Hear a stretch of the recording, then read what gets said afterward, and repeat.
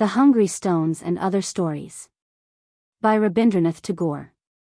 The Hungry Stones. My kinsman and myself were returning to Calcutta from our puja trip when we met the man in a train. From his dress and bearing we took him at first for an up-country Mohammedan, but we were puzzled as we heard him talk. He discoursed upon all subjects so confidently that you might think the disposer of all things consulted him at all times in all that he did. Hitherto we had been perfectly happy, as we did not know that secret and unheard-of forces were at work, that the Russians had advanced close to us, that the English had deep and secret policies. That confusion among the native chiefs had come to a head. But our newly acquired friend said with a sly smile, "There happen more things in heaven and earth, Horatio, than are reported in your newspapers." As we had never stirred out of our homes before, the demeanor of the man struck us dumb with wonder.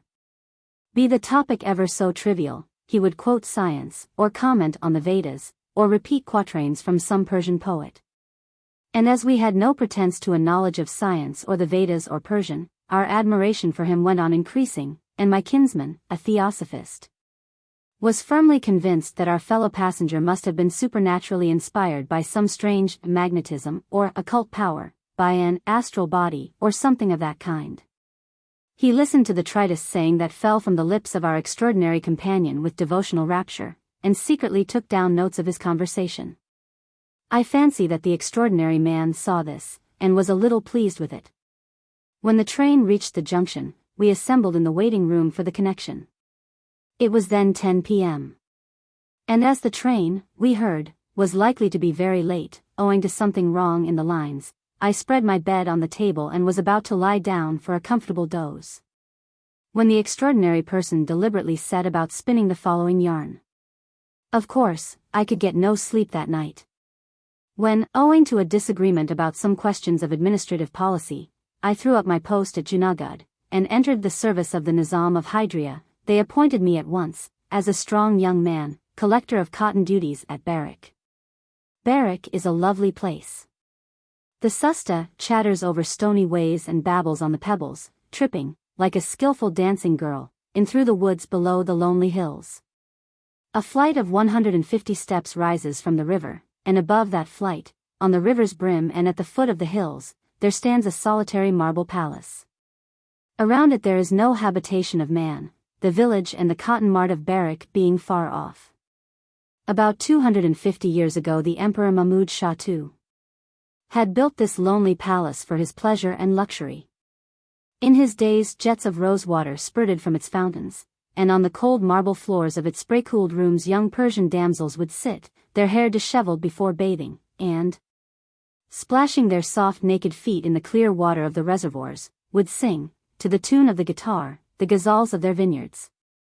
The fountains play no longer, the songs have ceased, no longer do snow-white feet step gracefully on the snowy marble. It is but the vast and solitary quarters of cess collectors like us, men oppressed with solitude and deprived of the society of women. Now, Karim Khan, the old clerk of my office, warned me repeatedly not to take up my abode there. "Pass the day there, if you like," said he, "but never stay the night." I passed it off with a light laugh. The servants said that they would work till dark and go away at night. I gave my ready assent. The house had such a bad name that even thieves would not venture near it after dark. At first the solitude of the deserted palace weighed upon me like a nightmare. I would stay out, and work hard as long as possible, then return home at night jaded and tired, go to bed and fall asleep. Before a week had passed, the place began to exert a weird fascination upon me. It is difficult to describe or to induce people to believe, but I felt as if the whole house was like a living organism slowly and imperceptibly digesting me by the action of some stupefying gastric juice. Perhaps the process had begun as soon as I set my foot in the house, but I distinctly remember the day on which I first was conscious of it. It was the beginning of summer, and the market being dull I had no work to do. A little before sunset I was sitting in an armchair near the water's edge below the steps. The Susta had shrunk and sunk low. A broad patch of sand on the other side glowed with the hues of evening. On this side the pebbles at the bottom of the clear shallow waters were glistening. There was not a breath of wind anywhere, and the still air was laden with an oppressive scent from the spicy shrubs growing on the hills close by. As the sun sank behind the hilltops, a long dark curtain fell upon the stage of day, and the intervening hills cut short the time in which light and shade mingle at sunset. I thought of going out for a ride, and was about to get up when I heard a footfall on the steps behind. I looked back, but there was no one. As I sat down again, thinking it to be an illusion, I heard many footfalls, as if a large number of persons were rushing down the steps. A strange thrill of delight, slightly tinged with fear, passed through my frame, and though there was not a figure before my eyes, methought I saw a bevy of joyous maidens coming down the steps to bathe in the Susta in that summer evening. Not a sound was in the valley, in the river, or in the palace, to break the silence, but I distinctly heard the maidens' gay and mirthful laugh, like the gurgle of a spring gushing forth in 100 cascades, as they ran past me, in quick playful pursuit of each other, towards the river, without noticing me at all. As they were invisible to me, so I was, as it were, invisible to them. The river was perfectly calm, but I felt that its still, shallow, and clear waters were stirred suddenly by the splash of many an arm jingling with bracelets, that the girls laughed and dashed and spattered water at one another, that the feet of the fair swimmers tossed the tiny waves up in showers of pearl. I felt a thrill at my heart. I cannot say whether the excitement was due to fear or delight or curiosity. I had a strong desire to see them more clearly, but naught was visible before me. I thought I could catch all that they said if I only strained my ears, but however hard I strained them, I heard nothing but the chirping of the cicadas in the woods. It seemed as if a dark curtain of 250 years was hanging before me, and I would fain lift a corner of it tremblingly and peer through, though the assembly on the other side was completely enveloped in darkness. The oppressive closeness of the evening was broken by a sudden gust of wind, and the still surface of the Suista rippled and curled like the hair of a nymph, and from the woods wrapped in the evening gloom there came forth a simultaneous murmur, as though they were awakening from a black dream. Call it reality or dream, the momentary glimpse of that invisible mirage reflected from a far-off world, 250 years old, vanished in a flash. The mystic forms that brushed past me with their quick unbodied steps, and loud, voiceless laughter, and threw themselves into the river, did not go back wringing their dripping robes as they went. Like fragrance wafted away by the wind, they were dispersed by a single breath of the spring. Then I was filled with a lively fear that it was the muse that had taken advantage of my solitude and possessed me, the witch had evidently come to ruin a poor devil like myself making a living by collecting cotton duties. I decided to have a good dinner. It is the empty stomach that all sorts of incurable diseases find an easy prey. I sent for my cook and gave orders for a rich, sumptuous Moglai dinner, redolent of spices and ghi. Next morning the whole affair appeared a queer fantasy. With a light heart I put on a sola hat like the sahebs, and drove out to my work. I was to have written my quarterly report that day, and expected to return late. But before it was dark I was strangely drawn to my house. By what I could not say, I felt they were all waiting, and that I should delay no longer. Leaving my report unfinished I rose, put on my sola hat, and startling the dark, shady, desolate path with the rattle of my carriage, I reached the vast silent palace standing on the gloomy skirts of the hills. On the first floor the stairs led to a very spacious hall, its roof stretching wide over ornamental arches resting on 3 rows of massive pillars, and groaning day and night under the weight of its own intense solitude. The day had just closed, and the lamps had not yet been lighted. As I pushed the door open a great bustle seemed to follow within, as if a throng of people had broken up in confusion, and rushed out through the doors and windows and corridors and verandas and rooms, to make its hurried escape.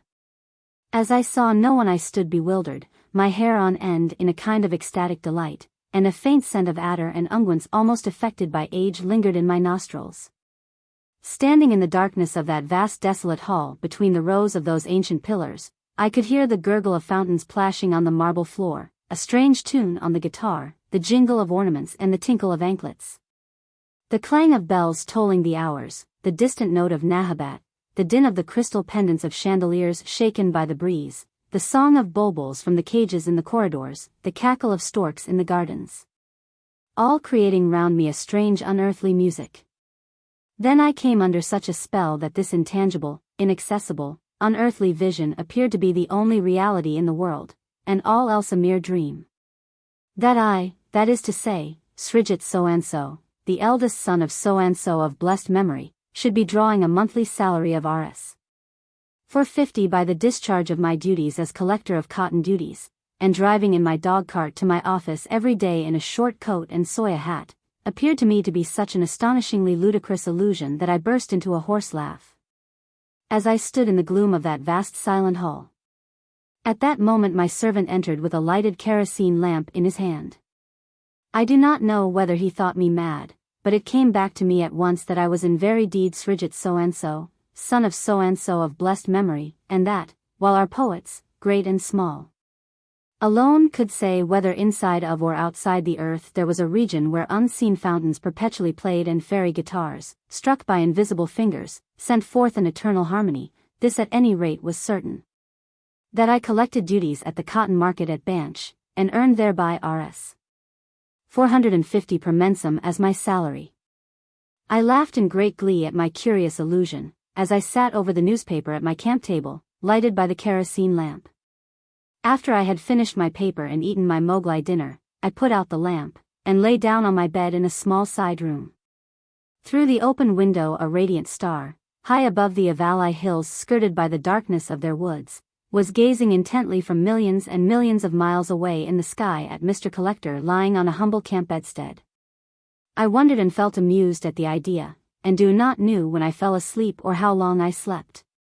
But I suddenly awoke with a start, though I heard no sound and saw no intruder, only the steady bright star on the hilltop had set, and the dim light of the new moon was stealthily entering the room through the open window. As if ashamed of its intrusion. I saw nobody, but felt as if someone was gently pushing me. As I awoke she said not a word, but beckoned me with her 5 fingers bedecked with rings to follow her cautiously. I got up noiselessly, and, though not a soul save myself was there in the countless apartments of that deserted palace with its slumbering sounds and waiting echoes, I feared at every step lest anyone should wake up. Most of the rooms of the palace were always kept closed, and I had never entered them. I followed breathless and with silent steps my invisible guide, I cannot now say where. What endless dark and narrow passages, what long corridors, what silent and solemn audience chambers and close secret cells I crossed. Though I could not see my fair guide, her form was not invisible to my mind's eye, an Arab girl, her arms, hard and smooth as marble, visible through her loose sleeves, a thin veil falling on her face from the fringe of her cap, and a curved dagger at her waist. Methought that one of the 1001 Arabian Nights had been wafted to me from the world of romance, and that at the dead of night I was wending my way through the dark narrow alleys of slumbering Baghdad to a trysting place fraught with peril. At last my fair guide stopped abruptly before a deep blue screen, and seemed to point to something below. There was nothing there, but a sudden dread froze the blood in my heart. Methought I saw there on the floor at the foot of the screen a terrible Negro eunuch dressed in rich brocade, sitting and dozing with outstretched legs, with a naked sword on his lap. My fair guide lightly tripped over his legs and held up a fringe of the screen. I could catch a glimpse of a part of the room spread with a Persian carpet. Someone was sitting inside on a bed. I could not see her, but only caught a glimpse of 2 exquisite feet in gold-embroidered slippers, hanging out from loose saffron-colored pyjamas and placed idly on the orange-colored velvet carpet.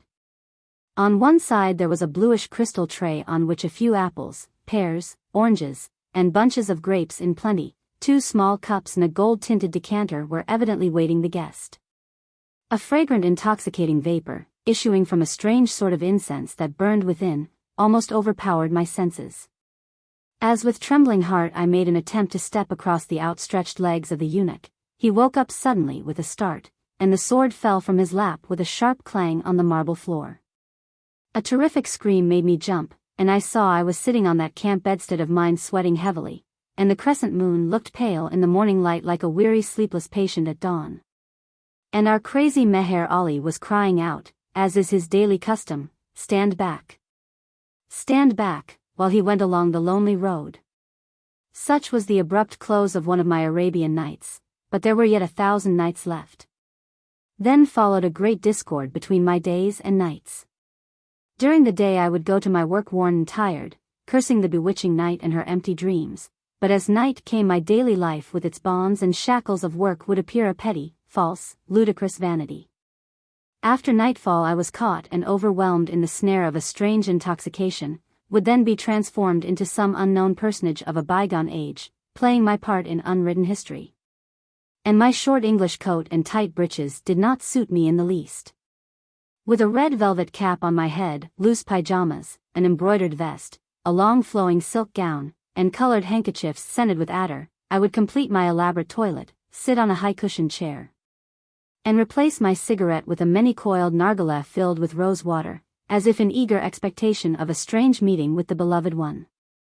I have no power to describe the marvelous incidents that unfolded themselves, as the gloom of the night deepened. I felt as if in the curious apartments of that vast edifice the fragments of a beautiful story, which I could follow for some distance, but of which I could never see the end, flew about in a sudden gust of the vernal breeze. And all the same I would wander from room to room in pursuit of them the whole night long. Amid the eddy of these dream fragments, amid the smell of henna and the twanging of the guitar, amid the waves of air charged with fragrant spray, I would catch like a flash of lightning the momentary glimpse of a fair damsel. She it was who had saffron-colored pyjamas, white ruddy soft feet in gold-embroidered slippers with curved toes, a close-fitting bodice wrought with gold, a red cap, from which a golden frill fell on her snowy brow and cheeks. She had maddened me. In pursuit of her I wandered from room to room, from path to path among the bewildering maze of alleys in the enchanted dreamland of the netherworld of sleep. Sometimes in the evening, while arraying myself carefully as a prince of the blood royal before a large mirror, with a candle burning on either side, I would see a sudden reflection of the Persian beauty by the side of my own. A swift turn of her neck, a quick eager glance of intense passion and pain glowing in her large dark eyes, just a suspicion of speech on her dainty red lips, her figure, fair and slim, crowned with youth like a blossoming creeper, quickly uplifted in her graceful tilting gait, a dazzling flash of pain and craving ecstasy, a smile and a glance and a blaze of jewels and silk, and she melted away. A wild glist of wind, laden with all the fragrance of hills and woods, would put out my light, and I would fling aside my dress and lie down on my bed, my eyes closed and my body thrilling with delight, and there around me in the breeze, amid all the perfume of the woods and hills, floated through the silent gloom many a caress and many a kiss and many a tender touch of hands, and gentle murmurs in my ears, and fragrant breaths on my brow. Or a sweetly perfumed kerchief was wafted again and again on my cheeks.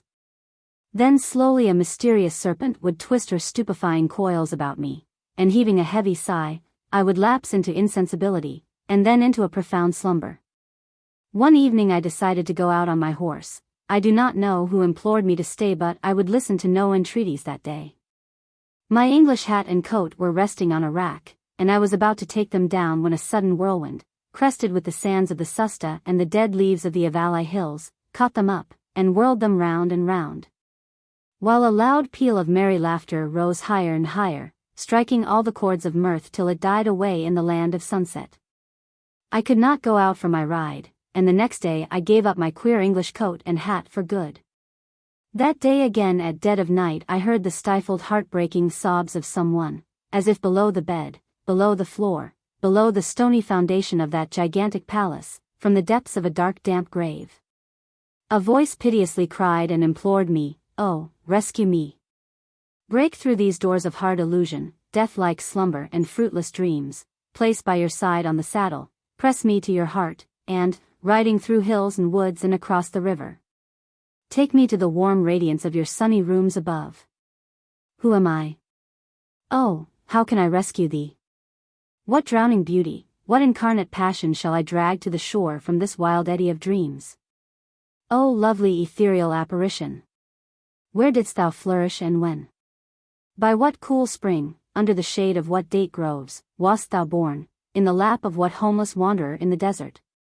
What Bedouin snatched thee from thy mother's arms, an opening bud plucked from a wild creeper, placed thee on a horse swift as lightning, crossed the burning sands, and took thee to the slave market of what royal city? And there, what officer of the Badshah, seeing the glory of thy bashful blossoming youth, paid for thee in gold, placed thee in a golden palanquin, and offered thee as a present for the seraglio of his master? And oh, the history of that place. The music of the sarang, the jingle of anklets, the occasional flash of daggers and the glowing wine of Shiraz poison, and the piercing flashing glance. What infinite grandeur, what endless servitude. The slave girls to thy right and left waved the chamar as diamonds flashed from their bracelets. The Bad Shah, the king of kings, fell on his knees at thy snowy feet in bejeweled shoes, and outside the terrible Abyssinian eunuch, looking like a messenger of death, but clothed like an angel, stood with a naked sword in his hand. Then, oh, thou flower of the desert, swept away by the blood-stained dazzling ocean of grandeur, with its foam of jealousy, its rocks and shoals of intrigue, on what shore of cruel death wast thou cast? Or in what other land more splendid and more cruel? Suddenly at this moment that crazy Meher Ali screamed out, "Stand back! Stand back! All is false! All is false!" I opened my eyes and saw that it was already light. My chaprasai came and handed me my letters, and the cook waited with a salam for my orders. I said, "No, I can stay here no longer." That very day I packed up, and moved to my office. Old Karim Khan smiled a little as he saw me. I felt nettled, but said nothing, and fell to my work. As evening approached I grew absent-minded. I felt as if I had an appointment to keep, and the work of examining the cotton accounts seemed wholly useless. Even the Nizamat of the Nizam did not appear to be of much worth. Whatever belonged to the present, whatever was moving and acting and working for bread seemed trivial, meaningless, and contemptible. I threw my pen down, closed my ledgers, got into my dog-cart, and drove away. I noticed that it stopped of itself at the gate of the marble palace just at the hour of twilight. With quick steps I climbed the stairs, and entered the room. A heavy silence was reigning within. The dark rooms were looking sullen as if they had taken offense. My heart was full of contrition, but there was no one to whom I could lay it bare, or of whom I could ask forgiveness. I wandered about the dark rooms with a vacant mind. I wished I had a guitar to which I could sing to the unknown, "O fire, the poor moth that made a vain effort to fly away has come back to thee. Forgive it but this once, burn its wings and consume it in thy flame." Suddenly 2 teardrops fell from overhead on my brow. Dark masses of clouds overcast the top of the Avalai hills that day. The gloomy woods and the sooty waters of the Susta were waiting in terrible suspense and in an ominous calm. Suddenly land, water, and sky shivered, and a wild tempest blast rushed howling through the distant pathless woods, showing its lightning teeth like a raving maniac who had broken his chains. The desolate halls of the palace banged their doors, and moaned in the bitterness of anguish. The servants were all in the office, and there was no one to light the lamps. The night was cloudy and moonless. In the dense gloom within I could distinctly feel that a woman was lying on her face on the carpet below the bed, clasping and tearing her long disheveled hair with desperate fingers. Blood was trickling down her fair brow, and she was now laughing a hard, harsh, mirthless laugh, now bursting into violent ringing sobs, now rending her bodice and striking at her bare bosom, as the wind roared in through the open window. And the rain poured in torrents and soaked her through and through. All night there was no cessation of the storm or of the passionate cry. I wandered from room to room in the dark, with unavailing sorrow. Whom could I console when no one was by? Whose was this intense agony of sorrow? Whence arose this inconsolable grief? And the mad man cried out, "Stand back! Stand back! All is false! All is false!" I saw that the day had dawned, and Meher Ali was going round and round the palace with his usual cry in that dreadful weather. Suddenly it came to me that perhaps he also had once lived in that house, and that, though he had gone mad, he came there every day, and went round and round, fascinated by the weird spell cast by the marble demon. Despite the storm and rain I ran to him and asked, "Ho, Meher Ali, what is false?" The man answered nothing, but pushing me aside went round and round with his frantic cry, like a bird flying fascinated about the jaws of a snake, and made a desperate effort to warn himself by repeating, "Stand back! Stand back! All is false! All is false!" I ran like a mad man through the pelting rain to my office, and asked Karim Khan, tell me the meaning of all this." What I gathered from that old man was this: that at one time countless unrequited passions and unsatisfied longings and lurid flames of wild blazing pleasure raged within that palace. And that the curse of all the heartaches and blasted hopes had made its every stone thirsty and hungry, eager to swallow up like a famished ogress any living man who might chance to approach. Not one of those who lived there for 3 consecutive nights could escape these cruel jaws, save Meher Ali, who had escaped at the cost of his reason. I asked, "Is there no means whatever of my release?" The old man said, "There is only one means, and that is very difficult. I will tell you what it is, but first you must hear the history of a young Persian girl who once lived in that pleasure dome. A stranger or a more bitterly heartrending tragedy was never enacted on this earth." Just at this moment the coolies announced that the train was coming. So soon. We hurriedly packed up our luggage, as the tram steamed in. An English gentleman, apparently just aroused from slumber, was looking out of a first-class carriage endeavoring to read the name of the station. As soon as he caught sight of our fellow passenger, he cried, "Hello," and took him into his own compartment. As we got into a second-class carriage, we had no chance of finding out who the man was nor what was the end of his story. I said. The man evidently took us for fools and imposed upon us out of fun. The story is pure fabrication from start to finish. The discussion that followed ended in a lifelong rupture between my theosophist kinsman and myself. The victory. She was the Princess Ajita. And the court poet of King Narayan had never seen her. On the day he recited a new poem to the king, he would raise his voice just to that pitch which could be heard by unseen hearers in the screened balcony high above the hall. He sent up his song towards the starland out of his reach, where, circled with light, the planet who ruled his destiny shone unknown and out of ken. He would be some shadow moving behind the veil. A tinkling sound would come to his car from afar, and would set him dreaming of the ankles whose tiny golden bells sang at each step. Ah, the rosy red tender feet that walked the dust of the earth like God's mercy on the fallen. The poet had placed them on the altar of his heart, where he wove his songs to the tune of those golden bells. Doubt never arose in his mind as to whose shadow it was that moved behind the screen, and whose anklets they were that sang to the time of his beating heart. Manjari, the maid of the princess, passed by the poet's house on her way to the river, and she never missed a day to have a few words with him on the sly. When she found the road deserted, and the shadow of dusk on the land, she would boldly enter his room, and sit at the corner of his carpet. There was a suspicion of an added care in the choice of the color of her veil, in the setting of the flower in her hair. People smiled and whispered at this, and they were not to blame. For Shekhar the poet never took the trouble to hide the fact that these meetings were a pure joy to him.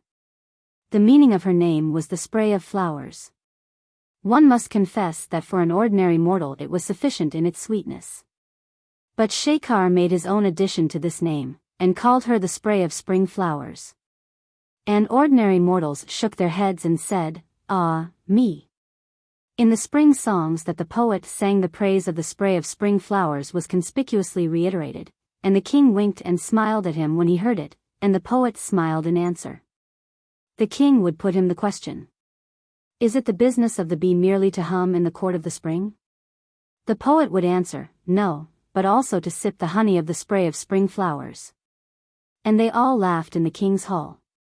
And it was rumored that the Princess Akita also laughed at her maid's accepting the poet's name for her, and Manjari felt glad in her heart.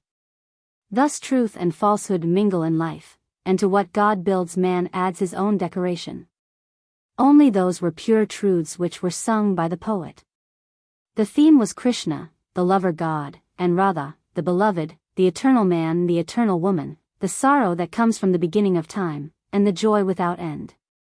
The truth of these songs was tested in his inmost heart by everybody from the beggar to the king himself. The poet's songs were on the lips of all. At the merest glimmer of the moon and the faintest whisper of the summer breeze, his songs would break forth in the land from windows and courtyards, from sailing boats, from shadows of the wayside trees, in numberless voices. Thus passed the days happily. The poet recited, the king listened, the hearers applauded, Manjari passed and repassed by the poet's room on her way to the river, the shadow flitted behind the screened balcony, and the tiny golden bells tinkled from afar.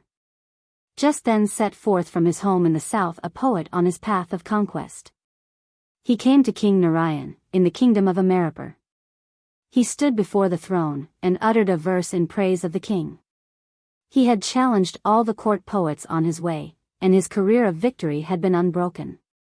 The king received him with honor, and said, "Poet, I offer you welcome." Pundarik, the poet, proudly replied, "Sire, I ask for war." Shekhar, the court poet of the king, did not know how the battle of the muse was to be waged. He had no sleep at night. The mighty figure of the famous Pundarik, his sharp nose curved like a scimitar, and his proud head tilted on one side, haunted the poet's vision in the dark. With a trembling heart Shekhar entered the arena in the morning. The theater was filled with the crowd. The poet greeted his rival with a smile and a bow.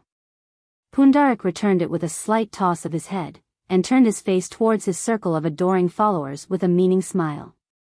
Shekhar cast his glance towards the screened balcony high above, and saluted his lady in his mind, saying, "If I am the winner at the combat today, my lady, thy victorious name shall be glorified." The trumpet sounded. The great crowd stood up, shouting victory to the king. The king, dressed in an ample robe of white, slowly came into the hall like a floating cloud of autumn, and sat on his throne. Pundarik stood up, and the vast hall became still. With his head raised high and chest expanded, he began in his thundering voice to recite the praise of King Narayan. His words burst upon the walls of the hall like breakers of the sea, and seemed to rattle against the ribs of the listening crowd. The skill with which he gave varied meanings to the name Narayan, and wove each letter of it through the web of his verses in all manner of combinations, took away the breath of his amazed hearers. For some minutes after he took his seat his voice continued to vibrate among the numberless pillars of the king's court and in thousands of speechless hearts. The learned professors who had come from distant lands raised their right hands, and cried, "Bravo!"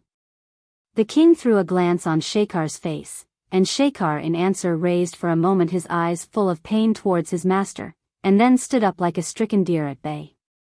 His face was pale, his bashfulness was almost that of a woman, his slight youthful figure, delicate in its outline, seemed like a tensely strung veena ready to break out in music at the least touch. His head was bent, his voice was low, when he began.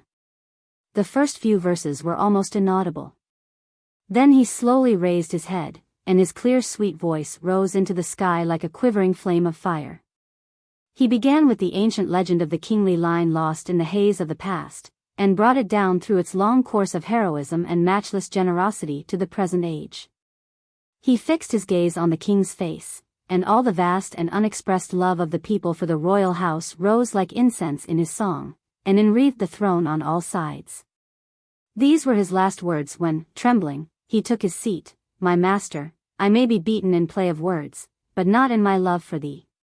Tears filled the eyes of the hearers, and the stone walls shook with cries of victory. Mocking this popular outburst of feeling, with an august shake of his head and a contemptuous sneer, Pundarik stood up, and flung this question to the assembly: "What is there superior to words?" In a moment the hall lapsed into silence again. Then with a marvelous display of learning, he proved that the word was in the beginning, that the word was God.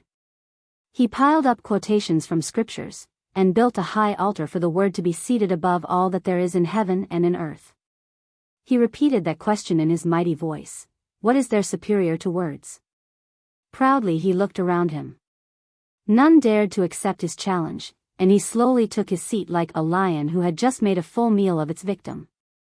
The pundits shouted, "Bravo!" The king remained silent with wonder, and the poet Shekhar felt himself of no account by the side of this stupendous learning. The assembly broke up for that day. Next day Shekhar began his song. It was of that day when the pipings of love's flute startled for the first time the hushed air of the Vrinda forest. The shepherd women did not know who was the player or whence came the music.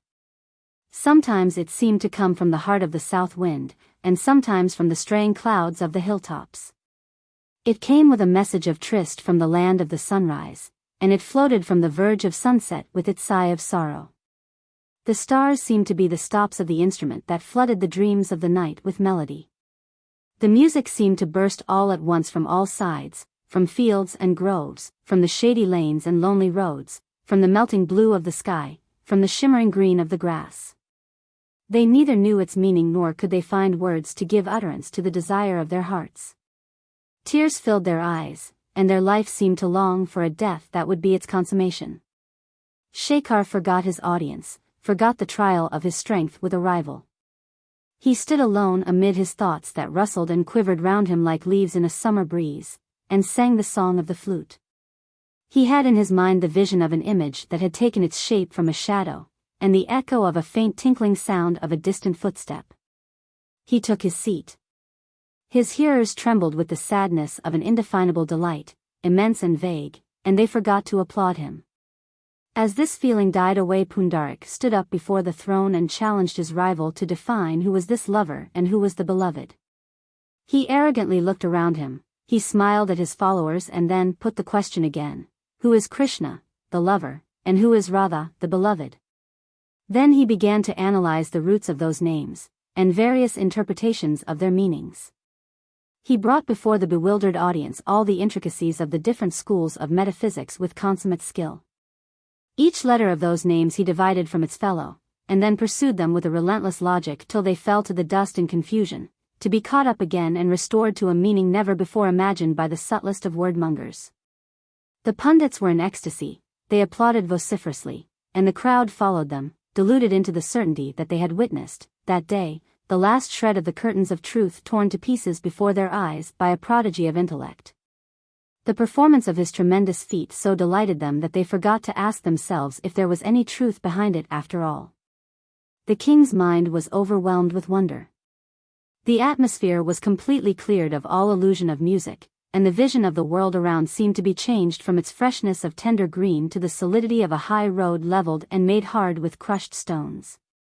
To the people assembled their own poet appeared a mere boy in comparison with this giant, who walked with such case, knocking down difficulties at each step in the world of words and thoughts. It became evident to them for the first time that the poems Shekhar wrote were absurdly simple, and it must be a mere accident that they did not write them themselves. They were neither new, nor difficult, nor instructive, nor necessary. The king tried to goad his poet with keen glances, silently inciting him to make a final effort. But Shekhar took no notice, and remained fixed to his seat. The king in anger came down from his throne, took off his pearl chain and put it on Pundarik's head. Everybody in the hall cheered. From the upper balcony came a slight sound of the movements of rustling robes and waist chains hung with golden bells. Shekhar rose from his seat and left the hall. It was a dark night of waning moon. The poet Shekhar took down his mizas from his shelves and heaped them on the floor. Some of them contained his earliest writings, which he had almost forgotten. He turned over the pages, reading passages here and there. They all seemed to him poor and trivial, mere words and childish rhymes. One by one he tore his books to fragments, and threw them into a vessel containing fire, and said, to thee, O my beauty, my fire. Thou hast been burning in my heart all these futile years. If my life were a piece of gold it would come out of its trial brighter, but it is a trodden turf of grass, and nothing remains of it but this handful of ashes. The night wore on. Shekhar opened wide his windows. He spread upon his bed the white flowers that he loved, the jasmines, tuberoses and chrysanthemums, and brought into his bedroom all the lamps he had in his house and lighted them. Then mixing with honey the juice of some poisonous root he drank it and lay down on his bed. Golden anklets tinkled in the passage outside the door, and a subtle perfume came into the room with the breeze. The poet, with his eyes shut, said, My lady, have you taken pity upon your servant at last and come to see him? The answer came in a sweet voice, My poet, I have come. Shekhar opened his eyes, and saw before his bed the figure of a woman. His sight was dim and blurred. And it seemed to him that the image made of a shadow that he had ever kept throned in the secret shrine of his heart had come into the outer world in his last moment to gaze upon his face. The woman said, I am the Princess Ajita. The poet with a great effort sat up on his bed. The princess whispered into his car, The king has not done you justice. It was you who won at the combat, my poet, and I have come to crown you with the crown of victory." She took the garland of flowers from her own neck, and put it on his hair, and the poet fell down upon his bed stricken by death. Once there was a king. Once upon a time there was a king. When we were children there was no need to know who the king in the fairy story was.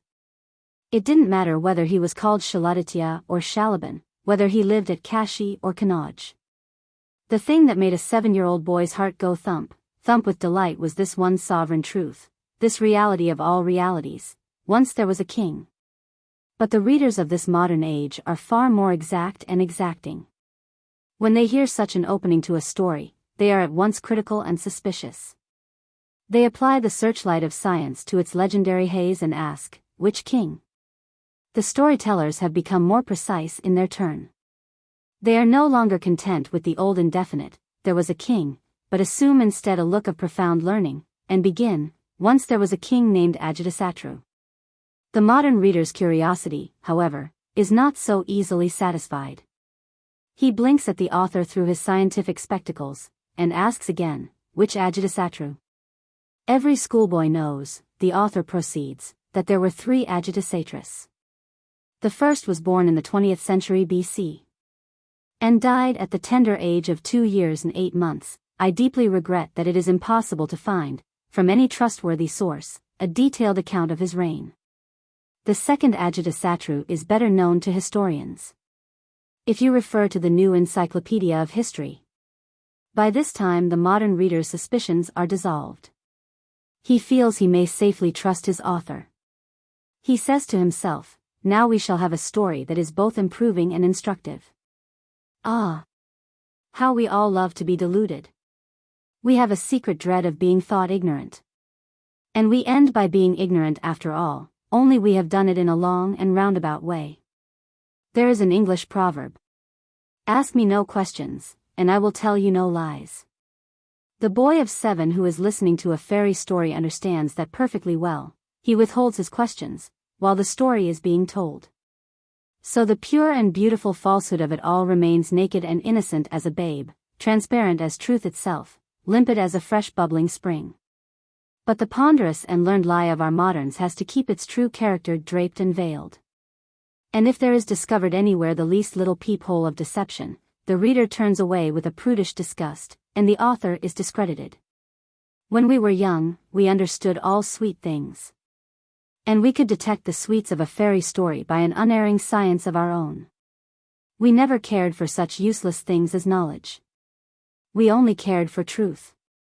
And our unsophisticated little hearts knew well where the crystal palace of truth lay and how to reach it.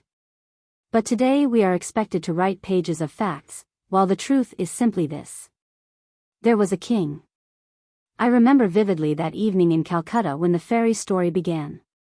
The rain and the storm had been incessant. The whole of the city was flooded. The water was knee-deep in our lane. I had a straining hope, which was almost a certainty, that my tutor would be prevented from coming that evening. I sat on the stool in the far corner of the veranda looking down the lane, with a heart beating faster and faster. Every minute I kept my eye on the rain, and when it began to grow less I prayed with all my might, "Please, God, send some more rain till 7:30 is over."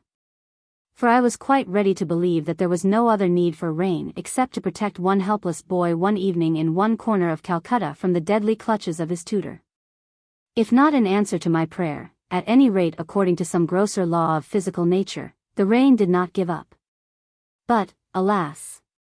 Nor did my teacher. Exactly to the minute, in the bend of the lane, I saw his approaching umbrella. The great bubble of hope burst in my breast, and my heart collapsed. Truly, if there is a punishment to fit the crime after death, then my tutor will be born again as me, and I shall be born as my tutor. As soon as I saw his umbrella I ran as hard as I could to my mother's room. My mother and my grandmother were sitting opposite one another playing cards by the light of a lamp.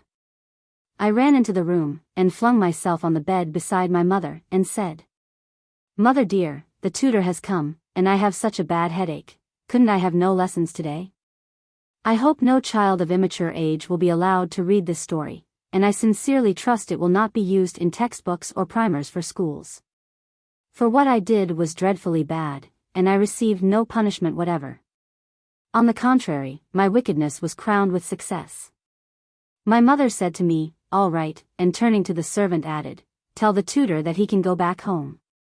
It was perfectly plain that she didn't think my illness very serious, as she went on with her game as before, and took no further notice. And I also, burying my head in the pillow, laughed to my heart's content. We perfectly understood one another, my mother and I. But everyone must know how hard it is for a boy of 7 years old to keep up the illusion of illness for a long time. After about a minute I got hold of grandmother, and said, "Granny, do tell me a story." I had to ask this many times.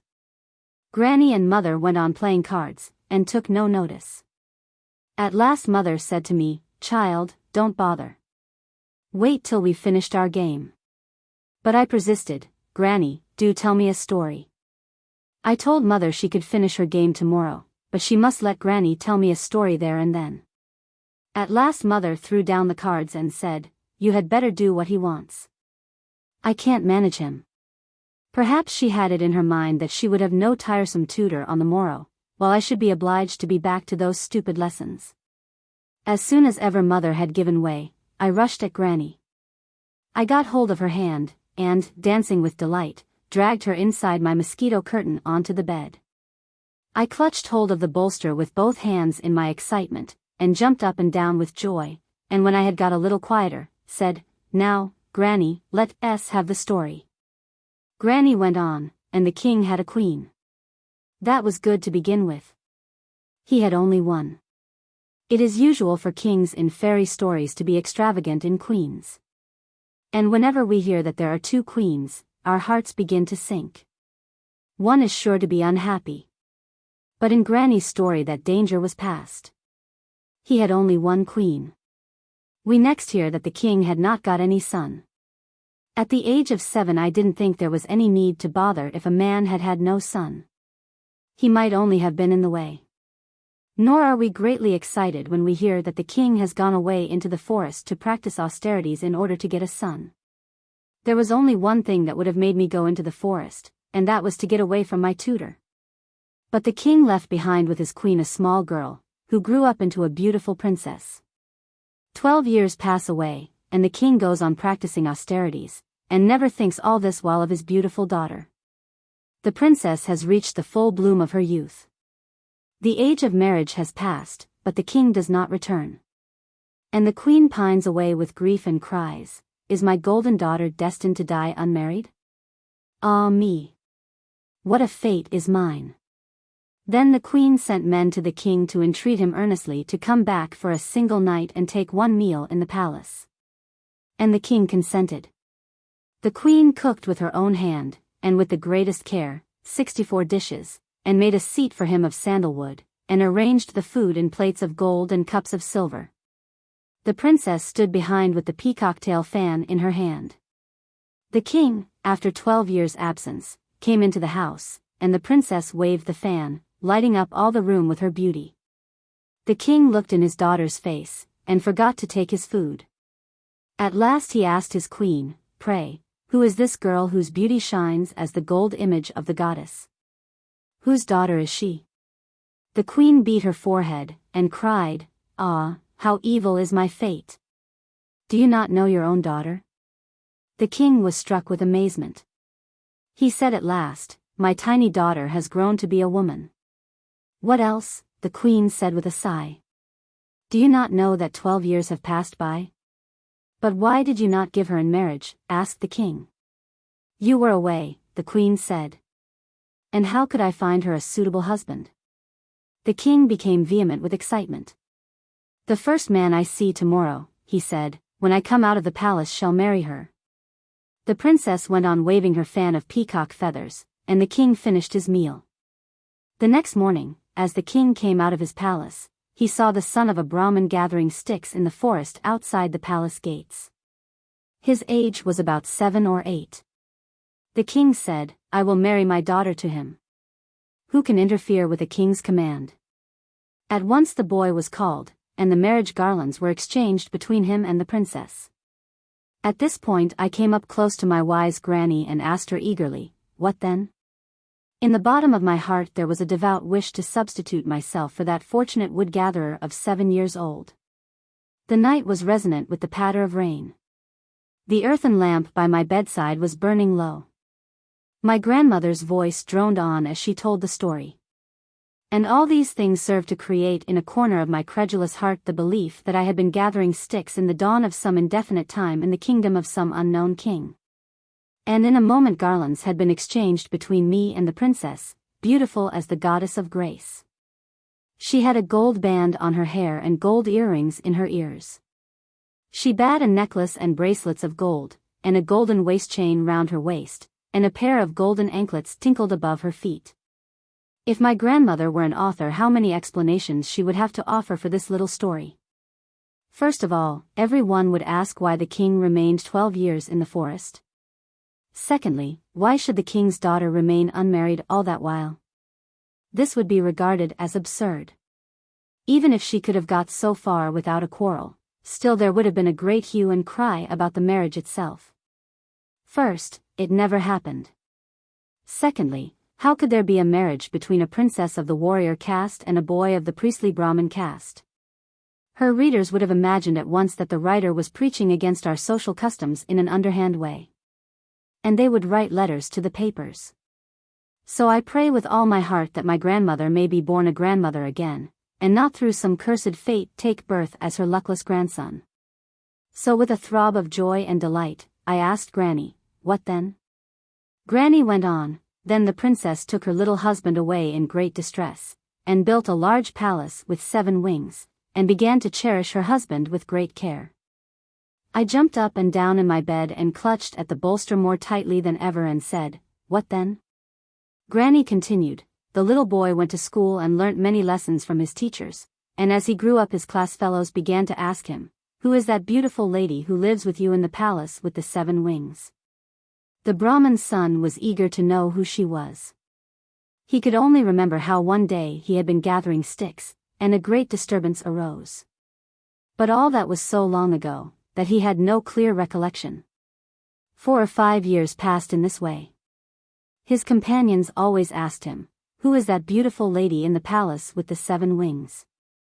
And the Brahmin's son would come back from school and sadly tell the princess, my school companions always ask me who is that beautiful lady in the palace with the 7 wings, and I can give them no reply. Tell me, oh, tell me, who you are. The princess said, let it pass today. I will tell you some other day. And every day the Brahmin's son would ask, who are you? And the princess would reply, let it pass today. I will tell you some other day. In this manner 4 or 5 more years passed away. At last the Brahmin's son became very impatient, and said, if you do not tell me today who you are, O beautiful lady, I will leave this palace with the 7 wings. Then the princess said, I will certainly tell you tomorrow. Next day the Brahmin's son, as soon as he came home from school, said, now, tell me who you are.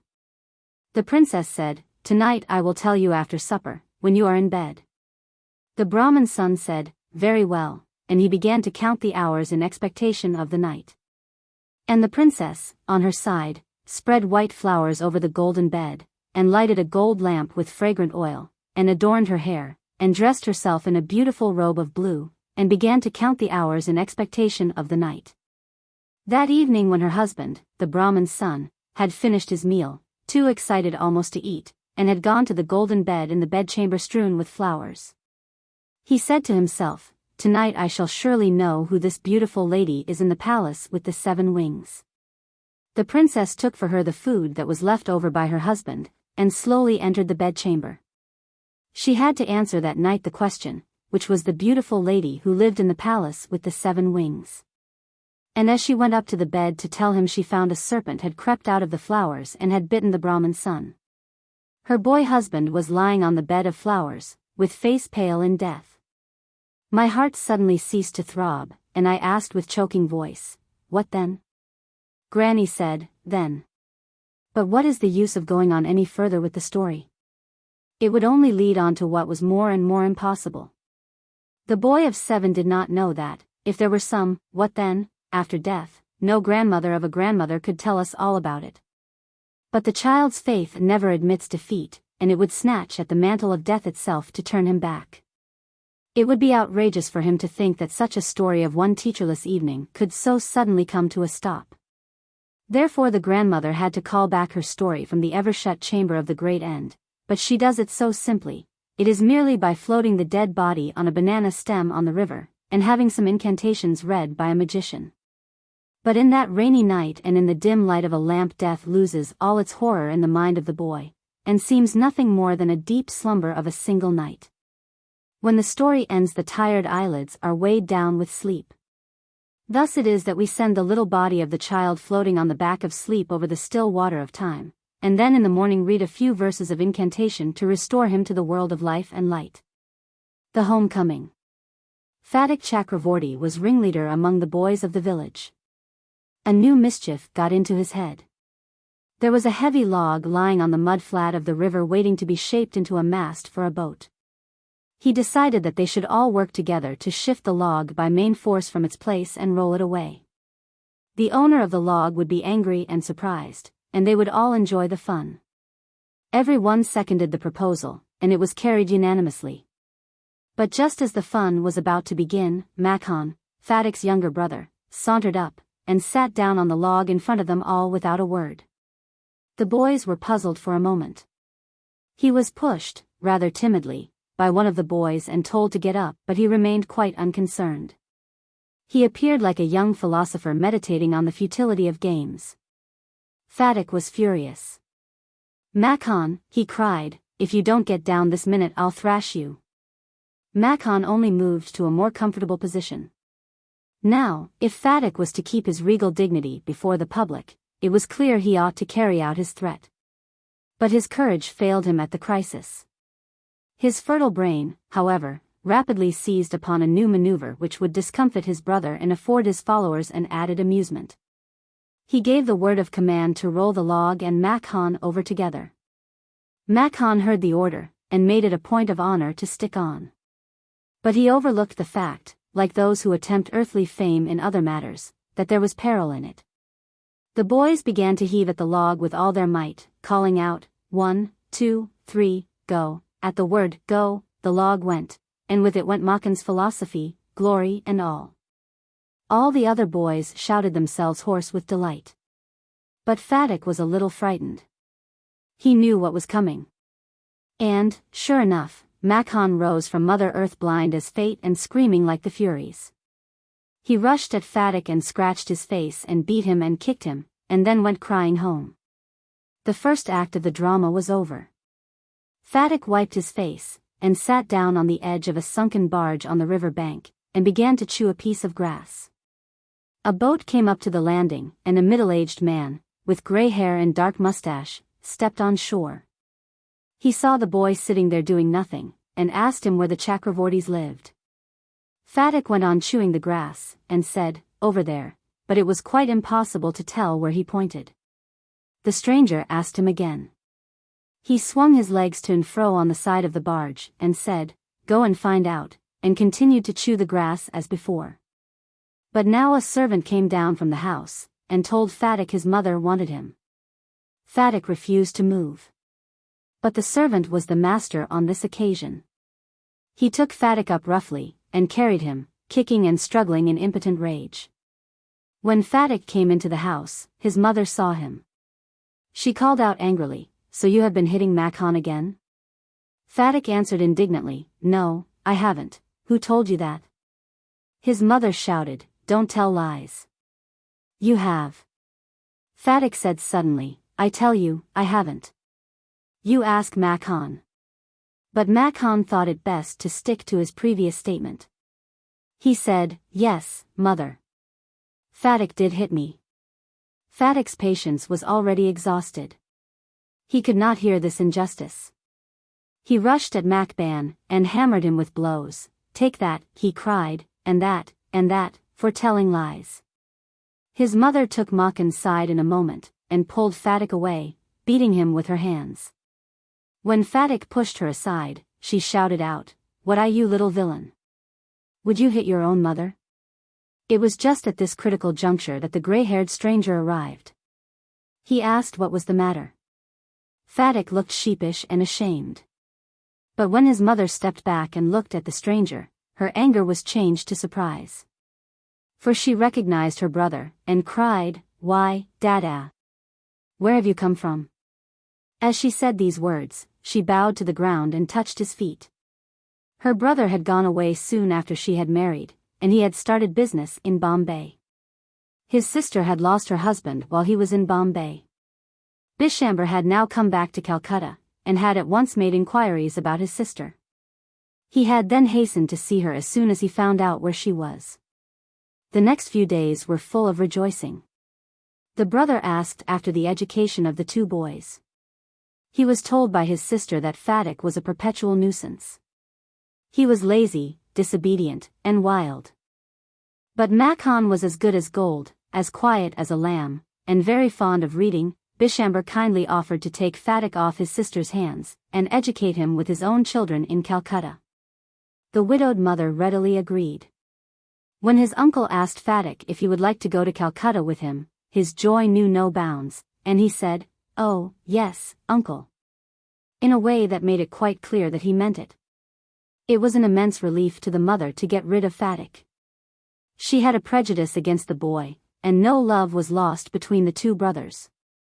She was in daily fear that he would either drown Makhan some day in the river, or break his head in a fight, or run him into some danger or other. At the same time she was somewhat distressed to see Fatak's extreme eagerness to get away. Fatak, as soon as all was settled, kept asking his uncle every minute when they were to start. He was on pins and needles all day long with excitement, and lay awake most of the night. He bequeathed to Makhan, in perpetuity, his fishing rod, his big kite and his marbles. Indeed, at this time of departure his generosity towards Makhan was unbounded. When they reached Calcutta, Fatak made the acquaintance of his aunt for the first time. She was by no means pleased with this unnecessary addition to her family. She found her own 3 boys quite enough to manage without taking anyone else. And to bring a village lad of 14 into their midst was terribly upsetting. Bishamber should really have thought twice before committing such an indiscretion. In this world of human affairs there is no worse nuisance than a boy at the age of 14. He is neither ornamental, nor useful. It is impossible to shower affection on him as on a little boy, and he is always getting in the way. If he talks with a childish lisp he is called a baby, and if he answers in a grown-up way he is called impertinent. In fact, any talk at all from him is resented. Then he is at the unattractive, growing age. He grows out of his clothes with indecent haste, his voice grows hoarse and breaks in quavers, his face grows suddenly angular and unsightly. It is easy to excuse the shortcomings of early childhood, but it is hard to tolerate even unavoidable lapses in a boy of 14. The lad himself becomes painfully self-conscious. When he talks with elderly people he is either unduly forward, or else so unduly shy that he appears ashamed of his very existence. Yet it is at this very age when in his heart of hearts a young lad most craves for recognition and love. And he becomes the devoted slave of anyone who shows him consideration. But none dare openly love him, for that would be regarded as undue indulgence, and therefore bad for the boy. So, what with scolding and chiding, he becomes very much like a stray dog that has lost his master. For a boy of 14 his own home is the only paradise. To live in a strange house with strange people is little short of torture, while the height of bliss is to receive the kind looks of women, and never to be slighted by them. It was anguish to Fatak to be the unwelcome guest in his aunt's house, despised by this elderly woman, and slighted, on every occasion. If she ever asked him to do anything for her, he would be so overjoyed that he would overdo it. And then she would tell him not to be so stupid, but to get on with his lessons. The cramped atmosphere of neglect in his aunt's house oppressed Fatak so much that he felt that he could hardly breathe. He wanted to go out into the open country and fill his lungs and breathe freely. But there was no open country to go to. Surrounded on all sides by Calcutta houses and walls, he would dream night after night of his village home, and long to be back there. He remembered the glorious meadow where he used to fly his kite all day long. The broad river banks where he would wander about the livelong day singing and shouting for joy, the narrow brook where he could go and dive and swim at any time he liked. He thought of his band of boy companions over whom he was despot. And, above all, the memory of that tyrant mother of his, who had such a prejudice against him, occupied him day and night.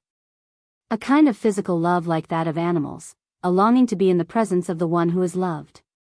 An inexpressible wistfulness during absence, a silent cry of the inmost heart for the mother, like the lowing of a calf in the twilight. This love, which was almost an animal instinct, agitated the shy, nervous, lean, uncouth and ugly boy. No one could understand it, but it preyed upon his mind continually. There was no more backward boy in the whole school than Fatic. He gaped and remained silent when the teacher asked him a question, and like an overladen ass patiently suffered all the blows that came down on his back. When other boys were out at play, he stood wistfully by the window and gazed at the roofs of the distant houses. And if by chance he espied children playing on the open terrace of any roof, his heart would ache with longing. One day he summoned up all his courage, and asked his uncle, "Uncle, when can I go home?" His uncle answered, "Wait till the holidays come." But the holidays would not come till November, and there was a long time still to wait. One day Fatic lost his lesson book. Even with the help of books he had found it very difficult indeed to prepare his lesson. Now it was impossible. Day after day the teacher would cane him unmercifully. His condition became so abjectly miserable that even his cousins were ashamed to own him. They began to jeer and insult him more than the other boys. He went to his aunt at last, and told her that he had lost his book. His aunt pursed her lips in contempt, and said, "You great clumsy, country lout. How can I afford, with all my family, to buy you new books 5 times a month?" That night, on his way back from school, Fatic had a bad headache with a fit of shivering. He felt he was going to have an attack of malarial fever. His one great fear was that he would be a nuisance to his aunt. The next morning Fatic was nowhere to be seen. All searches in the neighborhood proved futile. The rain had been pouring in torrents all night, and those who went out in search of the boy got drenched through to the skin. At last Bisbamber asked help from the police. At the end of the day a police van stopped at the door before the house. It was still raining and the streets were all flooded. 2 constables brought out Fatic in their arms and placed him before Bishamber. He was wet through from head to foot, muddy all over, his face and eyes flushed red with fever, and his limbs all trembling. Bishamber carried him in his arms, and took him into the inner apartments. When his wife saw him, she exclaimed, "What a heap of trouble this boy has given us. Hadn't you better send him home?" Fatic heard her words, and sobbed out loud, "Uncle, I was just going home, but they dragged me back again." The fever rose very high, and all that night the boy was delirious. Bishamber brought in a doctor. Fatic opened his eyes flushed with fever, and looked up to the ceiling, and said vacantly, "Uncle, have the holidays come yet? May I go home?" Bishamber wiped the tears from his own eyes, and took Fatic's lean and burning hands in his own, and sat by him through the night. The boy began again to mutter. At last his voice became excited. "Mother," he cried, "don't beat me like that. Mother, I am telling the truth." The next day Fatic became conscious for a short time. He turned his eyes about the room, as if expecting someone to come. At last, with an air of disappointment, his head sank back on the pillow. He turned his face to the wall with a deep sigh. Bishamber knew his thoughts, and, bending down his head, whispered, "Fatic, I have sent for your mother." The day went by. The doctor said in a troubled voice that the boy's condition was very critical. Fatic began to cry out, "By the mark, 3 fathoms. By the mark, 4 fathoms. By the mark dash dot." He had heard the sailor on the river steamer calling out the mark on the plumb line. Now he was himself plumbing an unfathomable sea. Later in the day Fatic's mother burst into the room like a whirlwind, and began to toss from side to side and moan and cry in a loud voice. Bishamber tried to calm her agitation, but she flung herself on the bed, and cried, "Fatic, my darling, my darling." Fatic stopped his restless movements for a moment.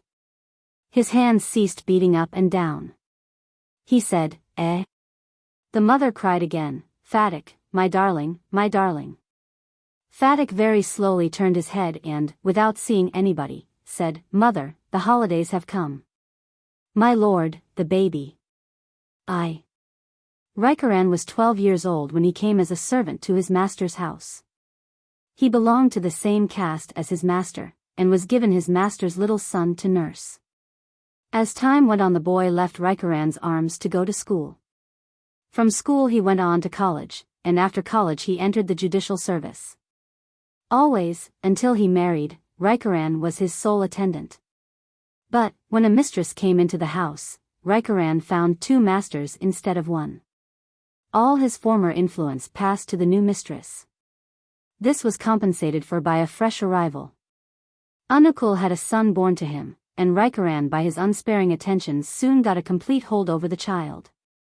He used to toss him up in his arms, call to him in absurd baby language, put his face close to the baby's and draw it away again with a grin. Presently the child was able to crawl and crossed the doorway. When Rikaran went to catch him, he would scream with mischievous laughter and make for safety. Rikaran was amazed at the profound skill and exact judgment the baby showed when pursued. He would say to his mistress with a look of awe and mystery, "Your son will be a judge some day." New wonders came in their turn. When the baby began to toddle, that was to Rikaran an epoch in human history. When he called his father Babiye and his mother Mama and Rikaran Channa, then Rikaran's ecstasy knew no bounds. He went out to tell the news to all the world. After a while Rikaran was asked to show his ingenuity in other ways. He had, for instance, to play the part of a horse, holding the reins between his teeth and prancing with his feet. He had also to wrestle with his little charge, and if he could not, by a wrestler's trick, fall on his back defeated at the end, a great outcry was certain. About this time Anukul was transferred to a district on the banks of the Padma. On his way through Calcutta he bought his son a little go-kart. He bought him also a yellow satin waistcoat, a gold-laced cap, and some gold bracelets and anklets. Rikaran was wont to take these out, and put them on his little charge with ceremonial pride, whenever they went for a walk. Then came the rainy season, and day after day the rain poured down in torrents.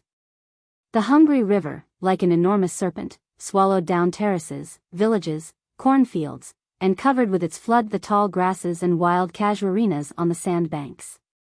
From time to time there was a deep thud, as the riverbanks crumbled. The unceasing roar of the rain current could be heard from far away. Masses of foam, carried swiftly past, proved to the eye the swiftness of the stream. One afternoon the rain cleared. It was cloudy, but cool and bright.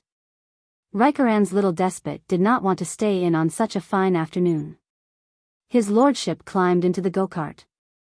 Rikaran, between the shafts, dragged him slowly along till he reached the rice fields on the banks of the river. There was no one in the fields, and no boat on the stream. Across the water, on the farther side, the clouds were rift in the west. The silent ceremonial of the setting sun was revealed in all its glowing splendor. In the midst of that stillness the child, all of a sudden, pointed with his finger in front of him and cried, "Chananail pity fow." Close by on a mudflat stood a large kadamba tree in full flower. My lord, the baby, looked at it with greedy eyes, and Rikaran knew his meaning. Only a short time before he had made, out of these very flower balls, a small go-kart. And the child had been so entirely happy dragging it about with a string, that for the whole day Rikaran was not made to put on the reins at all. He was promoted from a horse into a groom. But Rikaran had no wish that evening to go splashing knee-deep through the mud to reach the flowers. So he quickly pointed his finger in the opposite direction, calling out, "Oh, look, baby, look! Look at the bird."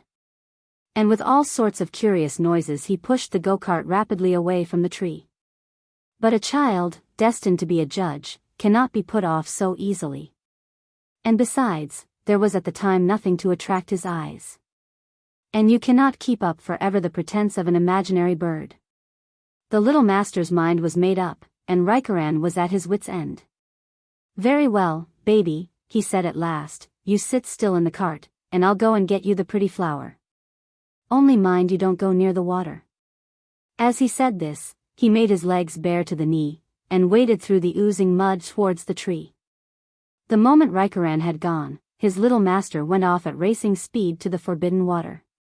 The baby saw the river rushing by, splashing and gurgling as it went.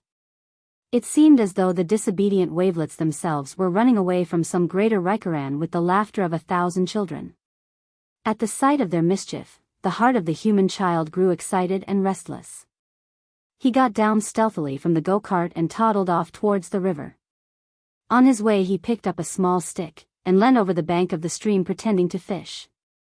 The mischievous fairies of the river with their mysterious voices seemed inviting him into their playhouse. Rikaran had plucked a handful of flowers from the tree, and was carrying them back in the end of his cloth, with his face wreathed in smiles. But when he reached the go-kart, there was no one there. He looked on all sides and there was no one there. He looked back at the cart and there was no one there. In that first terrible moment his blood froze within him. Before his eyes the whole universe swam round like a dark mist. From the depth of his broken heart he gave one piercing cry, "Master, Master, little Master." But no voice answered Chan Na. No child laughed mischievously back, no scream of baby delight welcomed his return. Only the river ran on, with its splashing, gurgling noise as before, as though it knew nothing at all, and had no time to attend to such a tiny human event as the death of a child.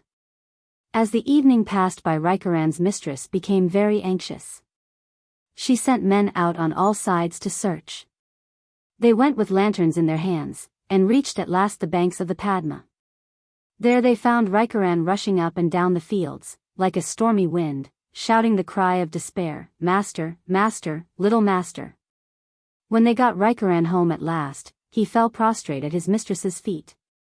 They shook him, and questioned him, and asked him repeatedly where he had left the child, but all he could say was, that he knew nothing.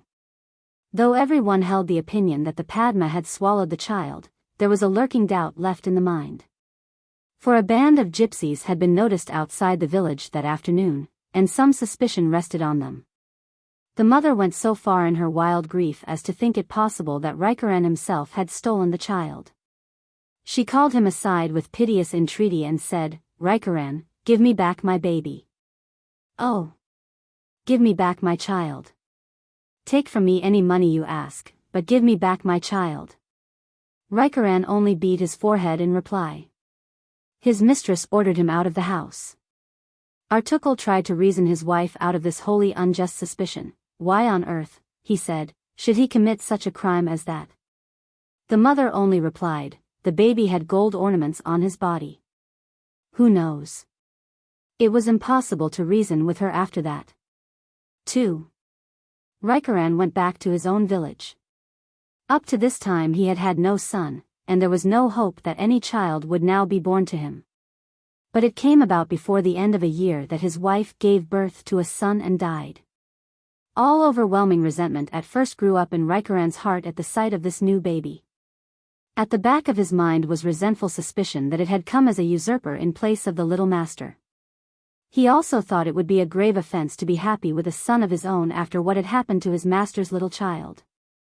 Indeed, if it had not been for a widowed sister, who mothered the new baby, it would not have lived long. But a change gradually came over Rikaran's mind. A wonderful thing happened. This new baby in turn began to crawl about, and crossed the doorway with mischief in its face. It also showed an amusing cleverness in making its escape to safety. Its voice, its sounds of laughter and tears, its gestures, were those of the little master. On some days, when Rikaran listened to its crying, his heart suddenly began thumping wildly against his ribs, and it seemed to him that his former little master was crying somewhere in the unknown land of death because he had lost his Channa.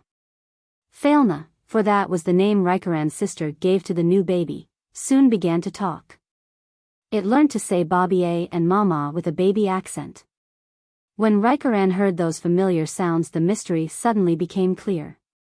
The little master could not cast off the spell of his Channa, and therefore he had been reborn in his own house. The arguments in favor of this were, to Rikaran, altogether beyond dispute. The new baby was born soon after his little master's death. 2. his wife could never have accumulated such merit as to give birth to a son in middle age. 3. The new baby walked with a toddle and called out Bobby and Mama. There was no sign lacking which marked out the future judge.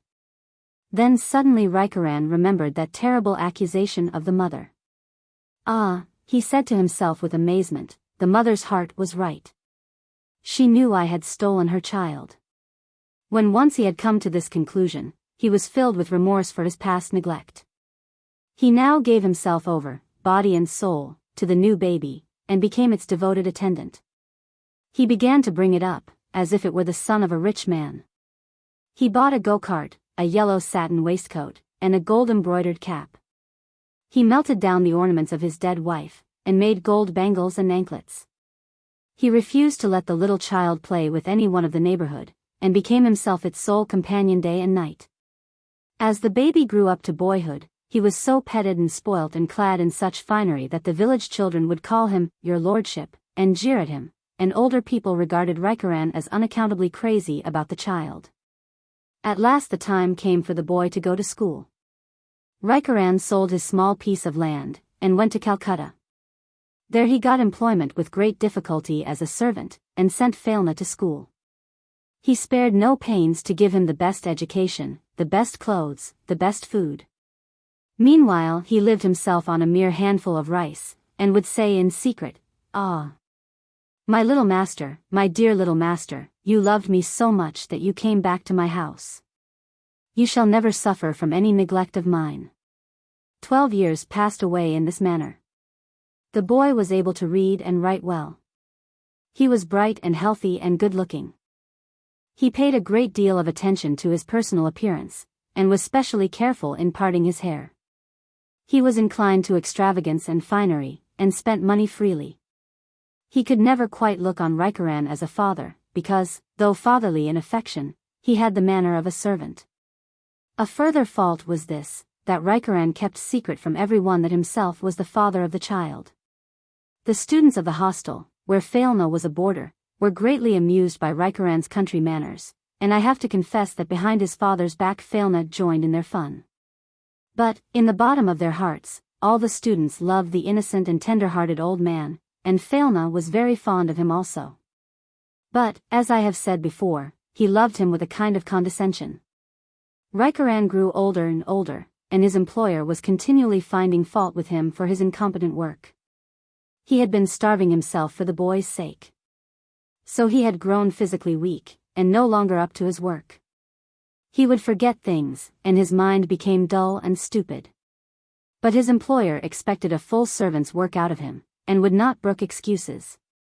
The money that Rikaran had brought with him from the sale of his land was exhausted. The boy was continually grumbling about his clothes, and asking for more money. Rikaran made up his mind. He gave up the situation where he was working as a servant, and left some money with Phalna and said, I have some business to do at home in my village, and shall be back soon. He went off at once to Baraset where Anukul was magistrate. Anukul's wife was still broken down with grief. She had had no other child. One day Anukul was resting after a long and weary day in court. His wife was buying, at an exorbitant price, a herb from a mendicant quack, which was said to ensure the birth of a child. A voice of greeting was heard in the courtyard. Anukul went out to see who was there. It was Rikaran. Anukul's heart was softened when he saw his old servant. He asked him many questions, and offered to take him back into service. Rikaran smiled faintly, and said in reply, I want to make obeisance to my mistress. Anukul went with Rikaran into the house, where the mistress did not receive him as warmly as his old master. Rikaran took no notice of this, but folded his hands, and said, It was not the Padma that stole your baby. It was I. Anukul exclaimed, Great God! What? Where is he? Rikaran replied, He is with me, I will bring him the day after tomorrow. It was Sunday. There was no magistrate's court sitting. Both husband and wife were looking expectantly along the road, waiting from early morning for Rikaran's appearance. At 10 o'clock he came, leading Phalna by the hand. Anukul's wife, without a question, took the boy into her lap, and was wild with excitement, sometimes laughing, sometimes weeping, touching him, kissing his hair and his forehead, and gazing into his face with hungry, eager eyes. The boy was very good-looking and dressed like a gentleman's son. The heart of Anukul brimmed over with a sudden rush of affection. Nevertheless, the magistrate in him asked, "Have you any proofs?" Raikaran said, "How could there be any proof of such a deed? God alone knows that I stole your boy, and no one else in the world." When Anukul saw how eagerly his wife was clinging to the boy, he realized the futility of asking for proofs. It would be wiser to believe. And then, where could an old man like Raikaran get such a boy from? And why should his faithful servant deceive him for nothing? But, he added severely, "Raikaran, you must not stay here." "Where shall I go, master?" said Raikaran, in a choking voice, folding his hands. "I am old. Who will take in an old man as a servant?" The mistress said, "Let him stay. My child will be pleased. I forgive him." But Anukul's magisterial conscience would not allow him. "No," he said, "he cannot be forgiven for what he has done." Raikaran bowed to the ground, and clasped Anukul's feet. "Master," he cried, "let me stay. It was not I who did it. It was God." Anukul's conscience was worse stricken than ever, when Raikaran tried to put the blame on God's shoulders. "No," he said, "I could not allow it. I cannot trust you any more. You have done an act of treachery." Raikaran rose to his feet and said, "It was not I who did it." "Who was it then?" asked Anukul. Raikaran replied, "It was my fate." But no educated man could take this for an excuse. Anukul remained obdurate. When Phalna saw that he was the wealthy magistrate's son, and not Raikaran's, he was angry at first, thinking that he had been cheated all this time of his birthright. But seeing Raikaran in distress, he generously said to his father, "Father, forgive him. Even if you don't let him live with us, let him have a small monthly pension." After hearing this, Raikaran did not utter another word. He looked for the last time on the face of his son, he made obeisance to his old master and mistress. Then he went out, and was mingled with the numberless people of the world. At the end of the month Anukul sent him some money to his village. But the money came back. There was no one there of the name of Raikaran. The Kingdom of Cards. Once upon a time there was a lonely island in a distant sea where lived the kings and queens, the aces and the knaves, in the Kingdom of Cards. The tens and nines, with the twos and threes, and all the other members, had long ago settled there also. But these were not twice-born people, like the famous court cards. The ace, the king, and the knave were the three highest castes. The fourth caste was made up of a mixture of the lower cards. The twos and threes were lowest of all.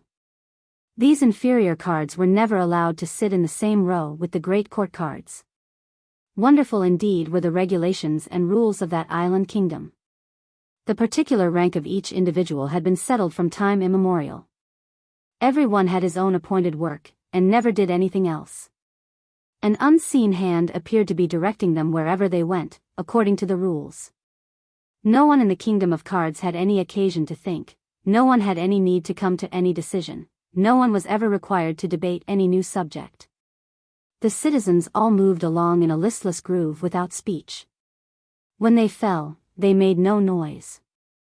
They lay down on their backs, and gazed upward at the sky with each prim feature firmly fixed forever. There was a remarkable stillness in the Kingdom of Cards. Satisfaction and contentment were complete in all their rounded wholeness. There was never any uproar or violence. There was never any excitement or enthusiasm.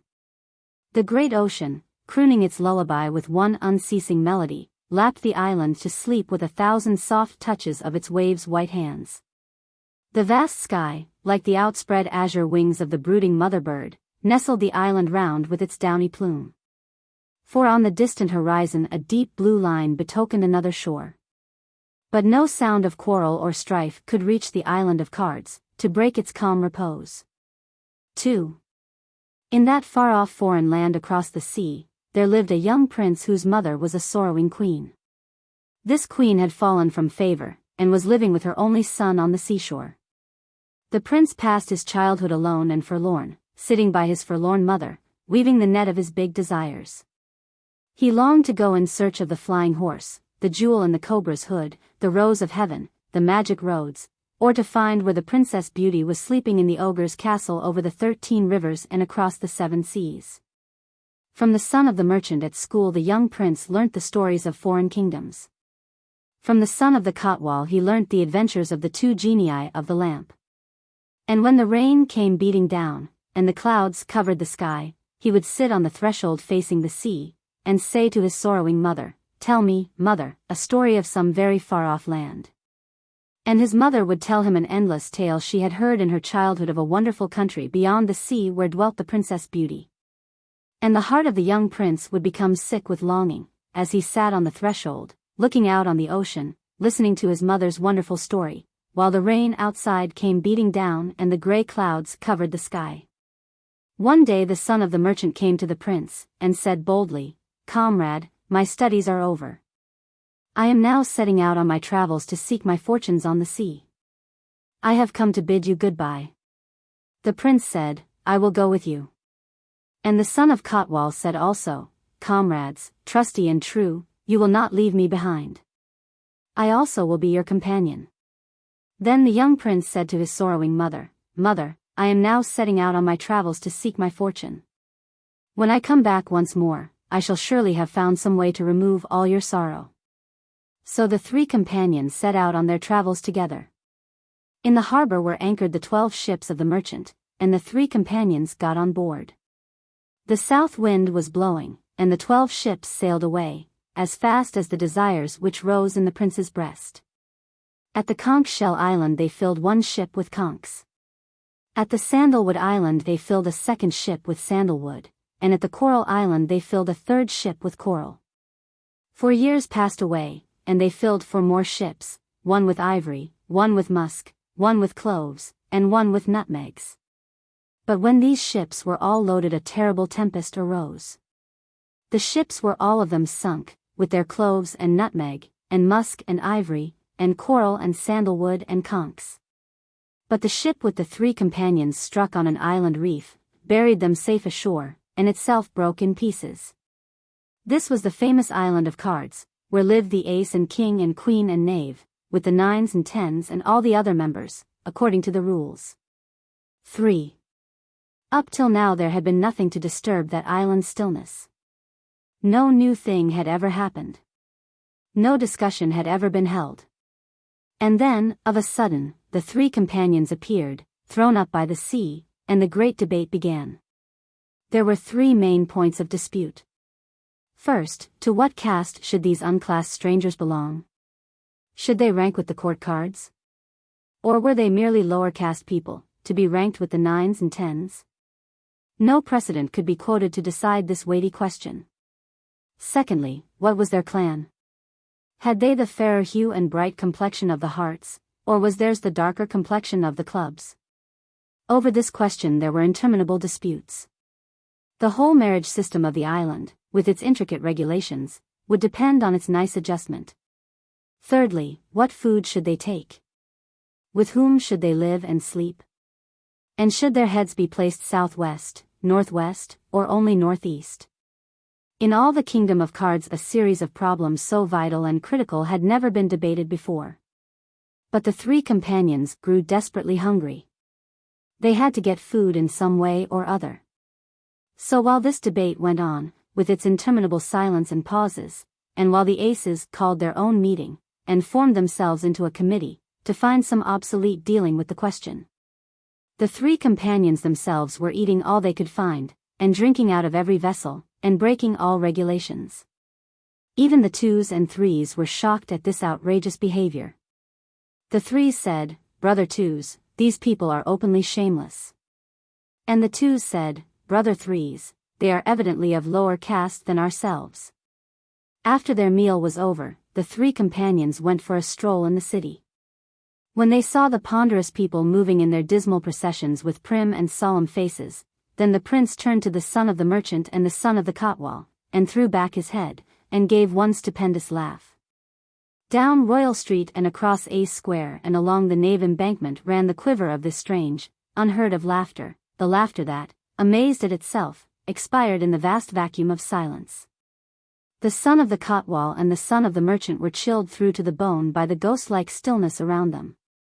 They turned to the prince, and said, "Comrade, let us away. Let us not stop for a moment in this awful land of ghosts." But the prince said, "Comrades, these people resemble men, so I am going to find out, by shaking them upside down and outside in, whether they have a single drop of warm living blood left in their veins." 4. The days passed one by one, and the placid existence of the island went on almost without a ripple. The three companions obeyed no rules nor regulations. They never did anything correctly either in sitting or standing or turning themselves round or lying on their back. On the contrary, wherever they saw these things going on precisely and exactly according to the rules, they gave way to inordinate laughter. They remained unimpressed altogether by the eternal gravity of those eternal regulations. One day the great court cards came to the son of the Kotwal and the son of the merchant and the prince. "Why," they asked slowly, "are you not moving according to the rules?" The three companions answered, "Because that is our wish." The great court cards with hollow, cavernous voices, as if slowly awakening from an age-long dream, said together, "Itcha." "And pray who is Itcha?" They could not understand who Itcha was then, but the whole island was to understand it by and by. The first glimmer of light passed the threshold of their minds when they found out, through watching the actions of the prince, that they might move in a straight line in an opposite direction from the one in which they had always gone before. Then they made another startling discovery, that there was another side to the cards which they had never yet noticed with attention. This was the beginning of the change. Now that the change had begun, the three companions were able to initiate them more and more deeply into the mysteries of Itcha.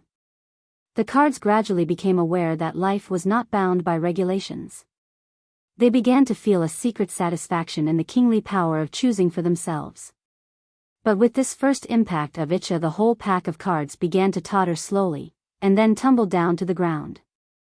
The scene was like that of some huge python awaking from a long sleep, as it slowly unfolds its numberless coils with a quiver that runs through its whole frame. Hitherto the queens of spades and clubs and diamonds and hearts had remained behind curtains with eyes that gazed vacantly into space, or else remained fixed upon the ground. And now, all of a sudden, on an afternoon in spring, the Queen of Hearts from the balcony raised her dark eyebrows for a moment, and cast a single glance upon the prince from the corner of her eye. "Great God," cried the prince, "I thought they were all painted images. But I am wrong. They are women after all." Then the young prince called to his side his two companions, and said in a meditative voice, "My comrades, there is a charm about these ladies that I never noticed before.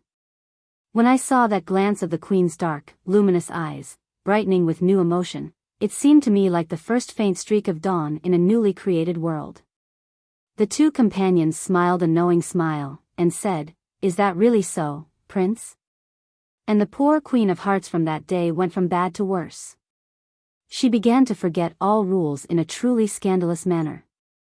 If, for instance, her place in the row was beside the knave, she suddenly found herself quite accidentally standing beside the prince instead.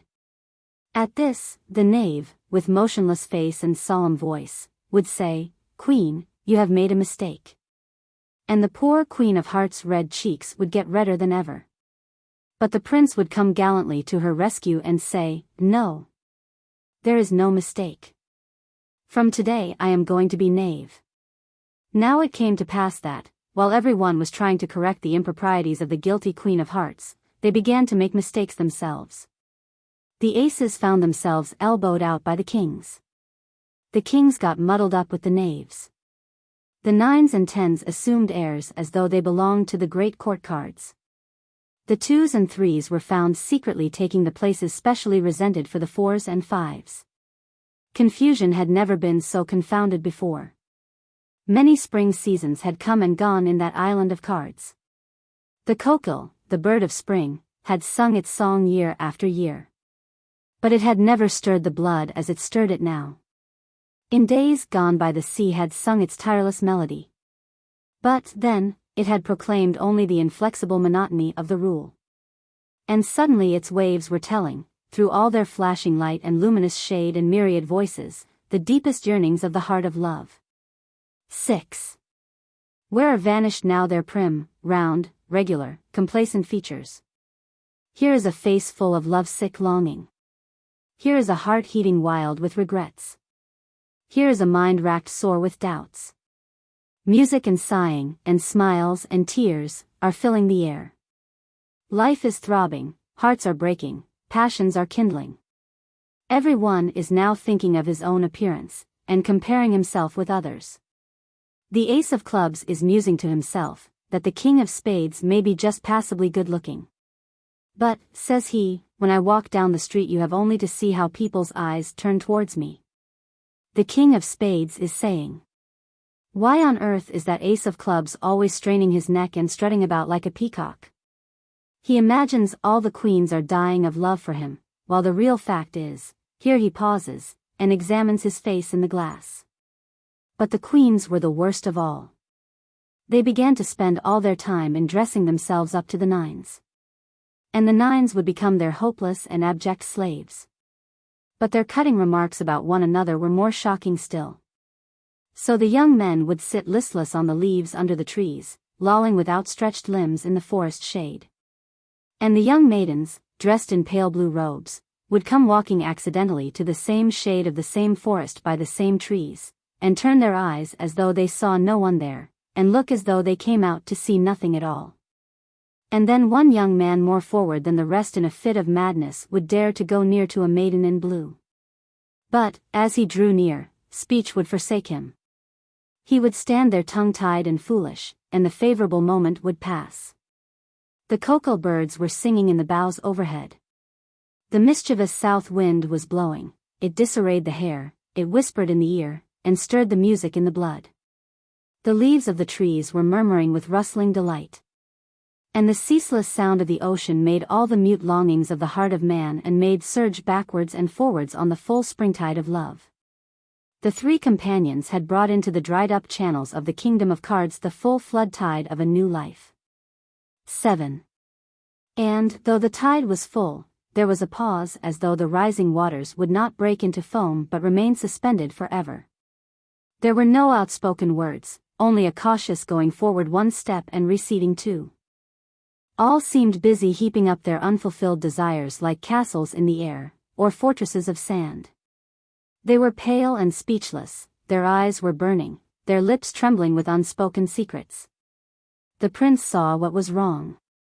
He summoned every one on the island and said, "Bring hither the flutes and the cymbals, the pipes and drums. Let all be played together, and raise loud shouts of rejoicing. For the Queen of Hearts this very night is going to choose her mate." So the tens and nines began to blow on their flutes and pipes, the eights and sevens played on their sackbuts and viols, and even the twos and threes began to beat madly on their drums. When this tumultuous gust of music came, it swept away at one blast all those sighings and mopings. And then what a torrent of laughter and words poured forth. There were daring proposals and locking refusals, and gossip and chatter, and jests and merriment. It was like the swaying and shaking, and rustling and soughing, in a summer gale, of a million leaves and branches in the depth of the primeval forest.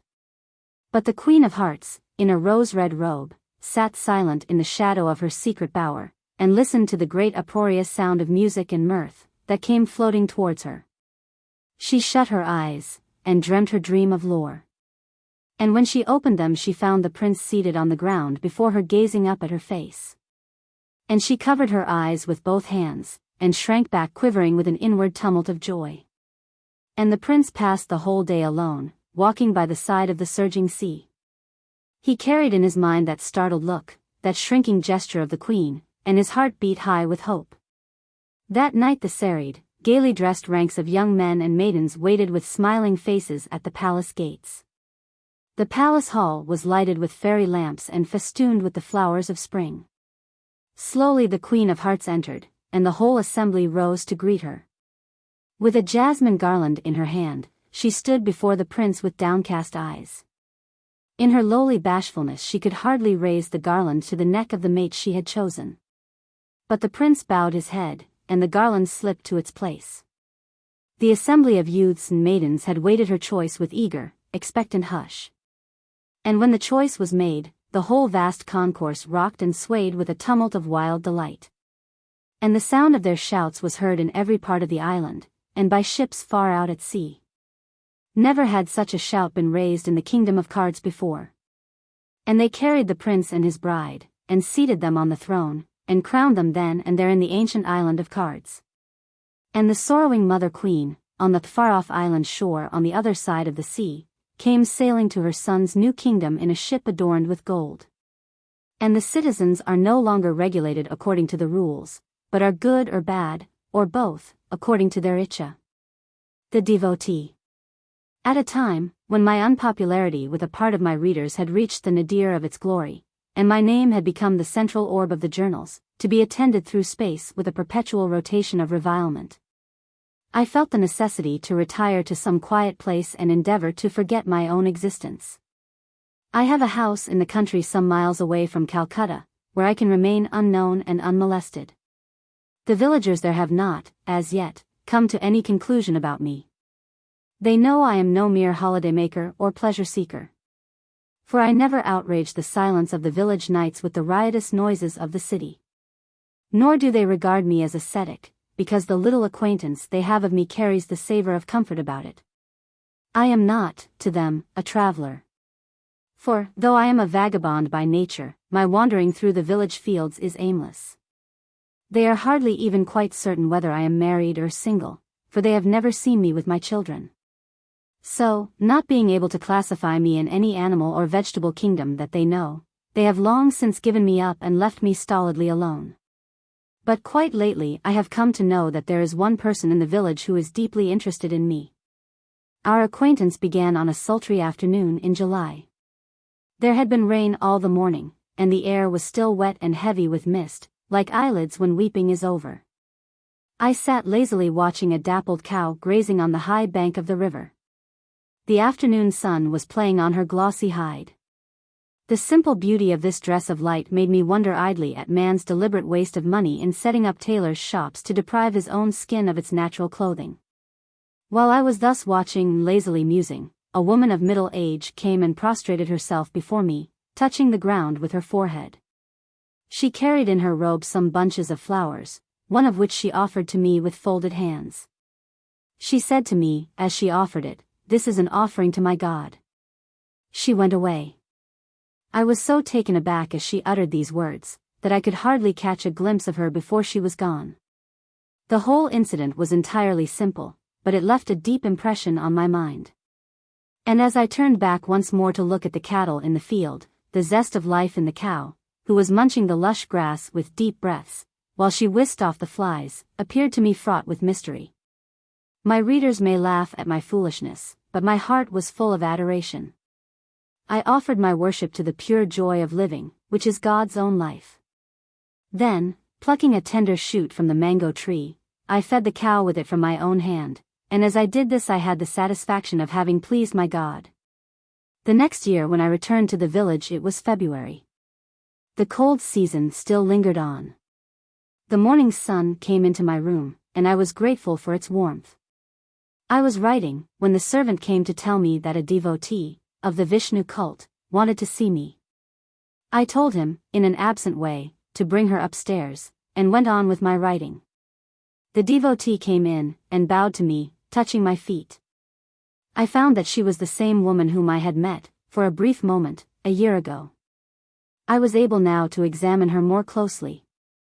She was past that age when one asks the question whether a woman is beautiful or not. Her stature was above the ordinary height, and she was strongly built. But her body was slightly bent owing to her constant attitude of veneration. Her manner had nothing shrinking about it. The most remarkable of her features were her two eyes. They seemed to have a penetrating power which could make distance near. With those two large eyes of hers, she seemed to push me as she entered. "What is this?" she asked. "Why have you brought me here before your throne, my God? I used to see you among the trees, and that was much better. That was the true place to meet you. She must have seen me walking in the garden without my seeing her. For the last few clays, however, I had suffered from a cold, and had been prevented from going out. I had, perforce, to stay indoors and pay my homage to the evening sky from my terrace. After a silent pause, the devotee said to me, "Oh my God, give me some words of good." I was quite unprepared for this abrupt request, and answered her on the spur of the moment, "Good words I neither give nor receive. I simply open my eyes and keep silence, and then I can at once both hear and see, even when no sound is uttered. Now, while I am looking at you, it is as good as listening to your voice." The devotee became quite excited as I spoke, and exclaimed, "God speaks to me, not only with his mouth, but with his whole body." I said to her, "When I am silent I can listen with my whole body. I have come away from Calcutta here to listen to that sound." The devotee said, "Yes, I know that, and therefore I have come here to sit by you." Before taking her leave, she again bowed to me, and touched my feet. I could see that she was distressed, because my feet were covered. She wished them to be bare. Early next morning I came out, and sat on my terrace on the roof. Beyond the line of trees southward I could see the open country chill and desolate. I could watch the sun rising over the sugar cane in the east, beyond the clump of trees at the side of the village. Out of the deep shadow of those dark trees the village road suddenly appeared.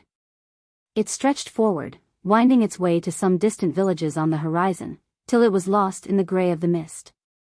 That morning it was difficult to say whether the sun had risen or not. A white fog was still clinging to the tops of the trees. I saw the devotee walking through the blurred dawn, like a mist-wraith of the morning twilight. She was singing her chant to God, and sounding her cymbals. The thick haze lifted at last, and the sun, like the kindly grandsire of the village, took his seat amid all the work that was going on in home and field. When I had just settled down at my writing table, to appease the hungry appetite of my editor in Calcutta, there came a sound of footsteps on the stair, and the devotee, humming a tune to herself, entered, and bowed before me. I lifted my head from my papers. She said to me, "My God, yesterday I took as sacred food what was left over from your meal." I was startled, and asked her how she could do that. "Oh," she said, "I waited at your door in the evening, while you were at dinner, and took some food from your plate when it was carried out."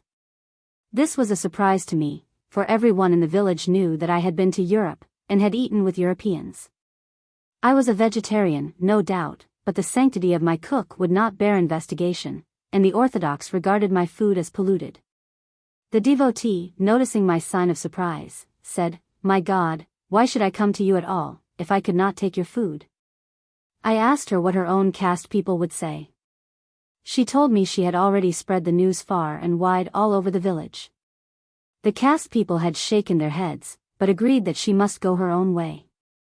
I found out that the devotee came from a good family in the country, and that her mother was well-to-do, and desired to keep her daughter. But she preferred to be a mendicant. I asked her how she made her living. She told me that her followers had given her a piece of land, and that she begged her food from door to door. She said to me, "The food which I get by begging is divine."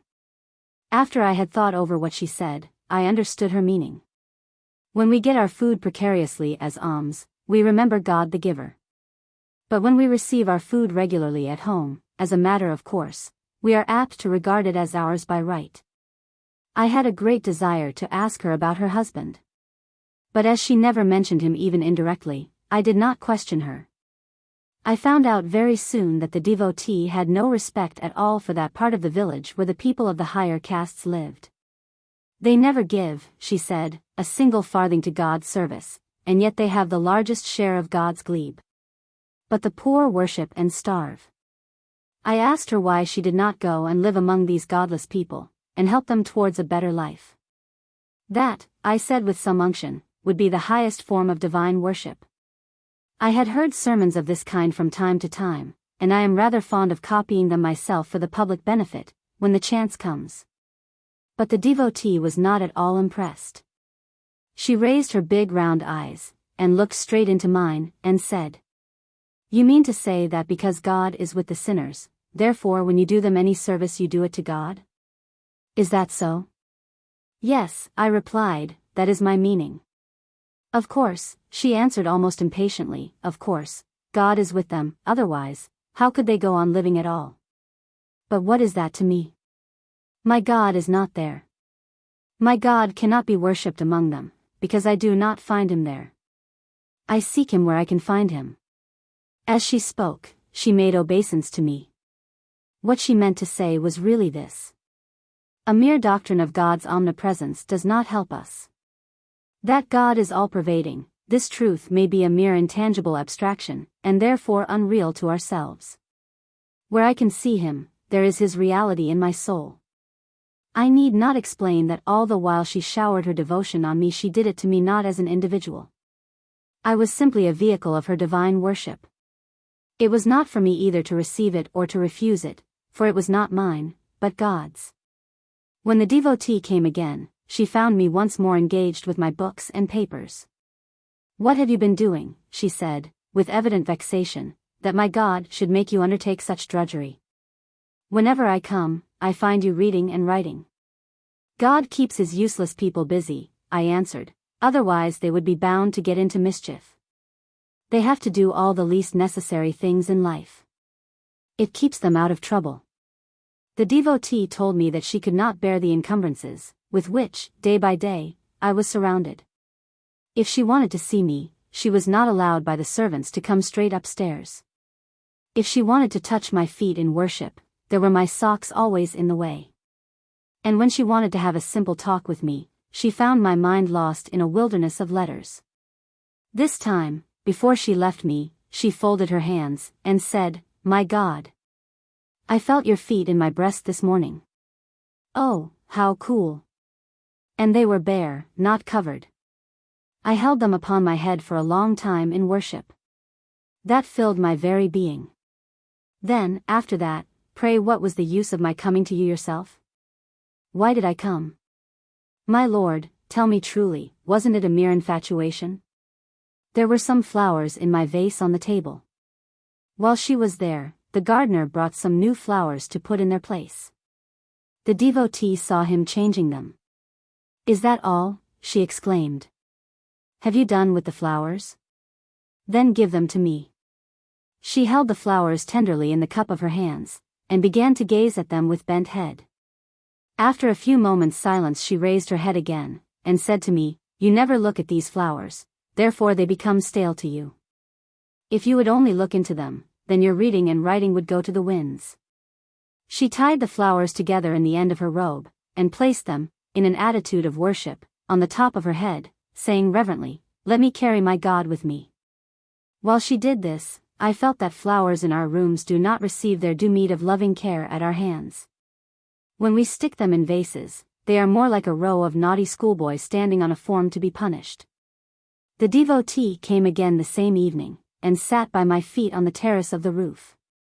I gave away those flowers, she said, as I went from house to house this morning, singing God's name. Benny, the head man of our village, laughed at me for my devotion, and said, Why do you waste all this devotion on him? Don't you know he is reviled up and down the countryside? Is that true, my God? Is it true that they are hard upon you? For a moment I shrank into myself. It was a shock to find that the stains of printer's ink could reach so far. The devotee went on, Benny imagined that he could blow out the flame of my devotion at one breath. But this is no mere tiny flame, it is a burning fire. Why do they abuse you, my God? I said, because I deserved it. I suppose in my greed I was loitering about to steal people's hearts in secret. The devotee said, Now you see for yourself how little their hearts are worth. They are full of poison, and this will cure you of your greed. When a man, I answered, has greed in his heart, he is always on the verge of being beaten. The greed itself supplies his enemies with poison. Our merciful God, she replied, beats us with his own hand, and drives away all the poison. He who endures God's beating to the end is saved. 2. That evening the devotee told me the story of her life. The stars of evening rose and set behind the trees, as she went on to the end of her tale. My husband is very simple. Some people think that he is a simpleton. But I know that those who understand simply, understand truly. In business and household management he was able to hold his own. Because his needs were small, and his wants few, he could manage carefully on what we had. He would never meddle in other matters, nor try to understand them. Both my husband's parents died before we had been married long, and we were left alone. But my husband always needed someone to be over him. I am ashamed to confess that he had a sort of reverence for me, and looked upon me as his superior.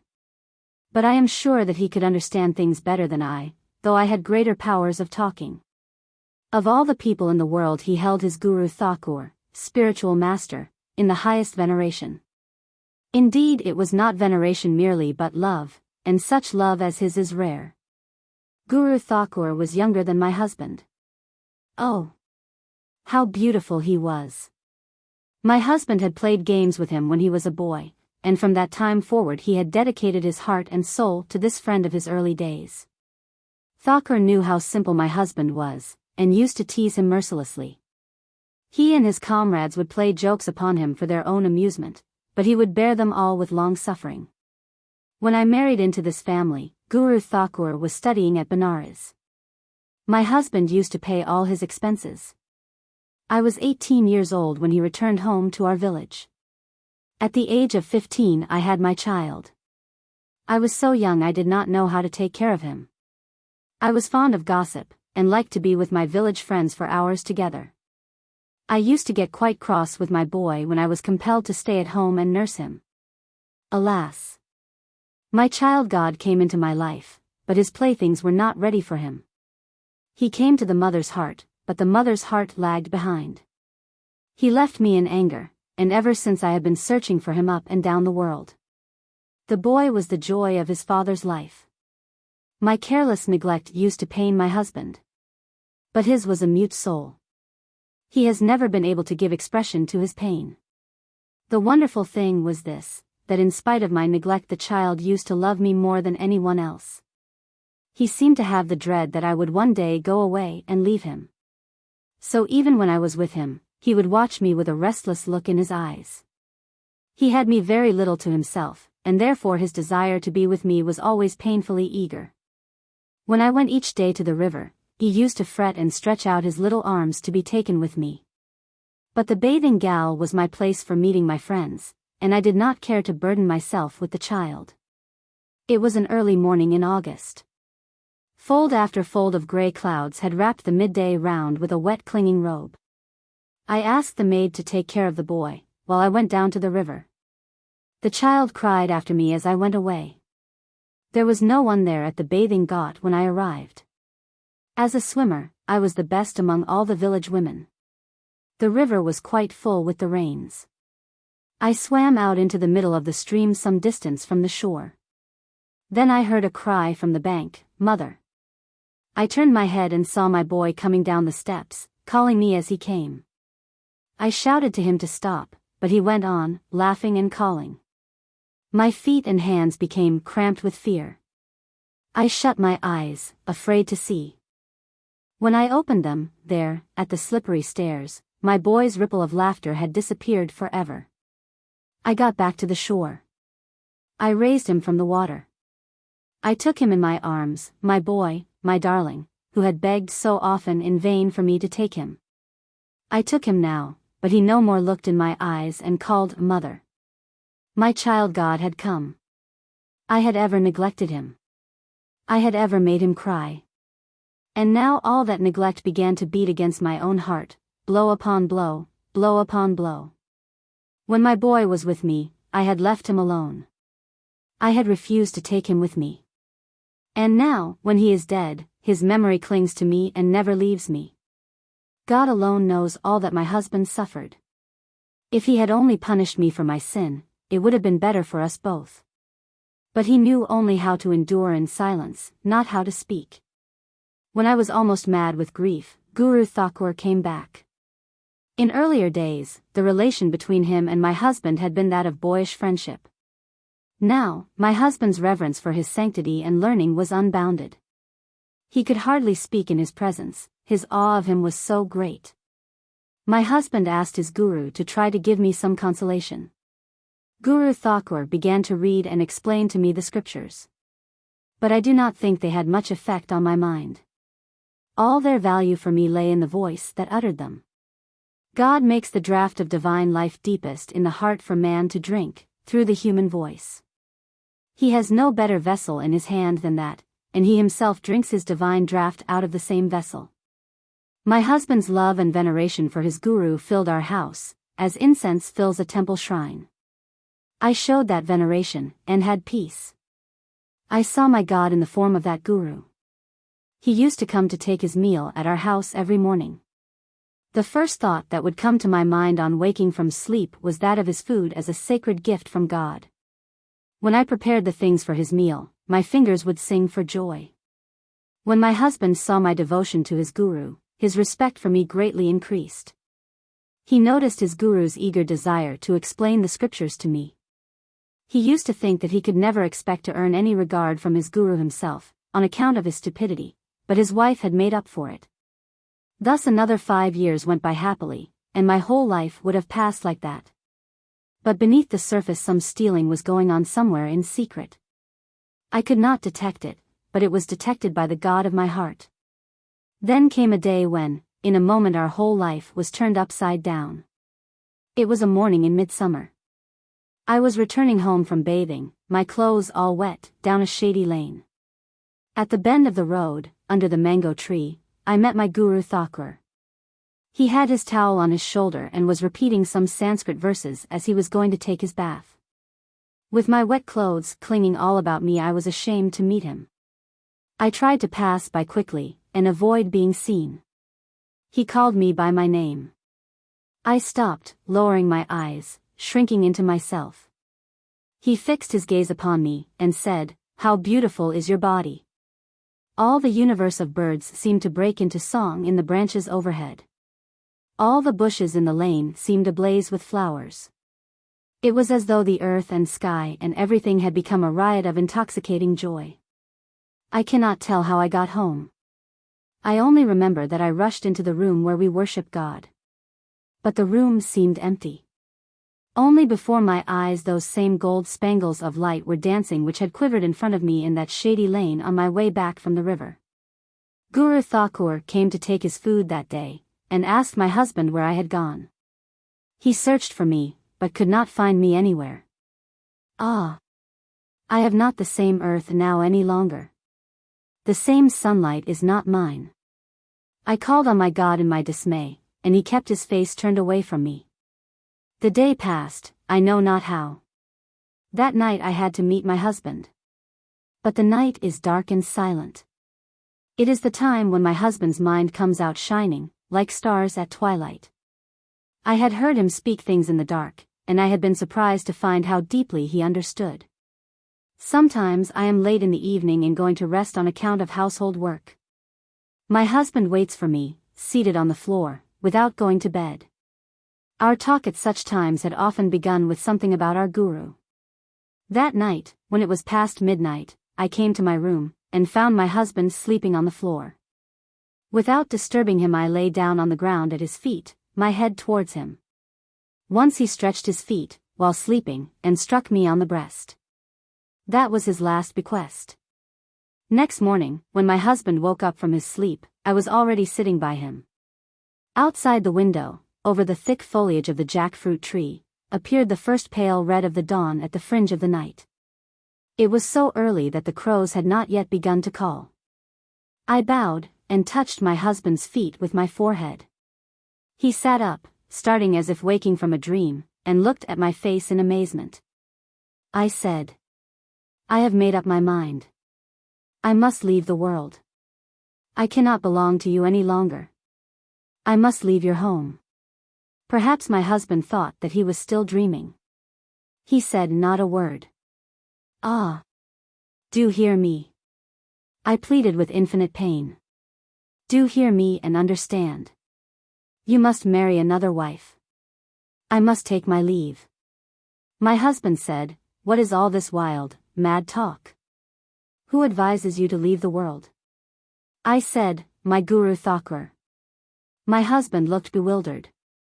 Guru Thakur, he cried. When did he give you this advice? In the morning, I answered, yesterday, when I met him on my way back from the river. His voice trembled a little. He turned, and looked in my face, and asked me, why did he give you such a behest? I do not know, I answered. Ask him. He will tell you himself, if he can. My husband said, it is possible to leave the world, even when continuing to live in it. You need not leave my home. I will speak to my guru about it. Your guru, I said, may accept your petition, but my heart will never give its consent. I must leave your home. From henceforth, the world is no more to me. My husband remained silent, and we sat there on the floor in the dark.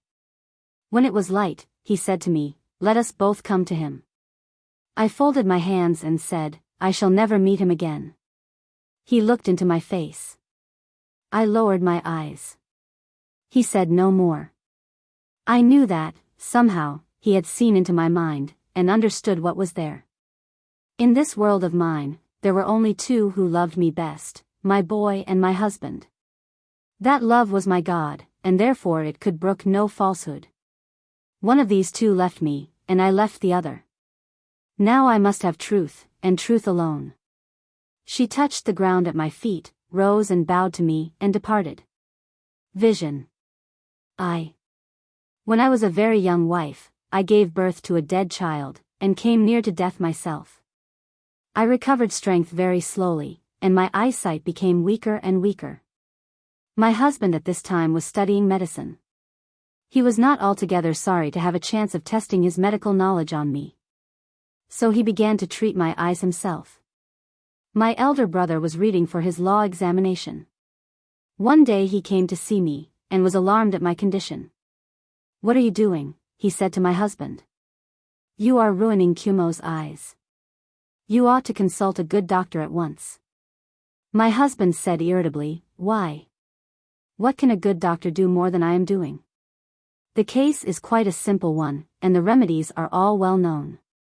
Dada answered with scorn, I suppose you think there is no difference between you and a professor in your own medical college. My husband replied angrily, if you ever get married, and there is a dispute about your wife's property, you won't take my advice about law. Why, then, do you now come advising me about medicine? While they were quarreling, I was saying to myself that it was always the poor grass that suffered most when two kings went to war. Here was a dispute going on between these two, and I had to bear the brunt of it. It also seemed to me very unfair that, when my family had given me in marriage, they should interfere afterwards. After all, my pleasure and pain are my husband's concern, not theirs. From that day forward, merely over this trifling matter of my eyes, the bond between my husband and Dada was strained. To my surprise one afternoon, while my husband was away, Dada brought a doctor in to see me. He examined my eyes very carefully, and looked grave. He said that further neglect would be dangerous. He wrote out a prescription, and Dada for the medicine at once. When the strange doctor had gone, I implored my Dada not to interfere. I was sure that only evil would come from the stealthy visits of a doctor. I was surprised at myself for plucking up courage to speak to my brother like that. I had always hitherto been afraid of him. I am sure also that Dada was surprised at my boldness. He kept silence for a while, and then said to me, very well, Kumo. I won't call in the doctor any more. But when the medicine comes you must take it. Dada then went away. The medicine came from chemist. I took it, bottles, powders, prescriptions and all, and threw it down the well. My husband had been irritated by Dada's interference, and he began to treat my eyes with greater diligence than ever. He tried all sorts of remedies. I bandaged my eyes as he told me, I wore his colored glasses, I put in his drops, I took all his powders. I even drank the cod liver oil he gave me, though my gorge rose against it.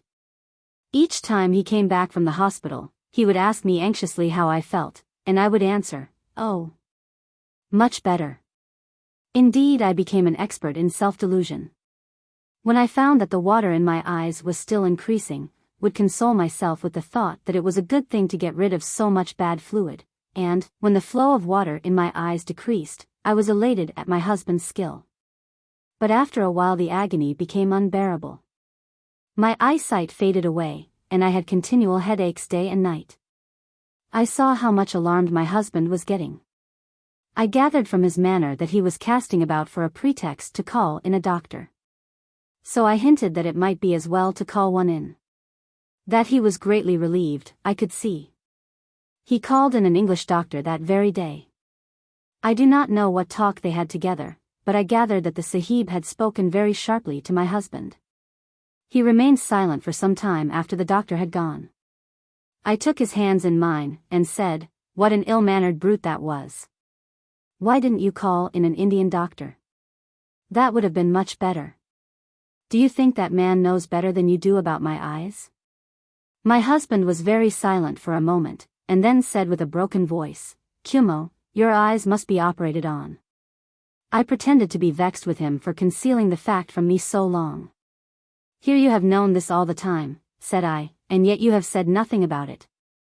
Do you think I am such a baby as to be afraid of an operation?" At that he regained his good spirits. "There are very few men," said he, "who are heroic enough to look forward to an operation without shrinking." I laughed at him. "Yes, that is so. Men are heroic only before their wives." He looked at me gravely, and said, "You are perfectly right. We men are dreadfully vain." I laughed away his seriousness. "Are you sure you can beat us women even in vanity?" When Dada came, I took him aside. "Dada, that treatment your doctor recommended would have done me a world of good, only unfortunately I mistook the mixture for the lotion. And since the day I made the mistake, my eyes have grown steadily worse. And now an operation is needed."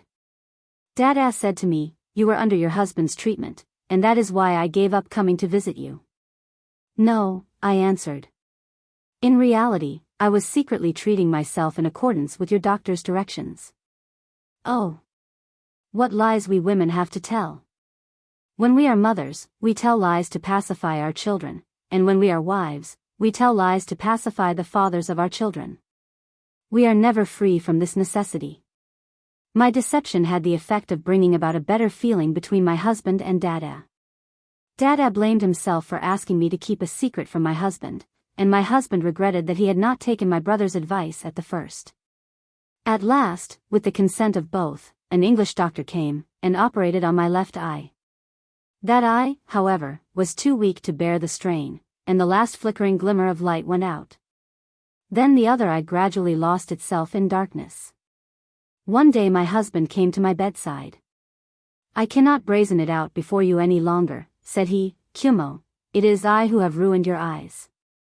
I felt that his voice was choking with tears, and so I took up his right hand in both of mine and said, "Why? You did exactly what was right. You have dealt only with that which was your very own. Just imagine, if some strange doctor had come and taken away my eyesight. What consolation should I have had then?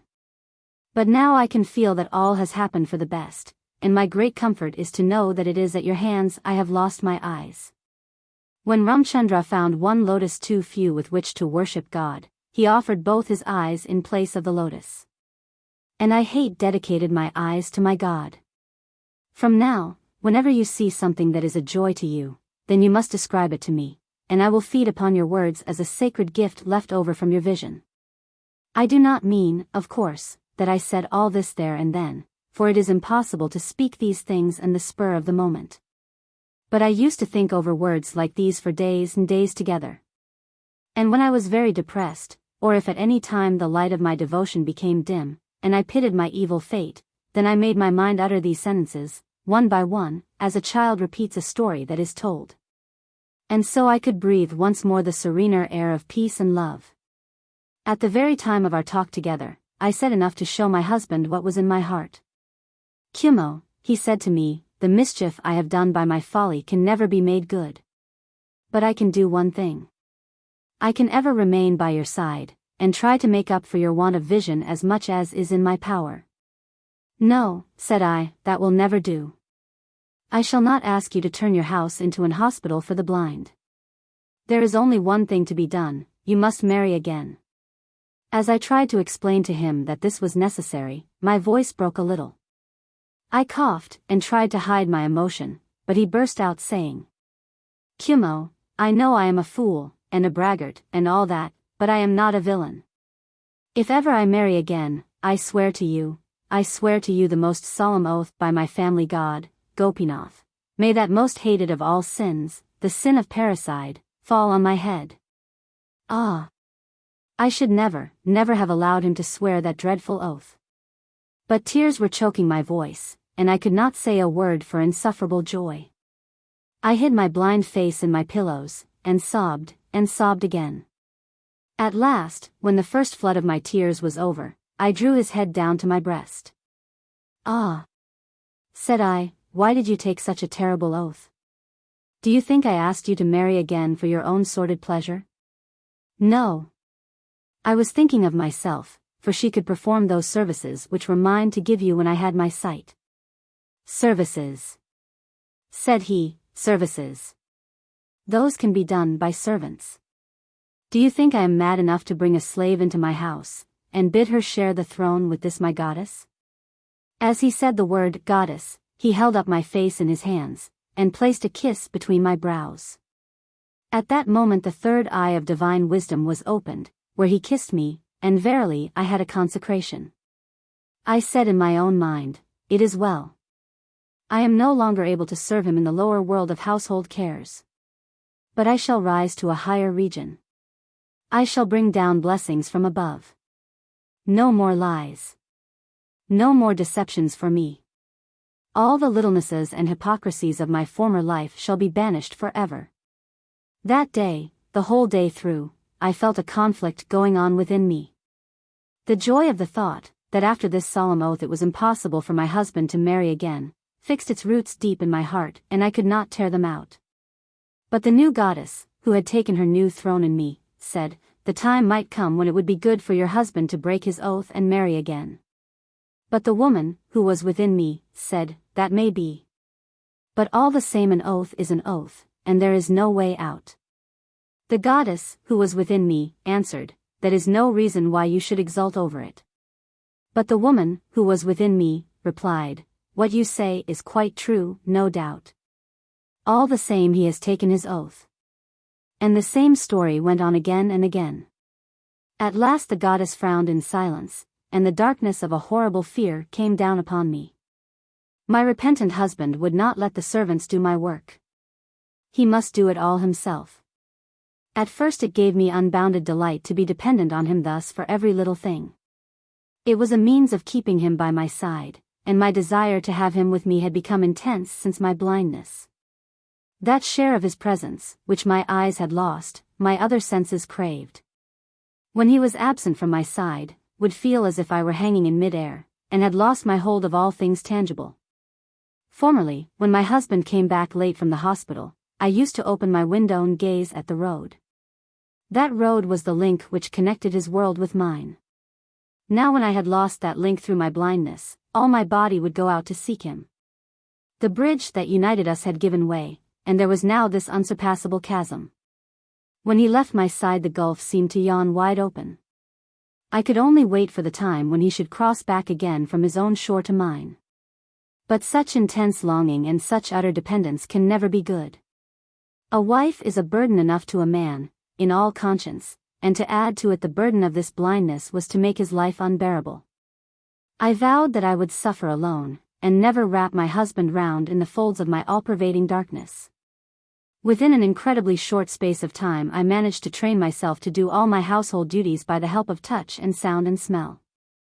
In fact, I soon found that I could get on with greater skill than before.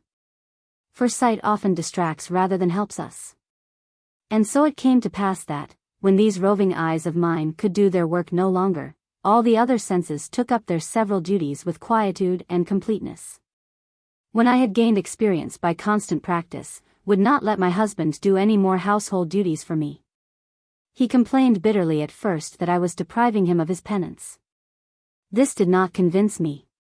Whatever he might say, I could feel that he had a real sense of relief when these household duties were over. To serve daily a wife who is blind can never make up the life of a man. 2. My husband at last had finished his medical course. He went away from Calcutta to a small town to practice as a doctor. There in the country I felt with joy, through all my blindness, that I was restored to the arms of my mother. I had left my village birthplace for Calcutta when I was 8 years old. Since then 10 years had passed away, and in the great city the memory of my village home had grown dim. As long as I had eyesight, Calcutta with its busy life screened from view the memory of my early days. But when I lost my eyesight I knew for the first time that Calcutta allured only the eyes, it could not fill the mind. And now, in my blindness, the scenes of my childhood shone out once more, like stars that appear one by one in the evening sky at the end of the day. It was the beginning of November when we left Calcutta for Harsingpur. The place was new to me, but the scents and sounds of the countryside pressed round and embraced me. The morning breeze coming fresh from the newly ploughed land, the sweet and tender smell of the flowering mustard, the shepherd boy's flute sounding in the distance, even the creaking noise of the bullock cart, as it groaned over the broken village road, filled my world with delight. The memory of my past life, with all its ineffable fragrance and sound, became a living present to me, and my blind eyes could not tell me I was wrong. I went back, and lived over again my childhood. Only one thing was absent: my mother was not with me. I could see my home with the large peepal trees growing along the edge of the village pool. I could picture in my mind's eye my old grandmother seated on the ground with her thin wisps of hair untied, warming her back in the sun as she made the little round lentil balls to be dried and used for cooking. But somehow I could not recall the songs she used to croon to herself in her weak and quavering voice. In the evening, whenever I heard the lowing of cattle, I could almost watch the figure of my mother going round the sheds with lighted lamp in her hand. The smell of the wet fodder and the pungent smoke of the straw fire would enter into my very heart. And in the distance I seemed to hear the clanging of the temple bell wafted up by the breeze from the river bank. Calcutta, with all its turmoil and gossip, curdles the heart. There, all the beautiful duties of life lose their freshness and innocence. I remember one day, when a friend of mine came in, and said to me, "Kumo, why don't you feel angry? If I had been treated like you by my husband, would never look upon his face again." She tried to make me indignant, because he had been so long calling in a doctor. My blindness, said I, was itself a sufficient evil. Why should I make it worse by allowing hatred to grow up against my husband? My friend shook her head in great contempt, when she heard such old-fashioned talk from the lips of a mere chit of a girl. She went away in disdain. But whatever might be my answer at the time, such words as these left their poison, and the venom was never wholly got out of the soul, when once they had been uttered. So you see, Calcutta, with its never-ending gossip, does harden the heart. But when I came back to the country, all my earlier hopes and faiths, all that I held true in life during childhood, became fresh and bright once more. God came to me, and filled my heart and my world. I bowed to him, and said, "It is well that thou hast taken away my eyes. Thou art with me." Ah! But I said more than was right. It was a presumption to say, "Thou art with me." All we can say is this: I must be true to thee. Even when nothing is left for us, still we have to go on living. 3. We passed a few happy months together. My husband gained some reputation in his profession as a doctor. And money came with it. But there is a mischief in money. I cannot point to any one event, but, because the blind have keener perceptions than other people, I could discern the change which came over my husband along with the increase of wealth. He had a keen sense of justice when he was younger, and had often told me of his great desire to help the poor when once he obtained a practice of his own. He had a noble contempt for those in his profession who would not feel the pulse of a poor patient before collecting his fee. But now I noticed a difference. He had become strangely hard. Once when a poor woman came, and begged him, out of charity, to save the life of her only child, he bluntly refused. And when I implored him myself to help her, he did his work perfunctorily. While we were less rich, my husband disliked sharp practice in money matters. He was scrupulously honorable in such things. But since he had got a large account at the bank, he was often closeted for hours with some scamp of a landlord's agent, for purposes which clearly boded no good. Where has he drifted?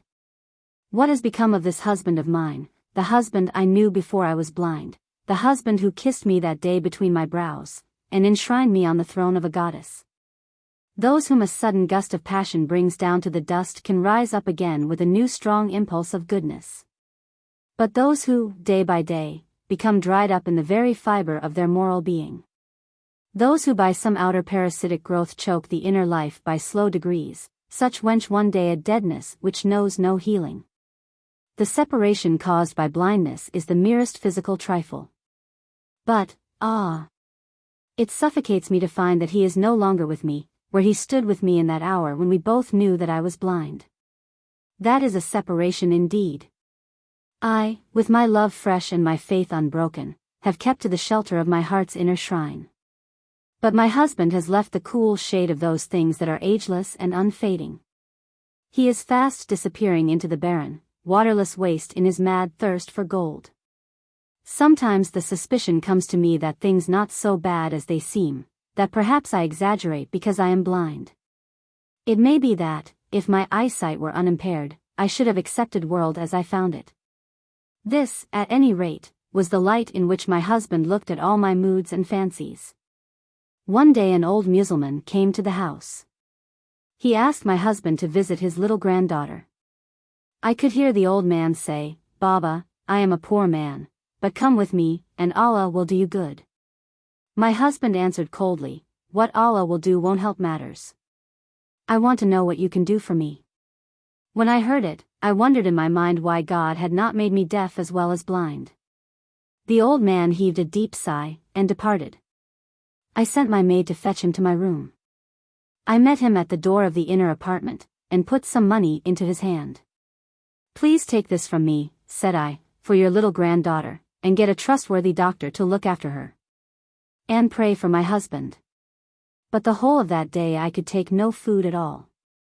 In the afternoon, when my husband got up from sleep, he asked me, "Why do you look so pale?" I was about to say, as I used to do in the past, "Oh, it's nothing." But those days of deception were over, and I spoke to him plainly. "I had been hesitating," I said, "for days together to tell you something. It has been hard to think out what exactly it was I wanted to say. Even now I may not be able to explain what I had in my mind. But I am sure you know what has happened. Our lives have drifted apart." My husband laughed in a forced manner, and said, "Change is the law of nature." I said to him, "I know that. But there are some things that are eternal." Then he became serious. "There are many women," said he, "who have a real cause for sorrow. There are some whose husbands do not earn money. There are others whose husbands do not love them. But you are making yourself wretched about nothing at all." Then it became clear to me that my very blindness had conferred on me the power of seeing a world which is beyond all change. Yes. It is true.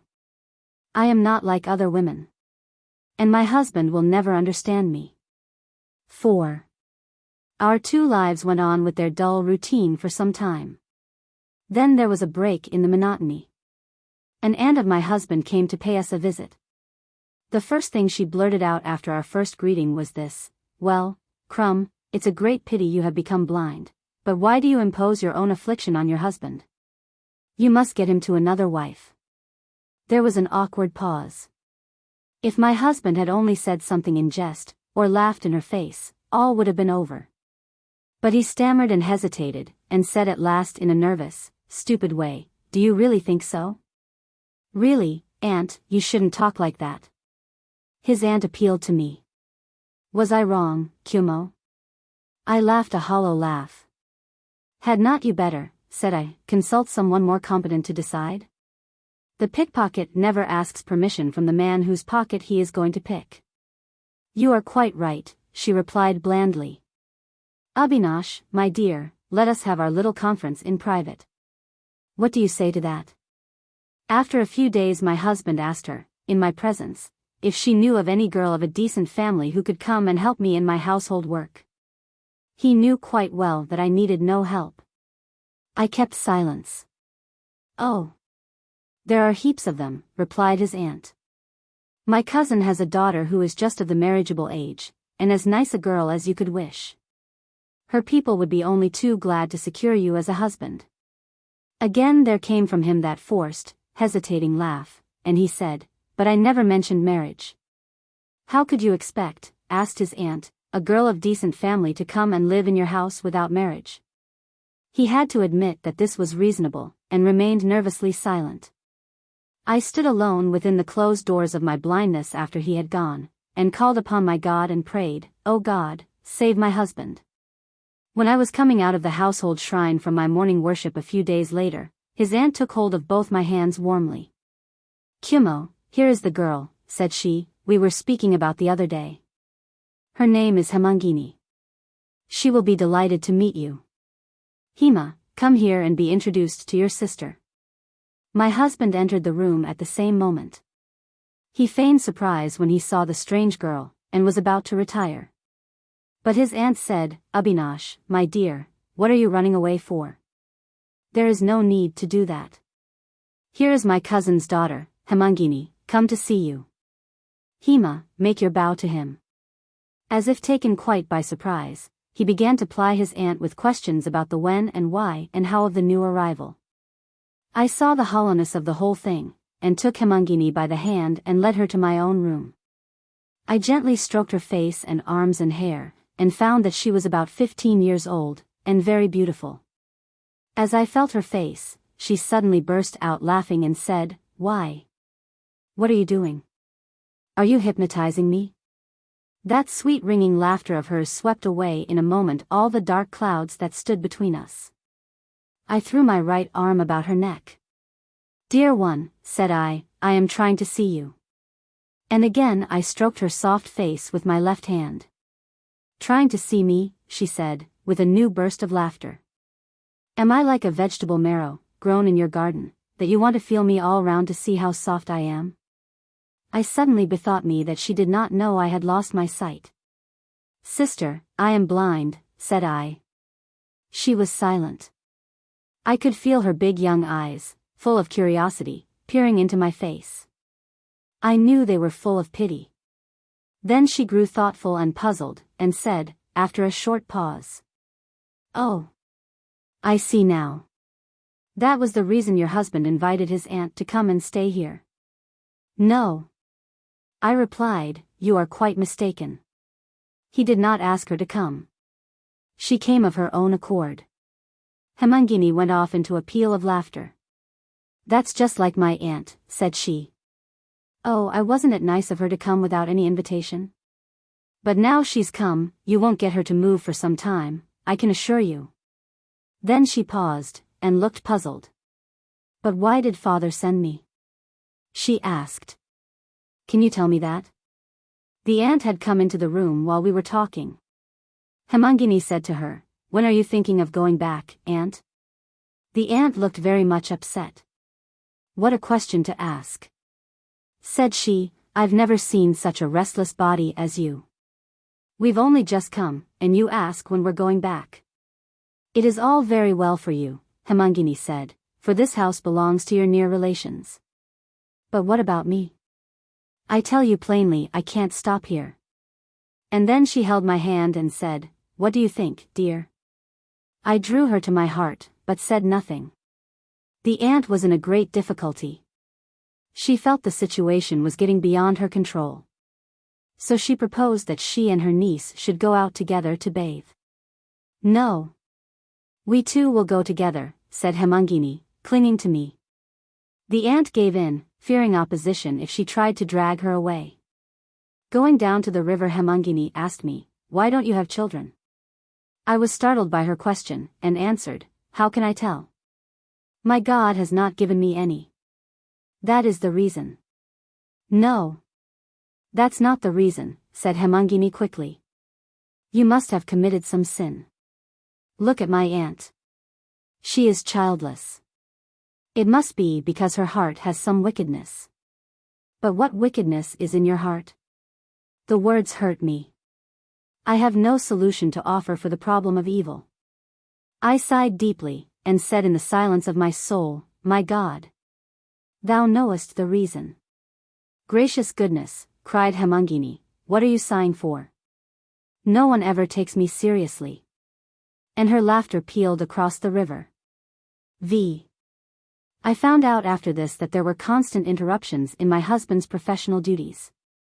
He refused all calls from a distance, and would hurry away from his patients, even when they were close at hand. Formerly it was only during the midday meals and at night time that he could come into the inner apartment. But now, with unnecessary anxiety for his aunt's comfort, he began to visit her at all hours of the day. I knew at once that he had come to her room, when I heard her shouting for Hemangini to bring in a glass of water. At first the girl would do what she was told, but later on she refused altogether. Then the aunt would call, in an endearing voice, Hema. Hema. Hemangini. But the girl would cling to me with an impulse of pity. A sense of dread and sadness would keep her silent. Sometimes she would shrink towards me like a hunted thing, who scarcely knew what was coming. About this time my brother came down from Calcutta to visit me. I knew how keen his powers of observation were, and what a hard judge he was. I feared my husband would be put on his defense, and have to stand his trial before him. So I endeavored to hide the true situation behind a mask of noisy cheerfulness. But I am afraid I overdid the part. It was unnatural for me. My husband began to fidget openly, and asked how long my brother was going to stay. At last his impatience became little short of insulting, and my brother had no help for it but to leave. Before going he placed his hand on my head, and kept it there for some time. I noticed that his hand shook, and a tear fell from his eyes, as he silently gave me his blessing. I well remember that it was an evening in April, and a market day. People who had come into the town were going back home from market. There was the feeling of an impending storm in the air, the smell of the wet earth and the moisture in the wind were all pervading. I never keep a lighted lamp in my bedroom, when I am alone, lest my clothes should catch fire, or some accident happen. I sat on the floor in my dark room, and called upon the God of my blind world. "O my Lord," I cried, "thy face is hidden. I cannot see. I am blind. I hold tight this broken rudder of a heart till my hands bleed. The waves have become too strong for me. How long wilt thou try me, my God, how long?" I kept my head prone upon the bedstead and began to sob. As I did so, I felt the bedstead move a little. The next moment Hemangini was by my side. She clung to my neck, and wiped my tears away silently. I do not know why she had been waiting that evening in the inner room, or why she had been lying alone there in the dusk. She asked me no question. She said no word. She simply placed her cool hand on my forehead, and kissed me, and departed. The next morning Hemangini said to her aunt in my presence, "If you want to stay on, you can. But I don't. I'm going away home with our family servant." The aunt said there was no need for her to go alone, for she was going away also. Then smilingly and mincingly she brought out, from a plush case, a ring set with pearls. "Look, Hema," said she, "what a beautiful ring my Abhinash brought for you." Hemangini snatched the ring from her hand. "Look, aunt," she answered quickly, "just see how splendidly I aim." And she flung the ring into the tank outside the window. The aunt, overwhelmed with alarm, vexation, and surprise, bristled like a hedgehog. She turned to me, and held me by the hand. "Kumo," she repeated again and again, "don't say a word about this childish freak to Abhinash. He would be fearfully vexed." I assured her that she need not fear. Not a word would reach him about it from my lips. The next day before starting for home Hemangini embraced me, and said, "Dearest, keep me in mind, do not forget me." I stroked her face over and over with my fingers, and said, "Sister, the blind have long memories." I drew her head towards me, and kissed her hair and her forehead. My world suddenly became grey. All the beauty and laughter and tender youth, which had nestled so close to me, vanished when Hemangini departed. I went groping about with arms outstretched, seeking to find out what was left in my deserted world. My husband came in later. He affected a great relief now that they were gone, but it was exaggerated and empty. He pretended that his aunt's visit had kept him away from work. Hitherto there had been only the one barrier of blindness between me and my husband. Now another barrier was added, this deliberate silence about Hemangini. He feigned utter indifference, but I knew he was having letters about her. It was early in May. My maid entered my room one morning, and asked me, "What is all this preparation going on at the landing on the river? Where is master going?" I knew there was something impending, but I said to the maid, "I can't say." The maid did not dare to ask me any more questions. She sighed, and went away. Late that night my husband came to me. "I have to visit a patient in the country," said he. "I shall have to start very early tomorrow morning, and I may have to be away for 2 or 3 days." I got up from my bed. I stood before him, and cried aloud, "Why are you telling me lies?" My husband stammered out, What lies have I told you?" I said, "You are going to get married." He remained silent. For some moments there was no sound in the room. Then I broke the silence. "Answer me," I cried. "Say, yes." He answered, "Yes," like a feeble echo. I shouted out with a loud voice, "No. I shall never allow you. I shall save you from this great disaster, this dreadful sin. If I fail in this, then why am I your wife, and why did I ever worship my God?" The room remained still as a stone. I dropped on the floor, and clung to my husband's knees. "What have I done?" I asked. "Where have I been lacking? Tell me truly. Why do you want another wife?" My husband said slowly, "I will tell you the truth. I am afraid of you. Your blindness has enclosed you in its fortress, and I have now no entrance. To me you are no longer a woman. You are awful as my God. I cannot live my everyday life with you. I want a woman, just an ordinary woman, whom I can be free to chide and coax and pet and scold. Oh, tear open my heart and see. What am I else but that, just an ordinary woman? I am the same girl that I was when I was newly wed, a girl with all her need to believe, to confide, to worship." I do not recollect exactly the words that I uttered. I only remember that I said, "If I be a true wife, then, may God be my witness, you shall never do this wicked deed, you shall never break your oath. Before you commit such sacrilege, either I shall become a widow, or Hemangini shall die." Then I fell down on the floor in a swoon. When I came to myself, it was still dark. The birds were silent. My husband had gone. All that day I sat at my worship in the sanctuary at the household shrine. In the evening a fierce storm, with thunder and lightning and rain, swept down upon the house and shook it. As I crouched before the shrine, I did not ask my God to save my husband from the storm, though he must have been at that time in peril on the river. I prayed that whatever might happen to me, my husband might be saved from this great sin. Night passed. The whole of the next day I kept my seat at worship. When it was evening there was the noise of shaking and beating at the door. When the door was broken open, they found me lying unconscious on the ground, and carried me to my room. When I came to myself at last, I heard someone whispering in my ear, "Sister." I found that I was lying in my room with my head on Hemangini's lap. When my head moved, I heard her dress rustle. It was the sound of bridal silk. Oh my God, my God! My prayer has gone unheeded. My husband has fallen. Hemangini bent her head low, and said in a sweet whisper, "Sister, dearest, I have come to ask your blessing on our marriage."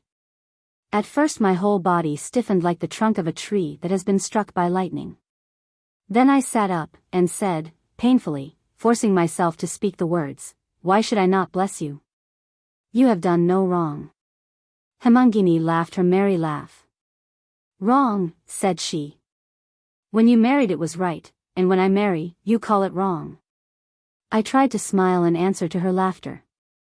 I said in my mind, "My prayer is not the final thing in this world. His will is all.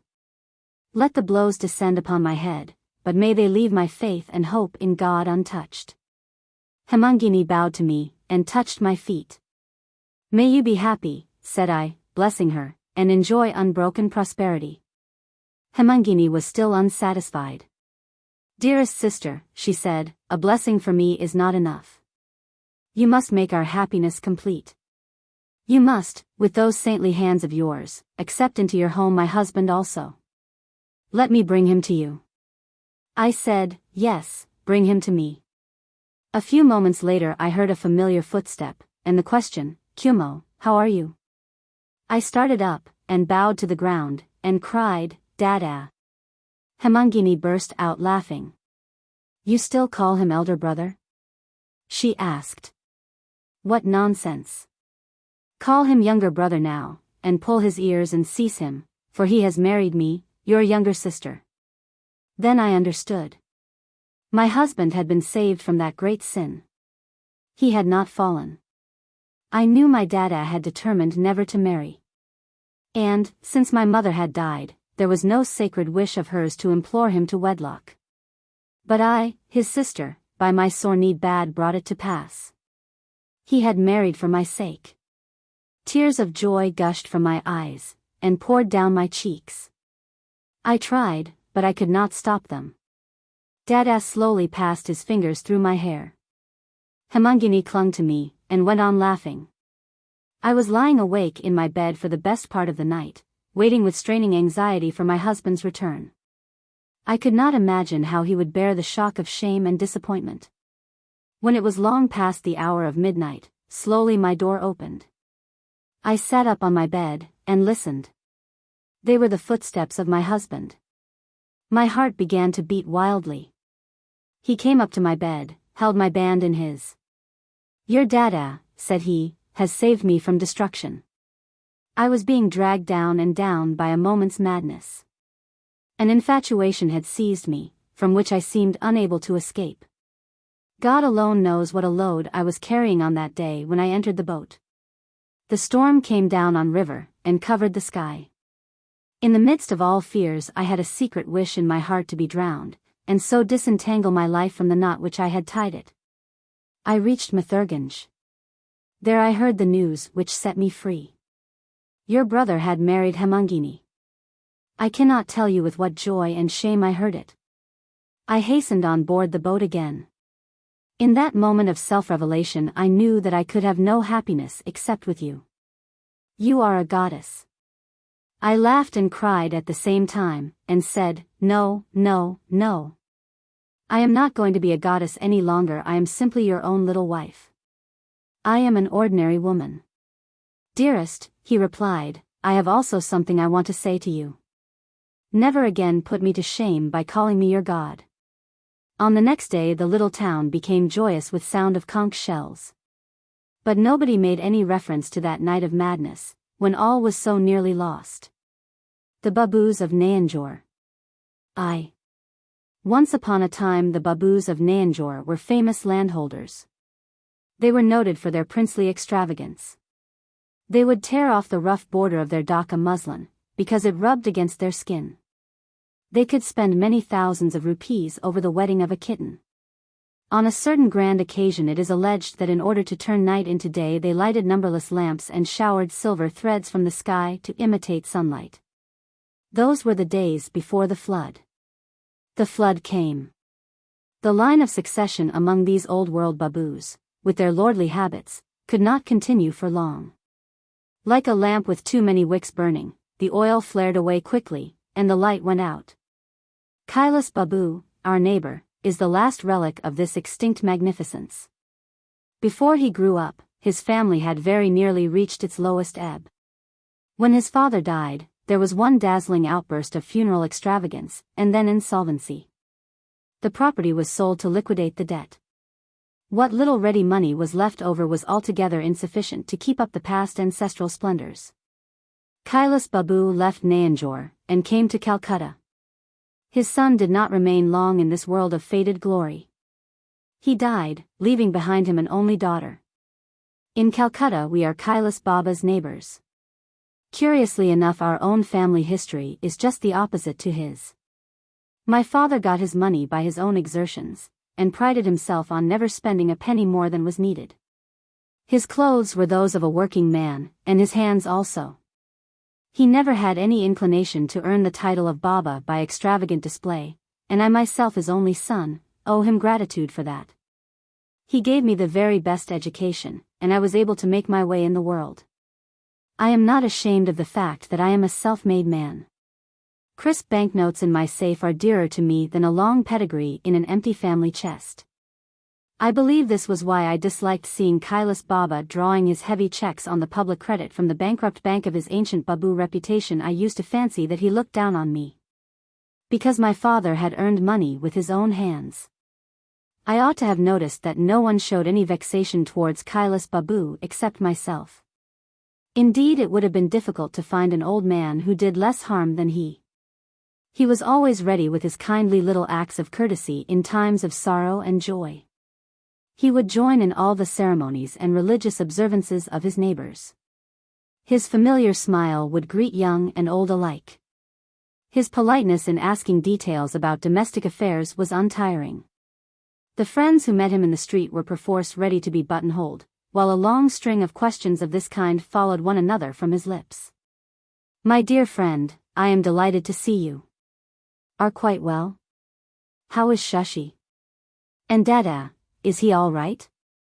Do you know, I've only just heard that Madha's son has got fever. How is he? Have you heard? And Hari Charan Babu, I've not seen him for a long time. I hope he is not ill. What's the matter with Rakhal? And, how are the ladies of your family?" Kailas Bam was spotlessly neat in his dress on all occasions, though his supply of clothes was sorely limited. Every day he used to air his shirts and vests and coats and trousers carefully, and put them out in the sun, along with his bed quilt, his pillowcase, and the small carpet on which he always sat. After airing them he would shake them, and brush them, and put them on the rock. His little bits of furniture made his small room decent, and hinted that there was more in reserve if needed. Very often, for want of a servant, he would shut up his house for a while. Then he would iron out his shirts and linen with his own hands, and do other little menial tasks. After this he would open his door and receive his friends again. Though Kailas Bam, as I have said, had lost all his landed property, he had still some family heirlooms left. There was a silver cruet for sprinkling scented water, a filigree box for otto of roses, a small gold salver, a costly ancient shawl, and the old-fashioned ceremonial dress and ancestral turban. These he had rescued with the greatest difficulty from the moneylender's clutches. On every suitable occasion he would bring them out in state, and thus try to save the world-famed dignity of the Babus of Nayanjore. At heart the most modest of men, in his daily speech he regarded it as a sacred duty, owed to his rank, to give free play to his family pride. His friends would encourage this trait in his character with kindly good humor, and it gave them great amusement. The neighborhood soon learnt to call him their Thakur Dada, grandfather. They would flock to his house, and sit with him for hours together.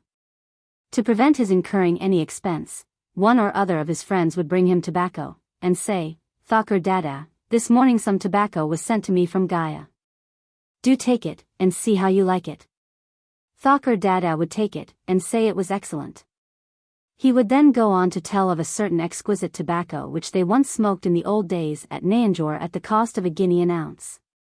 "I wonder," he used to say, "I wonder if anyone would like to try it now. I have some left, and can get it at once." Everyone knew that, if they asked for it, then somehow or other the key of the cupboard would be missing.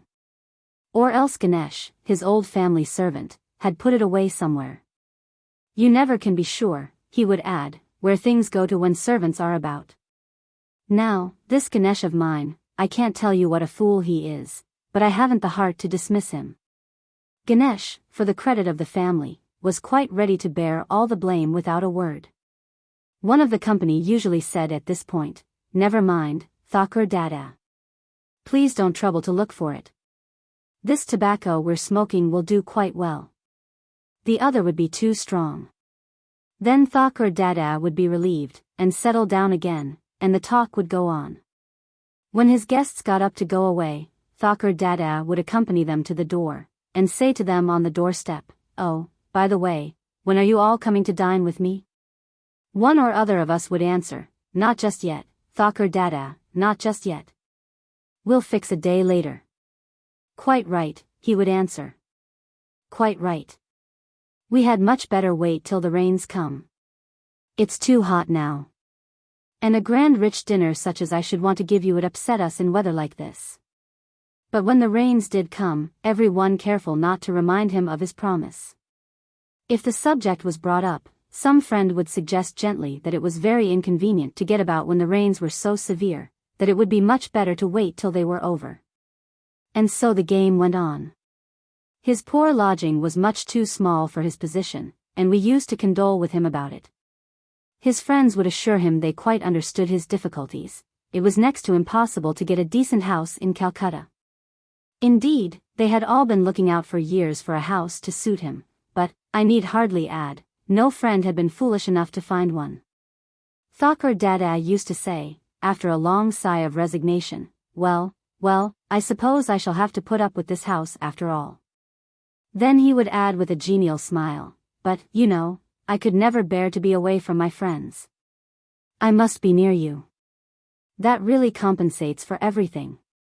Somehow I felt all this very deeply indeed.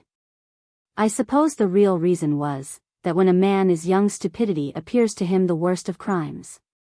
Kailas Babu was not really stupid. In ordinary business matters everyone was ready to consult him. But with regard to Nayanjore his utterances were certainly void of common sense. Because, out of amused affection for him, no one contradicted his impossible statements, he refused to keep them in bounds. When people recounted in his hearing the glorious history of Nayanjore with absurd exaggerations, he would accept all they said with the utmost gravity, and never doubted, even in his dreams, that anyone could disbelieve it. 2. When I sit down and try to analyze the thoughts and feelings that I had towards Kailas Babu, I see that there was a still deeper reason for my dislike. I will now explain. Though I am the son of a rich man, and might have wasted time at college, my industry was such that I took my MA degree in Calcutta University when quite young. My moral character was flawless. In addition, my outward appearance was so handsome, that if I were to call myself beautiful, it might be thought a mark of self-estimation, but could not be considered an untruth. There could be no question that among the young men of Bengal I was regarded by parents generally as a very eligible match. I was myself quite clear on the point, and had determined to obtain my full value in the marriage market. When I pictured my choice, I had before my mind's eye a wealthy father's only daughter, extremely beautiful and highly educated. Proposals came pouring into me from far and near, large sums in cash were offered. I weighed these offers with rigid impartiality, in the delicate scales of my own estimation.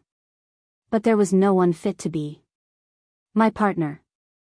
I became convinced, with the poet Babavudi, that in this world's endless time and boundless space, one may be born at last to match my sovereign grace. But in this puny modern age, and this contracted space of modern Bengal, it was doubtful if the peerless creature existed as yet. Meanwhile my praises were sung in many tunes, and in different meters, by designing parents. Whether I was pleased with their daughters or not, this worship which they offered was never unpleasing. I used to regard it as my proper due, because I was so good. We are told that when the gods withhold their boons from mortals they still expect their worshippers to pay them fervent honor, and are angry if it is withheld. I had that divine expectance strongly developed in myself. I have already mentioned that Thakur Dada had an only granddaughter. I had seen her many times, but had never mistaken her for beautiful. No thought had ever entered my mind that she would be a possible partner for myself. All the same, it seemed quite certain to me that some day Ox other Kailas Babu would offer her, with all due worship, as an oblation at my shrine. Indeed, this was the secret of my dislike. I was thoroughly annoyed that he had not done it already. I heard he had told his friends that the Babus of Nayanjore never craved a boon. Even if the girl remained unmarried, he would not break the family tradition. It was this arrogance of his that made me angry. My indignation smoldered for some time. But I remained perfectly silent, and bore it with the utmost patience, because I was so good. As lightning accompanies thunder, so in my character a flash of humor was mingled with the mutterings of my wrath. It was, of course, impossible for me to punish the old man merely to give vent to my rage, and for a long time I did nothing at all. But suddenly one day such an amusing plan came into my head, that I could not resist the temptation of carrying it into effect. I have already said that many of Kailas Babu's friends used to flatter the old man's vanity to the full. One, who was a retired government servant, had told him that whenever he saw the Chota Lord Sahib he always asked for the latest news about the Babus of Nayanjore. And the Chota Lord had been heard to say that in all Bengal the only really respectable families were those of the Maharaja of Burdwan and the Babus of Nayanjore. When this monstrous falsehood was told to Kailas Bam he was extremely gratified, and often repeated the story. And wherever after that he met this government servant in company he would ask, along with other questions. "Oh. By the way, how is the Chota Lord Sahib?" "Quite well, did you say?" "Ah, yes, I am so delighted to hear it. I and the dear M.M. Sahib, is she quite well too?" "Ah, yes." "And the little children, are they quite well also?" "Ah, yes, that's very good news. Be sure and give them my compliments when you see them." Kailas Bam would constantly express his intention of going some day and paying a visit to the Sahib. But it may be taken for granted that many Chota lords and borough lords also would come and go, and much water would pass down the Hooghly, before the family coach of Nayanjore would be furnished up to pay a visit to Government House. One day I took Kailas Babu aside, and told him in a whisper, "Thakur Dada, I was at the levee yesterday, and the Chota Lord happened to mention the babes of Nayanjore." I told him that Kailas Bam had come to town. "Do you know, he was terribly hurt because you hadn't called. He told me he was going to put etiquette on one side, and pay you a private visit himself this very afternoon." Anybody else could have seen through this plot of mine in a moment. And, if it had been directed against another person, Kailas Bam would have understood the joke. But after all he had heard from his friend the government servant, and after all his own exaggerations, a visit from the lieutenant governor seemed the most natural thing in the world. He became highly nervous and excited at my news. Each detail of the coming visit exercised him greatly, most of all his own ignorance of English. How on earth was that difficulty to be met? I told him there was no difficulty at all, it was aristocratic not to know English, and, besides, the lieutenant governor always brought an interpreter with him, and he had expressly mentioned that this visit was to be private. About midday, when most of our neighbors are at work, and the rest are asleep, a carriage and pair stopped before the lodging of Kailas Babu. Two flunkies in livery came up the stairs, and announced in a loud voice, "The Chota Lord Sahib ho arrived." Kailas Babu was ready, waiting for him, in his old-fashioned ceremonial robes and ancestral turban, and Ganesh was by his side, dressed in his master's best suit of clothes for the occasion. When the Chota Lord Sahib was announced, Kailas Bam ran panting, puffing, trembling to the door, and led in a friend of mine, in disguise, with repeated salams, bowing low at each step, and walking backward as best he could. He had his old family shawl spread over a hard wooden chair, and he asked the Lord Sahib to be seated. He then made a high-flown speech in Urdu, the ancient court language of the Sahibs, and presented on the golden salver a string of gold mohurs, the last relics of his broken fortune. The old family servant Ganesh, with an expression of awe bordering on terror, stood behind with the scent sprinkler, drenching the Lord Sahib, touching him gingerly from time to time with the otto of roses from the filigree box. Kailas Babu repeatedly expressed his regret at not being able to receive his honor Bahadur with all the ancestral magnificence of his own family estate at Nayanjore. There he could have welcomed him properly with due ceremonial. But in Calcutta he was a mere stranger and sojourner, in fact a fish out of water. My friend, with his tall silk hat on, very gravely nodded. I need hardly say that according to English custom the hat ought to have been removed inside the room. But my friend did not dare to take it off for fear of detection, and Kailas Bam and his old servant Ganesh were sublimely unconscious of the breach of etiquette.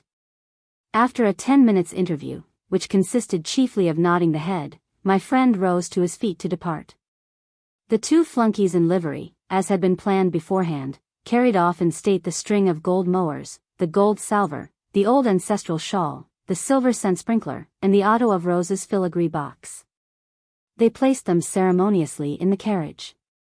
Kailas Babu regarded this as the usual habit of Chota Lard Sahibs. I was watching all the while from the next room. My sides were aching with suppressed laughter.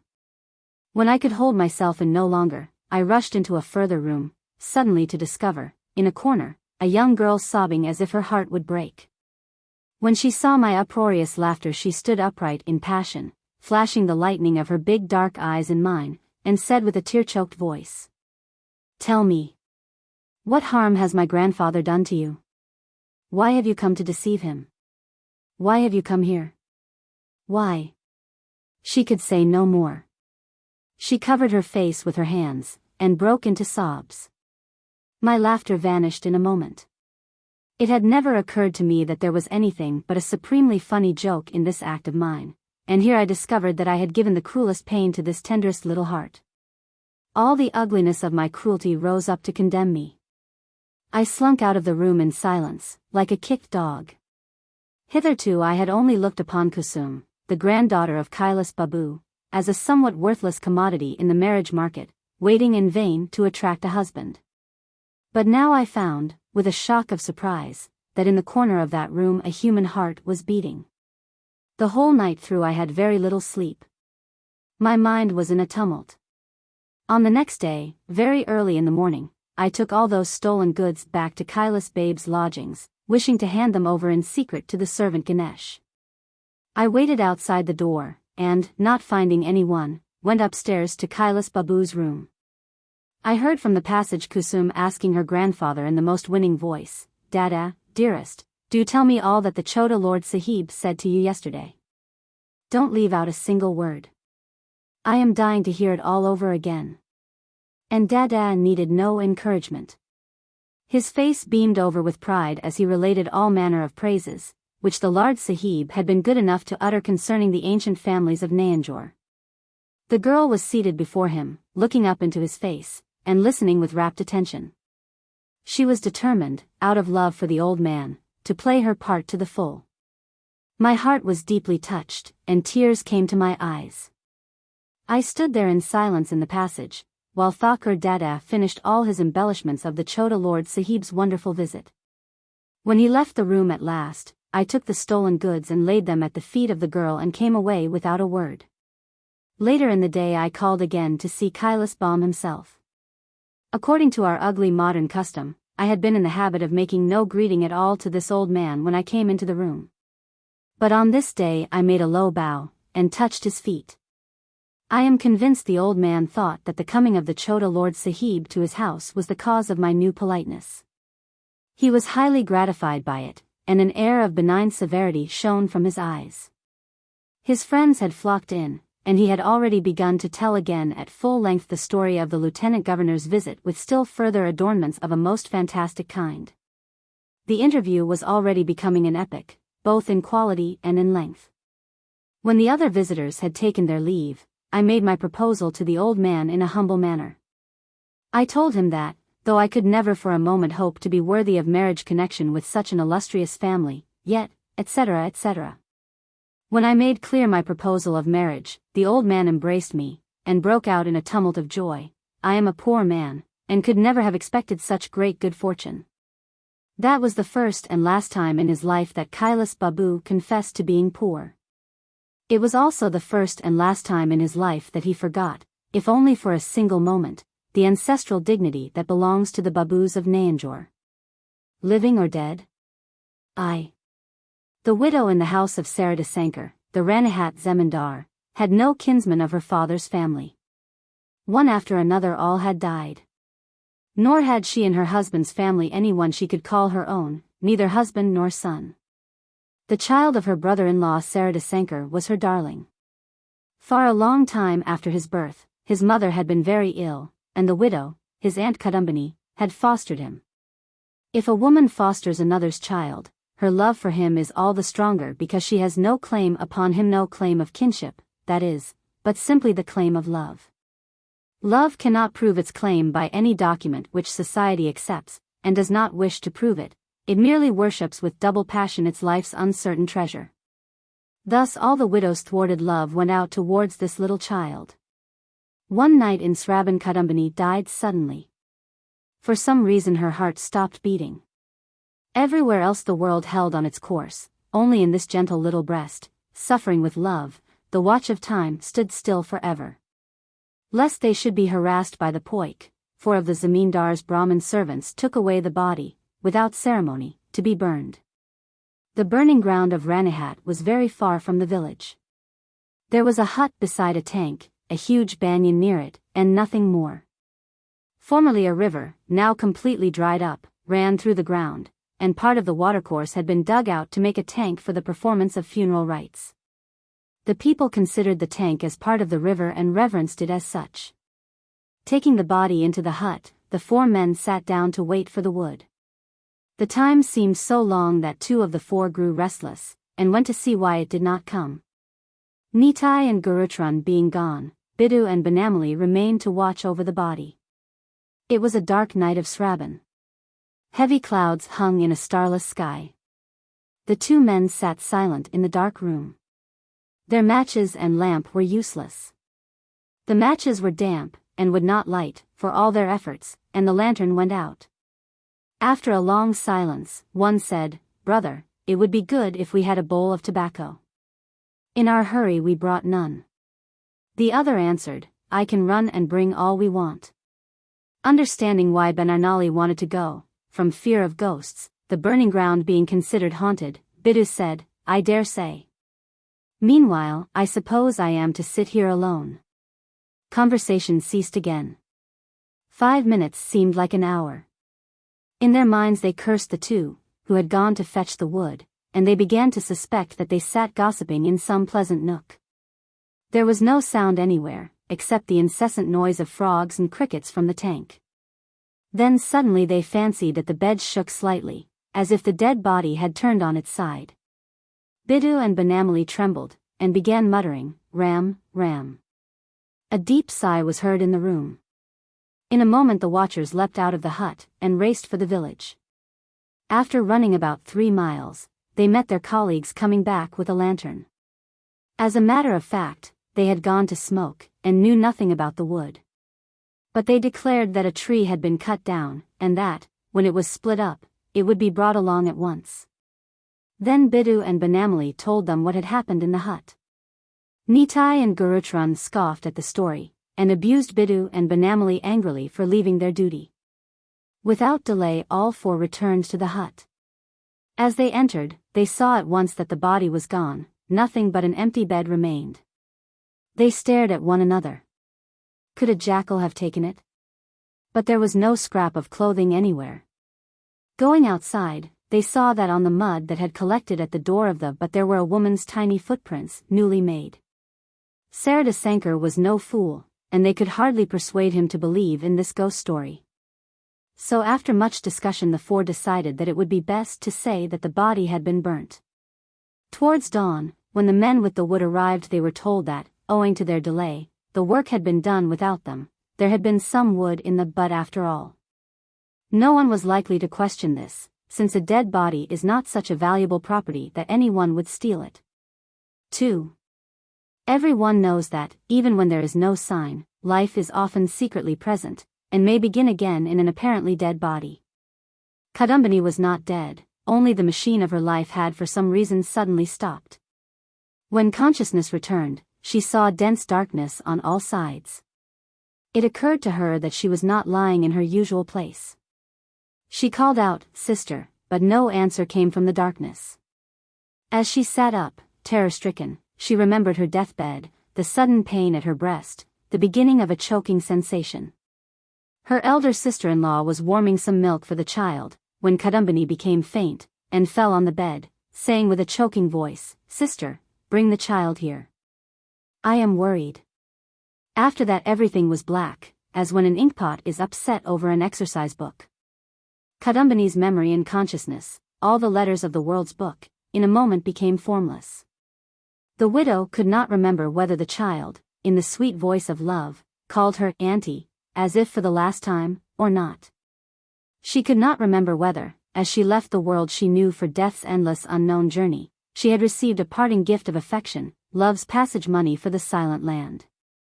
"At first, I fancy," she thought the lonely dark place was the house of Yama, where there is nothing to see, nothing to hear, nothing to do, only an eternal watch.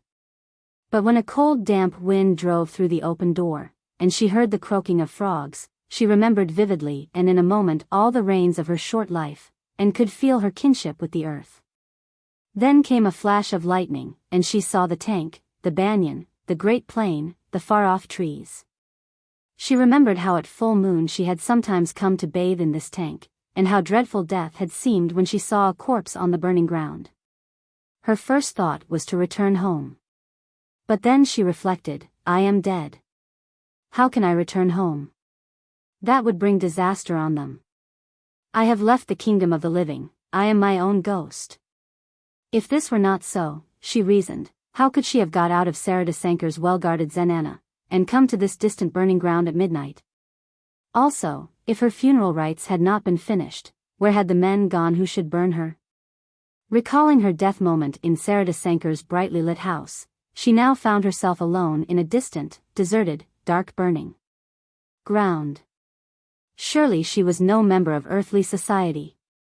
Surely she was a creature of horror, of ill omen, her own ghost. At this thought, all the bonds were snapped which bound her to the world. She felt that she had marvelous strength, endless freedom. She could do what she liked, go where she pleased. Mad with the inspiration of this new idea, she rushed from the butt like a gust of wind, and stood upon the burning ground. All trace of shame or fear had left her. But as she walked on and on, her feet grew tired, her body weak. The plain stretched on endlessly, here and there were paddy fields, sometimes she found herself standing knee-deep in water. At the first glimmer of dawn she heard one or two birds cry from the bamboo clumps by the distant houses. Then terror seized her. She could not tell in what new relation she stood to the earth and to living folk.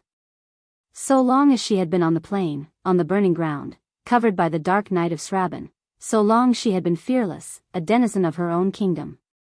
By daylight the homes of men filled her with fear. Men and ghosts dread each other, for their tribes inhabit different banks of the river of death. 3. Her clothes were clotted in the mud. Strange thoughts and walking by night had given her the aspect of a madwoman. Truly, her apparition was such that folk might have been afraid of her, and children might have stoned her or run away. Luckily, the first to catch sight of her was a traveler. He came up and said, "Mother, you look a respectable woman. Wherever are you going, alone and in disguise?" Kadambini, unable to collect her thoughts, stared at him in silence.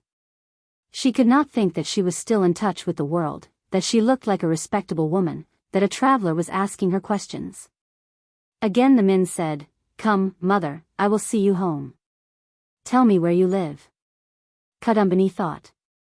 To return to her father-in-law's house would be absurd, and she had no father's house. Then she remembered the friend of her childhood. She had not seen Jogmaya since the days of her youth, but from time to time they had exchanged letters. Occasionally there had been quarrels between them, as was only right, since Kadambini wished to make it dear that her love for Jogmaya was unbounded, while her friend complained that Kadambini did not return a love equal to her own. They were both sure that, if they once met, they would be inseparable. Kadambini said to the traveler, "I will go to Shripti's house at Nisindapur." As he was going to Calcutta, Nisindapur, though not near, was on his way. So he took Kadambini to Shripti's house, and the friends met again. At first they did not recognize one another, but gradually each recognized the features of the other's childhood. "What luck," said Jogmaya. "I never dreamt that I should see you again.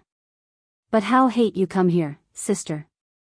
Your father-in-law's folk surely didn't let you go." Kadambini remained silent, and at last said, "Sister, do not ask about my father-in-law. Give me a corner, and treat me as a servant, I will do your work." "What?" cried Jogmaya. "Keep you like a servant? Why, you are my closest friend, you are my," and so on and so on. Just then Shripti came in. Kadambini stared at him for some time, and then went out very slowly. She kept her head uncovered, and showed not the slightest modesty or respect. Jogmaya, fearing that Shripti would be prejudiced against her friend, began an elaborate explanation. But Shripti, who readily agreed to anything Jogmaya said, cut short her story, and left his wife uneasy in her mind. Kadambini had come, but she was not at one with her friend. Death was between them. She could feel no intimacy for others so long as her existence perplexed her and consciousness remained. Kadambini would look at Jogmaya, and brood. She would think, she has her husband and her work, she lives in a world far away from mine. She shares affection and duty with the people of the world, I am an empty shadow. She is among the living, I am in eternity. Jogmaya also was uneasy, but could not explain why. Women do not love mystery, because, though uncertainty may be transmuted into poetry, into heroism, into scholarship, it cannot be turned to account in household work. So, when a woman cannot understand a thing, she either destroys and forgets it, or she shapes it anew for her own use. If she fails to deal with it in one of these ways, she loses her temper with it. The greater Kadambini's abstraction became, the more impatient was Jogmaya with her, wondering what trouble weighed upon her mind. Then a new danger arose. Kadambini was afraid of herself, yet she could not flee from herself. Those who fear ghosts fear those who are behind them, wherever they cannot see there is fear. But Kadambini's chief terror lay in herself, for she dreaded nothing external. At the dead of night, when alone in her room, she screamed. In the evening, when she saw her shadow in the lamplight, her whole body shook. Watching her fearfulness, the rest of the house fell into a sort of terror. The servants and Jogmaya herself began to see ghosts. One midnight, Kadambini came out from her bedroom weeping, and wailed at Jogmaya's door, "Sister, sister, let me lie at your feet. Do not put me by myself." Jogmaya's anger was no less than her fear. She would have liked to drive Kadambini from the house that very second. The good-natured Shripti, after much effort, succeeded in quieting their guest, and put her in the next room. Next day Shripti was unexpectedly summoned to his wife's apartments. She began to upbraid him, Do you call yourself a man? A woman runs away from her father-in-law, and enters your house. A month passes, and you haven't hinted that she should go away, nor have I heard the slightest protest from you. I should take it as a favor if you would explain yourself. You men are all alike. Men, as a race, have a natural partiality for womankind in general, for which women themselves hold them accountable. Although Shripti was prepared to touch Jogmaya's body, and swear that his kind feeling towards the helpless but beautiful Kadambini was no whit greater than it should be, he could not prove it by his behavior. He thought that her father-in-law's people must have treated this forlorn widow abominably, if she could bear it no longer, and was driven to take refuge with him. As she had neither father nor mother, how could he desert her? So saying, he let the matter drop, for he had no mind to distress Kadambini by asking her unpleasant questions. His wife, then, tried other means of her sluggish lord, until at last he saw that for the sake of peace he must send word to Kadambini's father-in-law. The result of a letter, he thought, might not be satisfactory. So he resolved to go to Ranihat, and act on what he learnt. So Shripti went, and Jogmaya on her part said to Kadambini, "Friend, it hardly seems proper for you to stop here any longer. What will people say?" Kadambini stared solemnly at Jogmaya, and said, "What have I to do with people?" Jogmaya was astounded. Then she said sharply, "If you have nothing to do with people, we have. How can we explain the detention of a woman belonging to another house?" Kadambini said, "Where is my father-in-law's house?" Confound it, thought Jogmaya. What will the wretched woman say next? Very slowly Kadambini said, "What have I to do with you? Am I of the earth? You laugh, weep, love. Each grips and holds his own, I merely look. You are human, I a shadow. I cannot understand why God has kept me in this world of yours." So strange were her look and speech that Jogmaya understood something of her drift, though not all. Unable either to dismiss her, or to ask her any more questions, she went away, oppressed with thought. 4. It was nearly 10 o'clock at night when Shripti returned from Ranihat. The earth was drowned in torrents of rain. It seemed that the downpour would never stop, that the night would never end. Jogmaya asked, "Well?" "I've lots to say, presently. So saying, Shripti changed his clothes, and sat down to supper, then he lay down for a smoke. His mind was perplexed. His wife stilled her curiosity for a long time, then she came to his couch and demanded, "What did you hear?" "That you have certainly made a mistake." Jogmaya was nettled. Women never make mistakes, or, if they do, a sensible man never mentions them. It is better to take them on his own shoulders. Jogmaya snapped, "May I be permitted to hear how?" Shripti replied, "The woman you have taken into your house is not your Kadambini." Hearing this, she was greatly annoyed, especially since it was her husband who said it. "What? I don't know my own friend? I must come to you to recognize her." "You are clever, indeed." Shripti explained that there was no need to quarrel about his cleverness. He could prove what he said. There was no doubt that Jogmaya's Kadambini was dead. Jogmaya replied, "Listen. You've certainly made some huge mistake. You've been to the wrong house, or are confused as to what you have heard. Who told you to go yourself? Write a letter, and everything will be cleared up." Shripti was hurt by his wife's lack of faith in his executive ability. He produced all sorts of proof, without result. Midnight found them still asserting and contradicting. Although they were both agreed now that Kadambini should be got out of the house, although Shripti believed that their guest had deceived his wife all the time by a pretended acquaintance, and Jogmaya that she was a prostitute. Yet in the present discussion neither would acknowledge defeat. By degrees their voices became so loud that they forgot that Kadambini was sleeping in the next room. The one said, "We're in a nice fix. I tell you, I heard it with my own ears." And the other answered angrily, "What do I care about that? I can see with my own eyes, surely." At length Jogmaya said, "Very well. Tell me when Kadambini died." She thought that if she could find a discrepancy between the day of death and the date of some letter from Kadambini, she could prove that Shripti erred. He told her the date of Kadambini's death, and they both saw that it fell on the very day before she came to their house. Jogmaya's heart trembled, even Shripti was not unmoved. Just then the door flew open. A damp wind swept in and blew the lamp out. The darkness rushed after it, and filled the whole house. Kadambini stood in the room. It was nearly 1 o'clock, the rain was pelting outside. Kadambini spoke, "Friend, I am your Kadambini, but I am no longer living. I am dead." Jogmaya screamed with terror. Shripti could speak. "But, save in being dead, I have done you no wrong. If I have no place among the living, I have none among the dead. Oh! Whither shall I go?" Crying as if to wake the sleeping creator in the dense night of rain, she asked again, "Oh! Whither shall I go?" So saying, Kadambini left her friend fainting in the dark house, and went out into the world, seeking her own place. It is hard to say how Kadambini reached Ranihat. At first she showed herself to no one, but spent the whole day in a ruined temple, starving. When the untimely afternoon of the rains was pitch black, and people huddled into their houses for fear of the impending storm, then Kadambini came forth. Her heart trembled as she reached her father-in-law's house, and when, drawing a thick veil over her face, she entered, none of the doorkeepers objected, since they took her for a servant. And the rain was pouring down, and the wind howled.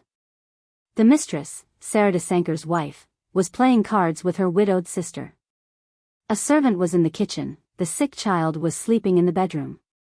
Kadambini, escaping everyone's notice, entered this room. I do not know why she had come to her father-in-law's house, she herself did not know, she felt only that she wanted to see her child again. She had no thought where to go next, or what to do. In the lighted room she saw the child sleeping, his fists clenched, his body wasted with fever. At sight of him, her heart became parched and thirsty. If only she could press that tortured body to her breast. Immediately the thought followed, I do not exist. Who would see it? His mother loves company, loves gossip and cards. All the time that she left me in charge, she was herself free from anxiety, nor was she troubled about him in the least. Who will look after him now as I did? The child turned on his side, and cried, half asleep, Auntie, give me water.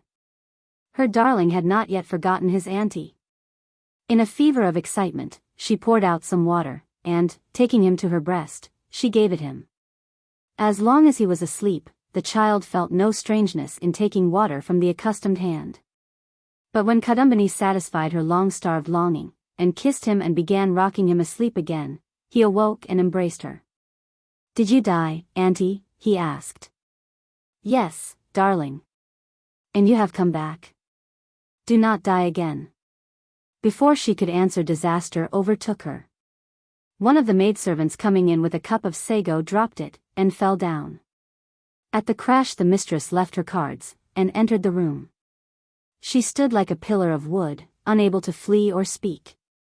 Seeing all this, the child, too, became terrified, and burst out weeping. "Go away, auntie," he said, "go away." Now at last Kadambini understood that she had not died. The old room, the old things, the same child, the same love, all returned to their living state, without change or difference between her and them. In her friend's house she had felt that her childhood's companion was dead. In her child's room she knew that the boy's auntie was not dead at all. In anguished tones she said, "Sister, why do you dread me? See, I am as you knew me." Her sister-in-law could endure no longer, and fell into a faint. Sarada Sankar himself entered the zenana. With folded hands, he said piteously, "Is this right? Sadis is my only son. Why do you show yourself to him? Are we not your own kin? Since you went, he has wasted away daily, his fever has been incessant. Day and night he cries, 'Auntie, auntie.' You have left the world, break these bonds of Maya, illusory affection binding a soul to the world. We will perform all funeral honors." Kadambini could bear no more. She said, "Oh, I am not dead, I am not dead. Oh, how can I persuade you that I am not dead? I am living, living." She lifted a brass pot from the ground and dashed it against her forehead. The blood ran from her brow. "Look!" she cried, "I am living." Sarada Sankar stood like an image, the child screamed with fear, the two fainting women lay still. Then Kadambini, shouting, "I am not dead, I am not dead," went down the steps to the zenana well, and plunged in. From the upper story Sarada Sankar heard the splash. All night the rain poured, it poured next day at dawn, was pouring still at noon. By dying, Kadambini had given proof that she was not dead. "We crown thee king." When Nabenda Saker was wedded to Arunlaka, the god of marriage smiled from behind the sacrificial fire. Alas! What is sport for the gods is not always a joke to us poor mortals. Prananda Saker, the father of Nabendu, was a man well known amongst the English officials of the government. In the voyage of life he had arrived at the desert shores of Rai Bahadurship by diligently plying his oats of salams. He held in reserve enough for further advancement, but at the age of 55, his tender gaze still fixed on the misty peals of Rajahood, he suddenly found himself transported to a region where earthly honors and decorations are not. And his salam-wearied neck found everlasting repose on the funeral pyre. According to modern science, force is not destroyed, but is merely converted to another form, and applied to another point. So Pranendu's salam force, constant handmaid of the fickle goddess of fortune, descended from the shoulder of the father to that of his worthy son. And the youthful head of Nabenda Saker began to move up and down, at the doors of high-placed Englishmen, like a pumpkin swayed by the wind. The traditions of the family into which he had married were entirely different. Its eldest son, Pramatanath, had won for himself the love of his kinsfolk and the regard of all who knew him. His kinsmen and his neighbors looked up to him as their ideal in all things. Pramathanath was a bachelor of arts, and in addition was gifted with common sense. But he held no high official position, he had no handsome salary, nor did he exert any influence with his pen. There was no one in power to lend him a helping hand, because he desired to keep away from Englishmen, as much as they desired to keep away from him. So it happened that he shone only within the sphere of his family and his friends, and excited no admiration beyond it. Yet this Pramathanath had once sojourned in England for some 3 years. The kindly treatment he received during his stay there overpowered him so much that he forgot the sorrow and the humiliation of his own country, and came back dressed in European clothes. This rather grieved his brothers and his sisters at first, but after a few days they began to think that European clothes suited nobody better, and gradually they came to share his pride and dignity. On his return from England, Pramatanath resolved that he would show the world how to associate with Anglo-Indians on terms of equality. Those of our countrymen who think that no such association is possible, unless we bend our knees to them, showed their utter lack of self-respect, and were also unjust to the English, so thought Pramatanath. He brought with him letters of introduction from many distinguished Englishmen at home, and these gave him some recognition in Anglo-Indian society. He and his wife occasionally enjoyed English hospitality at tea, dinner, sports and other entertainments.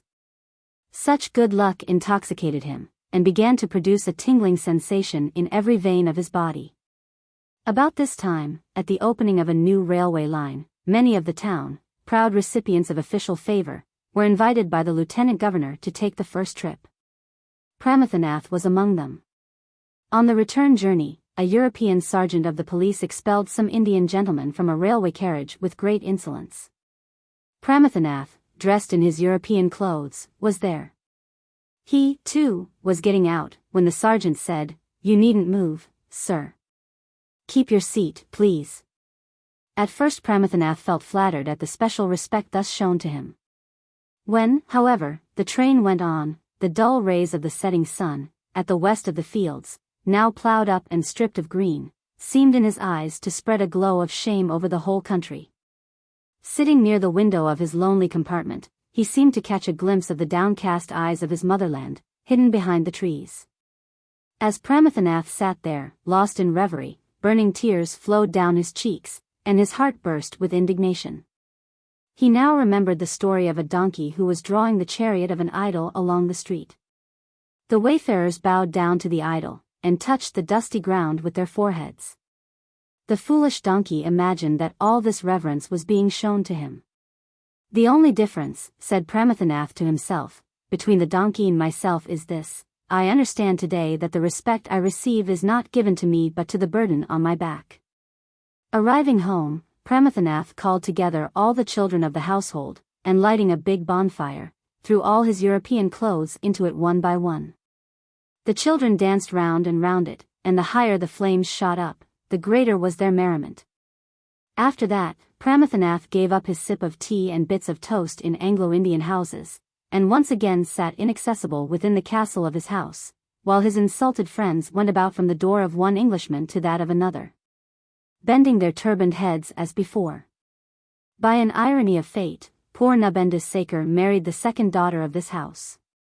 His sisters-in-law were well educated and handsome. Nabenda considered he had made a lucky bargain. But he lost no time in trying to impress on the family that it was a rare bargain on their side also.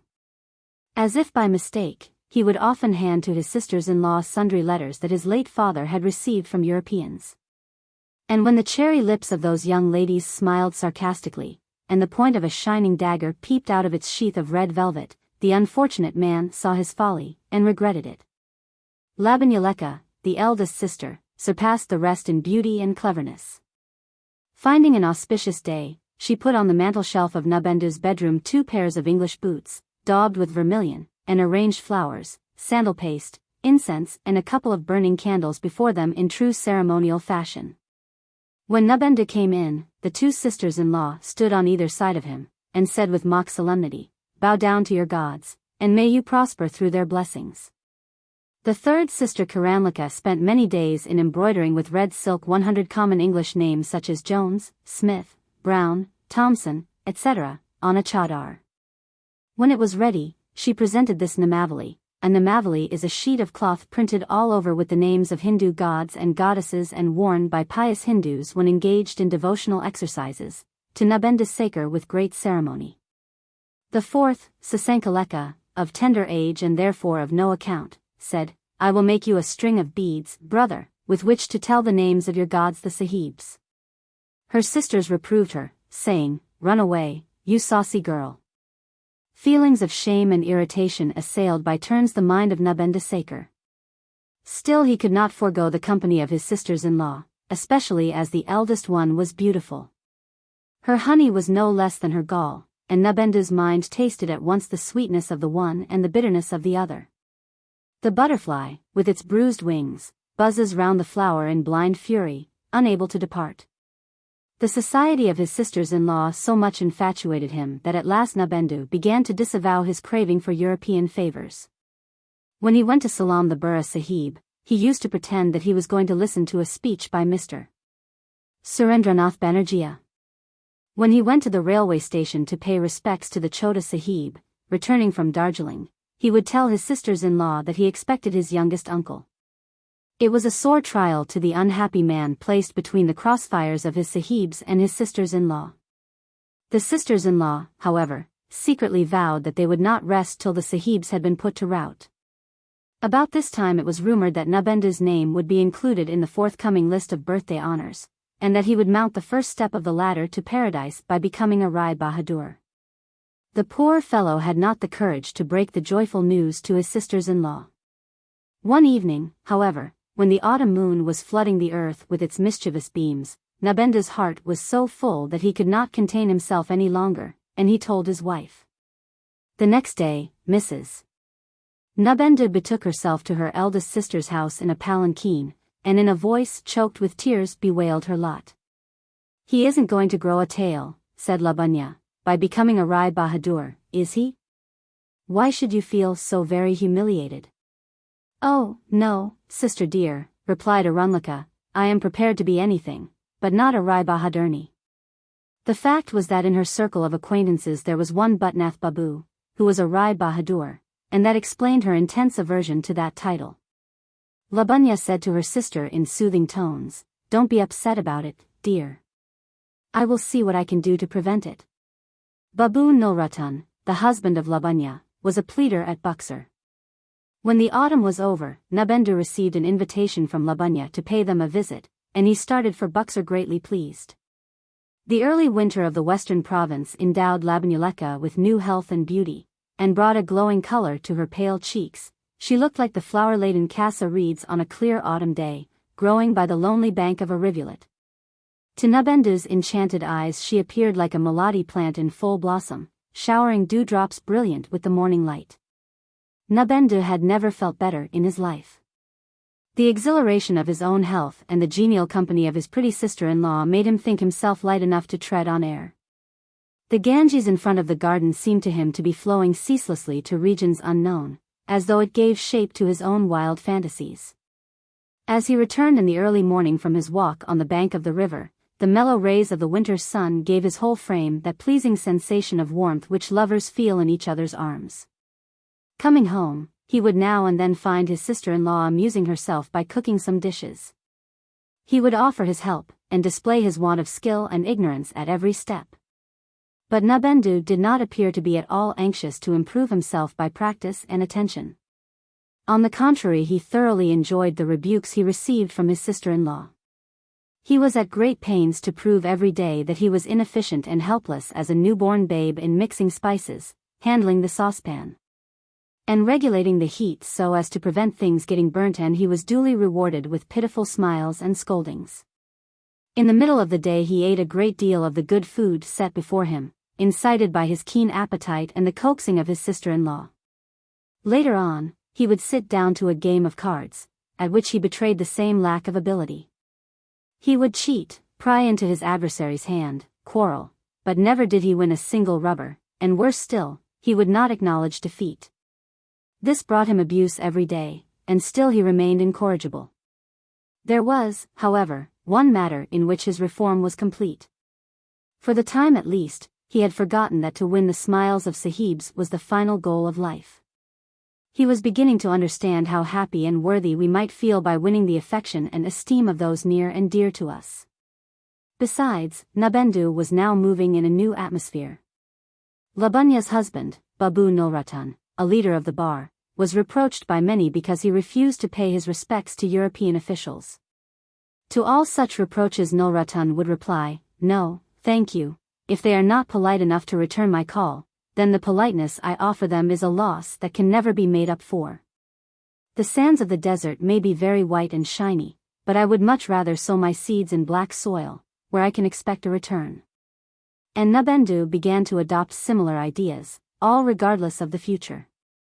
His chance of Rai Bahadurship throve on the soil carefully prepared by his late father and also by himself in days gone by, nor was any fresh watering required. Had he not at great expense laid out a splendid racecourse in a town, which was a fashionable resort of Europeans? When the time of Congress drew near, Nilratan received a request from headquarters to collect subscriptions. Nabendu, free from anxiety, was merrily engaged in a game of cards with his sister-in-law, when Nilratan Babu came upon him with a subscription book in his hand, and said, "Your signature, please." From old habit Nabendu looked horrified. Labanya, assuming an air of great concern and anxiety, said, "Never do that. It would ruin your racecourse beyond repair." Nabendu blurted out, "Do you suppose I pass sleepless nights through fear of that?"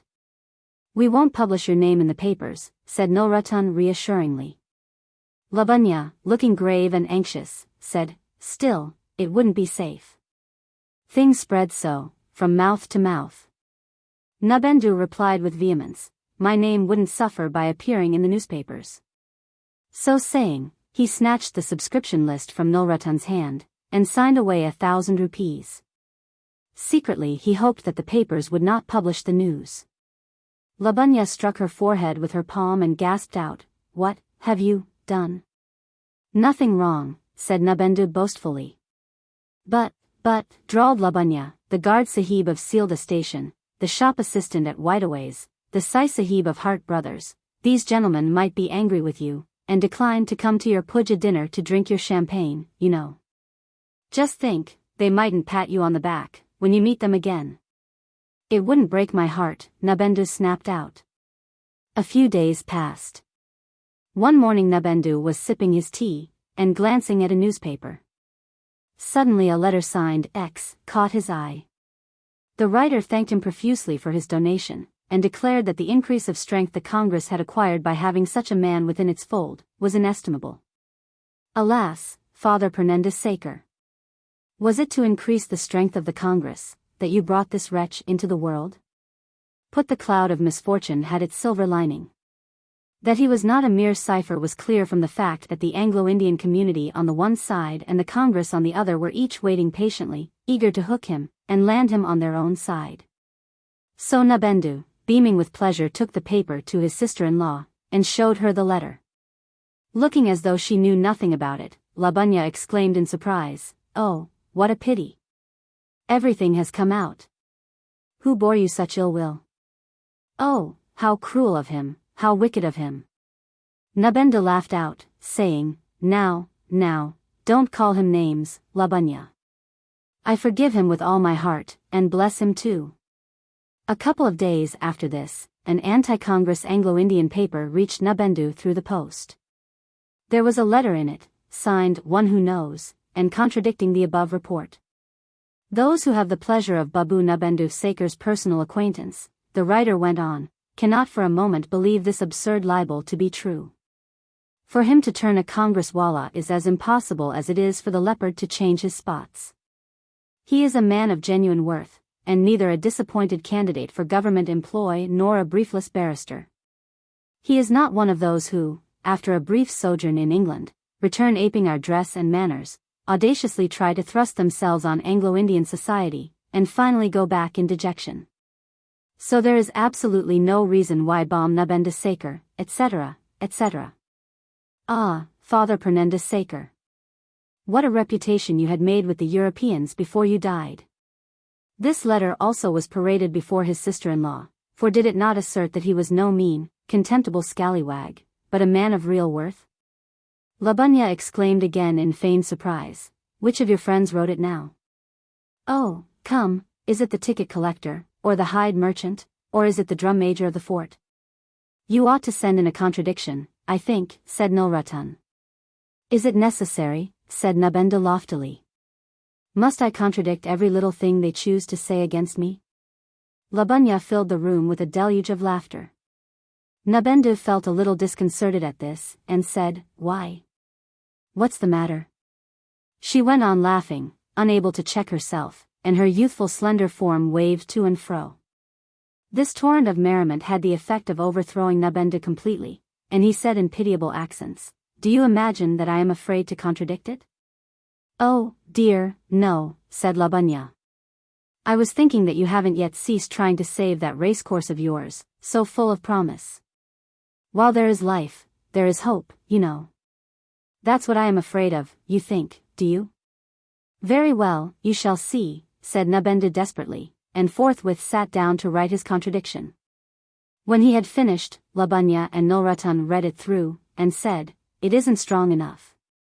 We must give it them pretty hot, mustn't we?" And they kindly undertook to revise the composition. Thus it ran: "When one connected to us by ties of blood turns our enemy, he becomes far more dangerous than any outsider. To the government of India, the haughty Anglo-Indians are worse enemies than the Russians or the frontier Pathans themselves.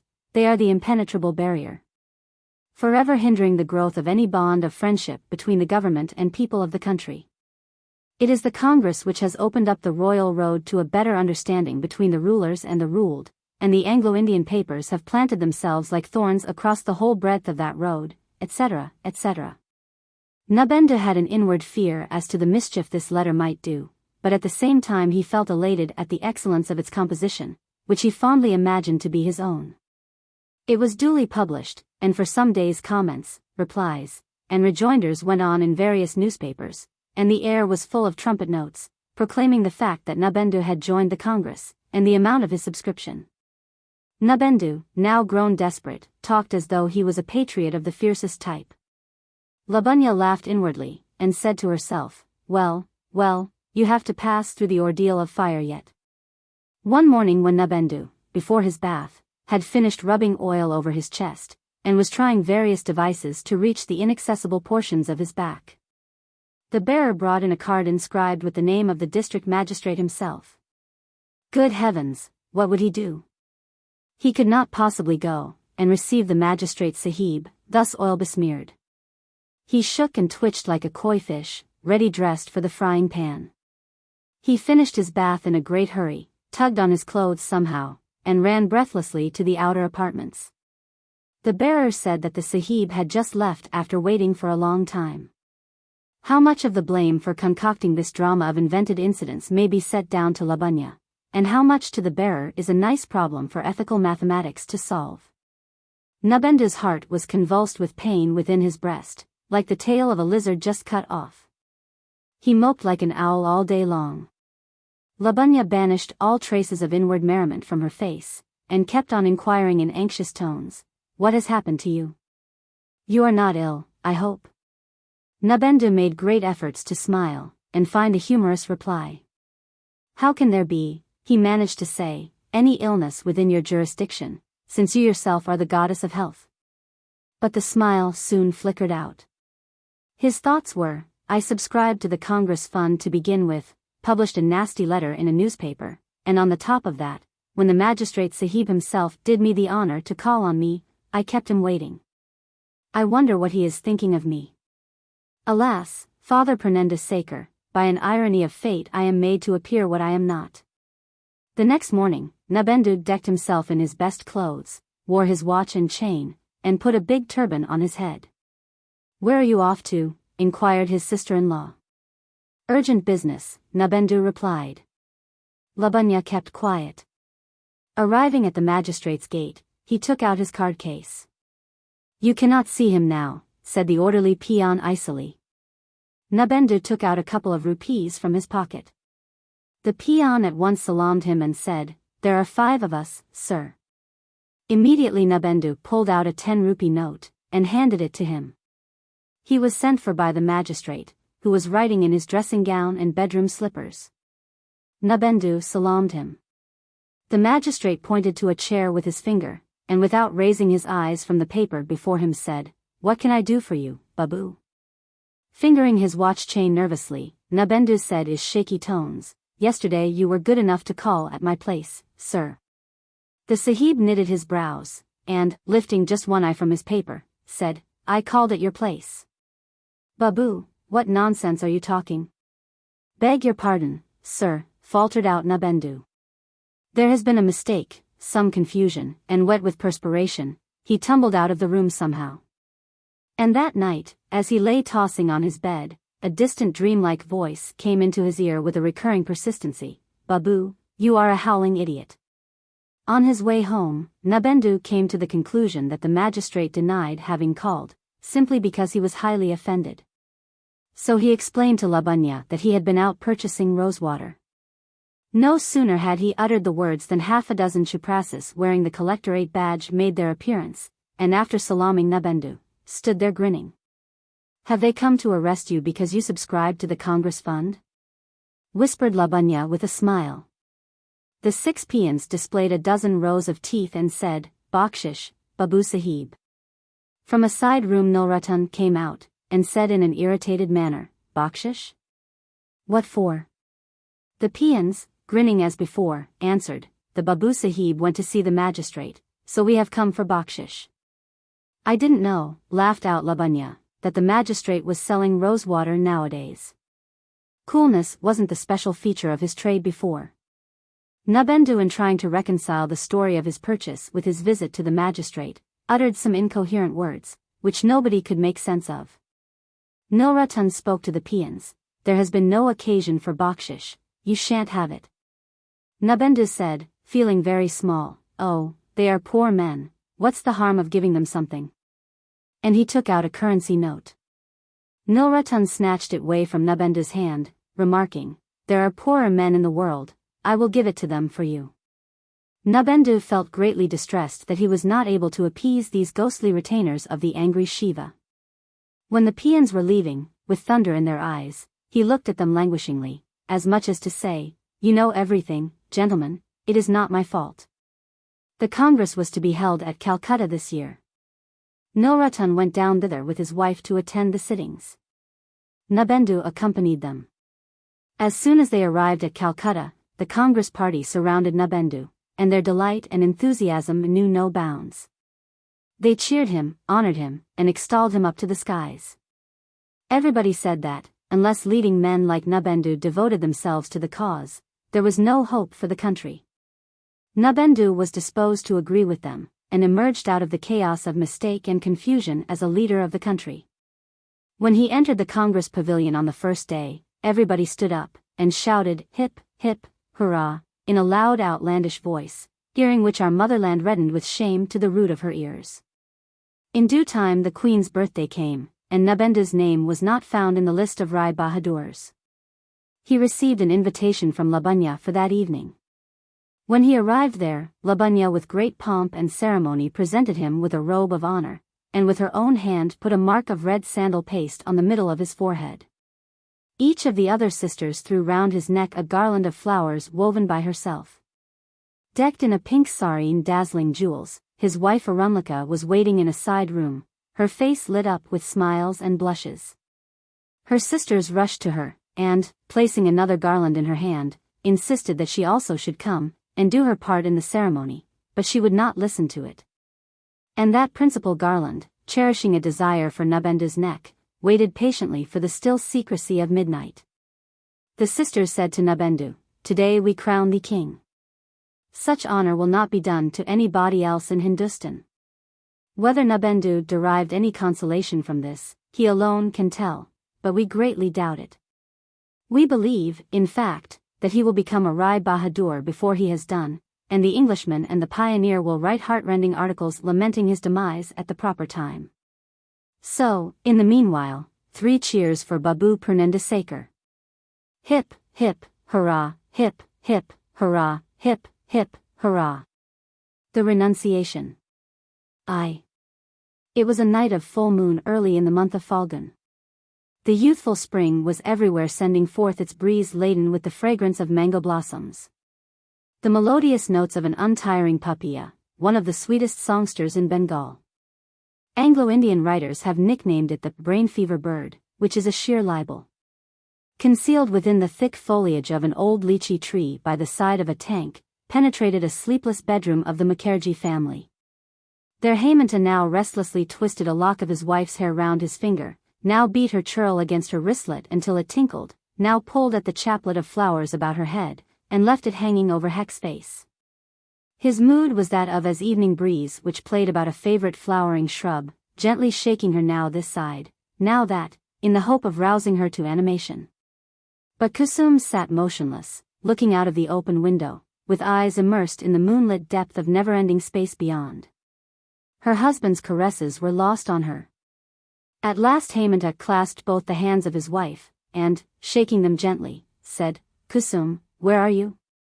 A patient search through a big telescope would reveal you only as a small speck. You seem to have receded so far away.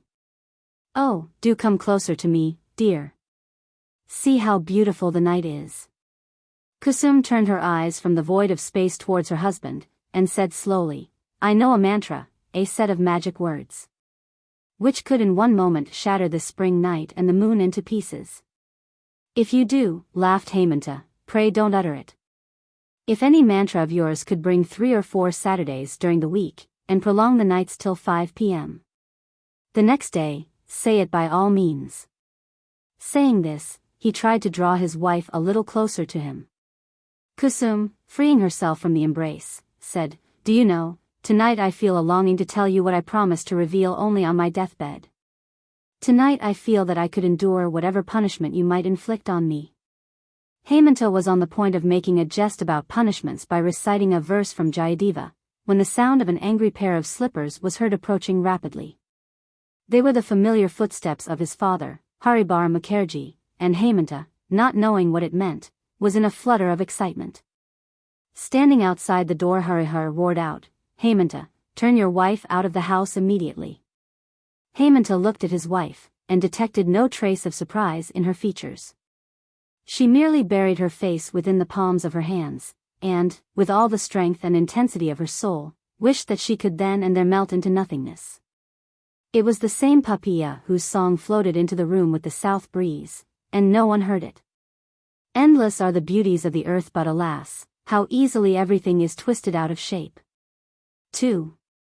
Returning from without, Hemanta asked his wife, "Is it true?" "It is," replied Kusum. "Why didn't you tell me long ago?" "I did try many a time, and I always failed. I am a wretched woman." "Then tell me everything now." Kusum gravely told her story in a firm, unshaken voice.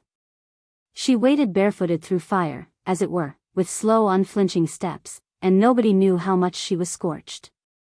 Having heard her to the end, Hemanta rose and walked out. Kusum thought that her husband had gone, never to return to her again.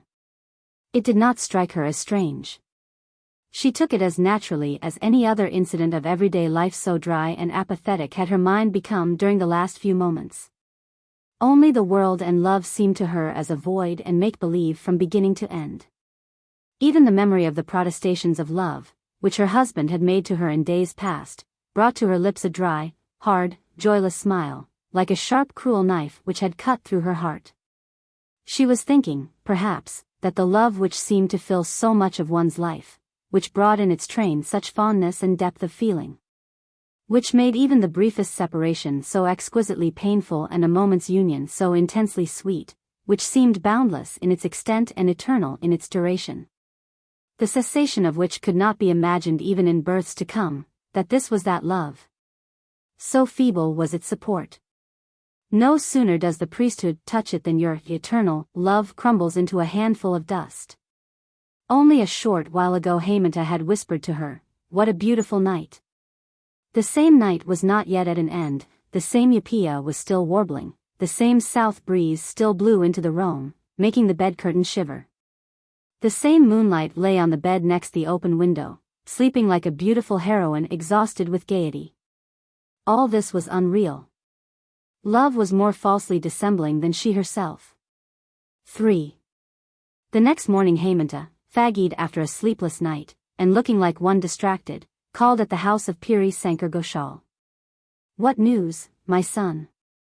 Piri Sankar greeted him. Hemanta, flaring up like a big fire, said in a trembling voice, "You have defiled our caste. You have brought destruction upon us. And you will have to pay for it." He could say no more, he felt choked. "And you have preserved my caste, presented my ostracism from the community, and patted me on the back affectionately, said Piri Sankar with a slight sarcastic smile.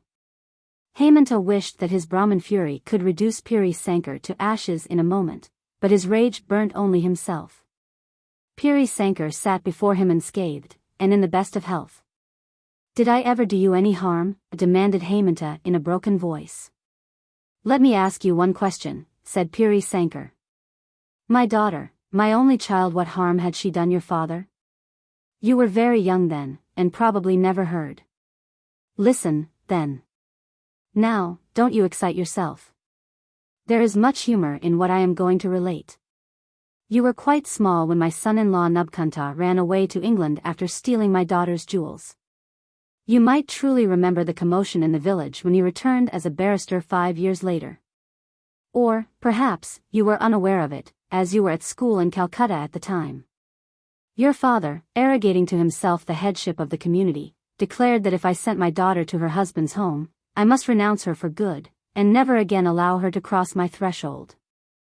I fell at your father's feet and implored him, saying, 'Brother, save me this once.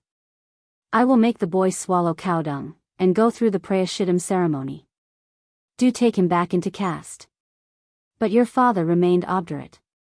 For my part, I could not disown my only child, and, bidding goodbye to my village and my kinsmen, I betook myself to Calcutta. There, too, my troubles followed me. When I had made every arrangement for my nephew's marriage, your father stirred up the girl's people, and they broke the match off. Then I took a solemn vow that, if there was a drop of Brahmin blood flowing in my veins, would avenge myself. You understand the business to some extent now, don't you? But wait a little longer. You will enjoy it, when I tell you the whole story. It is interesting. When you were attending college, one Bipradas Chatterjee used to live next door to your lodgings. The poor fellow is dead now. In his house lived a child widow called Kusum, the destitute orphan of a Kayastha gentleman. The girl was very pretty, and the old Brahmin desired to shield her from the hungry gaze of college students. But for a young girl to throw dust in the eyes of her old guardian was not at all a difficult task. She often went to the top of the roof, to hang her washing out to dry, and, I believe, you found your own roof best suited for your studies. Whether you two spoke to each other, when on your respective roofs, I cannot tell, but the girl's behavior excited suspicion in the old man's mind. She made frequent mistakes in her household duties, and, like Parvati, the wife of Shiva the destroyer, engaged in her devotions, began gradually to renounce food and sleep. Some evenings she would burst into tears in the presence of the old gentleman, without any apparent reason. At last he discovered that you two saw each other from the roofs pretty frequently, and that you even went the length of absenting yourself from college to sit on the roof at midday with a book in your hand. So fond had you grown suddenly of solitary study. Bipradas came to me for advice, and told me everything. 'Uncle,' said I to him, 'for a long while you have cherished a desire to go on a pilgrimage to Benares. You had better do it now, and leave the girl in my charge. I will take care of her.' So he went. I lodged the girl in the house of Shripti Chatterjee, passing him off as her father. What happened next is known to you. I feel a great relief today, having told you everything from the beginning. It sounds like a romance, doesn't it? I think of turning it into a book, and getting it printed. But I am not a writing man myself. They say my nephew has some aptitude that way. I will get him to write it for me. But the best thing would be, if you would collaborate with him, because the conclusion of the story is not known to me so well." Without paying much attention to the concluding remarks of Piri Sankar, Hemanta asked, "Did not Kusum object to this marriage?" "Well," said Piri Sankar, "it is very difficult to guess. You know, my boy, how women's minds are constituted. When they say no, they mean yes. During the first few days after her removal to the new home, she went almost crazy at not seeing you.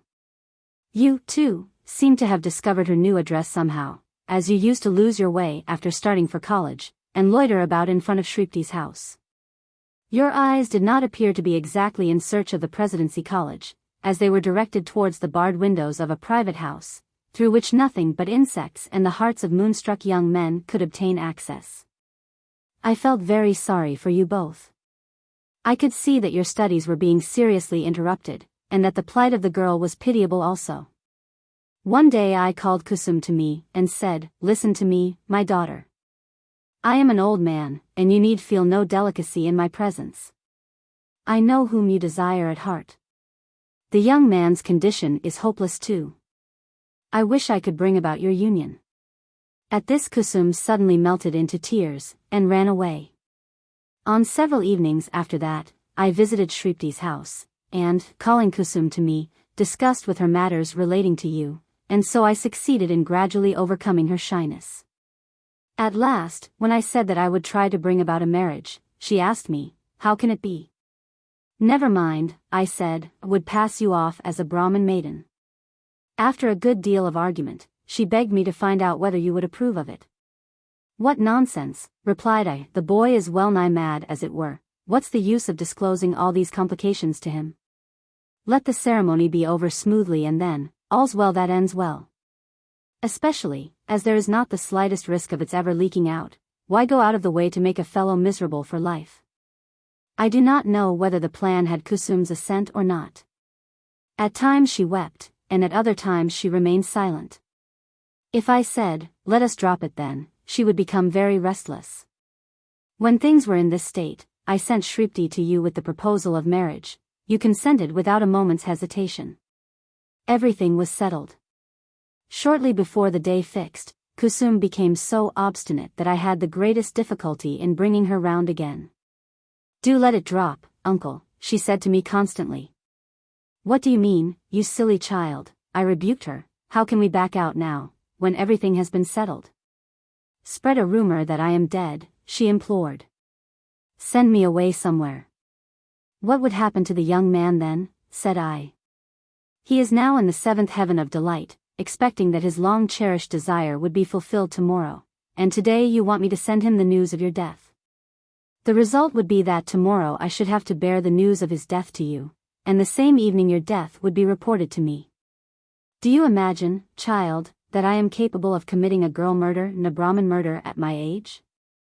Eventually the happy marriage was celebrated at the auspicious moment, and I felt relieved of a burdensome duty which I owed to myself. What happened afterwards you know best. "Couldn't you stop after having done us an irreparable injury?" burst out Hemanta after a short silence. "Why have you told the secret now?" With the utmost composure, Puri Sankar replied, "When I saw that all arrangements had been made for the wedding of your sister, I said to myself, well, I have fouled the caste of one Brahmin, but that was only from a sense of duty. Here, another Brahmin's caste is imperiled, and this time it is my plain duty to prevent it. So I wrote to them saying that I was in a position to prove that you had taken the daughter of a Sudra to wife." Controlling himself with a gigantic effort, Hemanta said, "What will become of this girl whom I shall abandon now? Would you give her food and shelter?" "I have done what was mine to do," replied Puri Sankar calmly. "It is no part of my duty to look after the discarded wives of other people. Anybody there?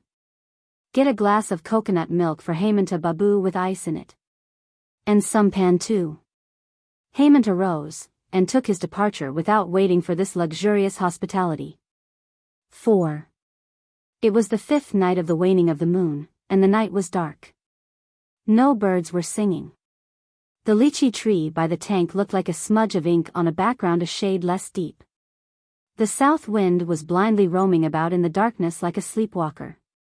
The stars in the sky with vigilant unblinking eyes were trying to penetrate the darkness, in their effort to fathom some profound mystery. No light shone in the bedroom. Hemanta was sitting on the side of the bed next the open window, gazing at the darkness in front of him.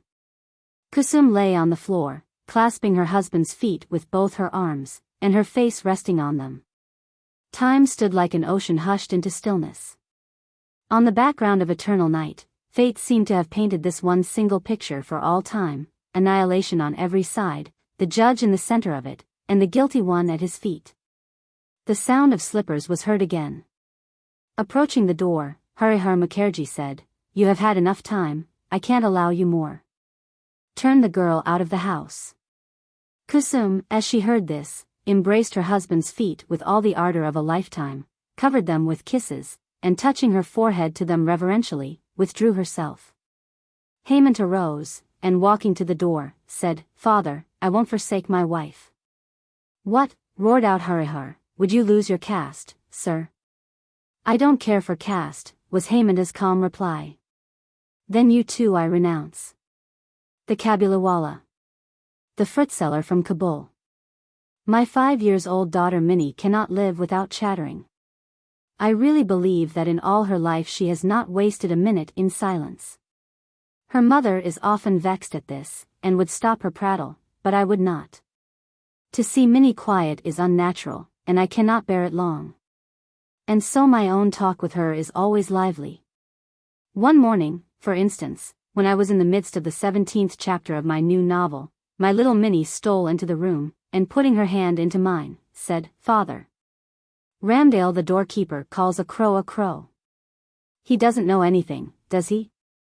Before I could explain to her the differences of language in this world, she was embarked on the full tide of another subject. "What do you think, father? Bola says there is an elephant in the clouds, blowing water out of his trunk, and that is why it rains." And then, darting off anew, while I sat still making ready some reply to this last saying, "Father, what relation is mother to you?" "My dear little sister in the law." I murmured involuntarily to myself, but with a grave face contrived to answer, "Go and play with Bola, Minnie.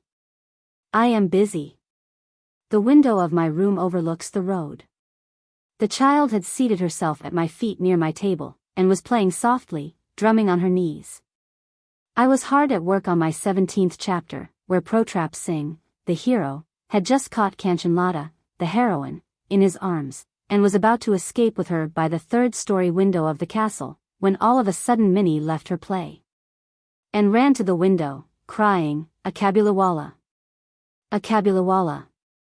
Sure enough, in the street below was a Kabuliwala, passing slowly along. He wore the loose soiled clothing of his people, with a tall turban, there was a bag on his back, and he carried boxes of grapes in his hand. I cannot tell what were my daughter's feelings at the sight of this man, but she began to call him loudly. "Ah! I thought, he will come in, and my 17th chapter will never be finished." At which exact moment the Kabuliwala turned, and looked up at the child.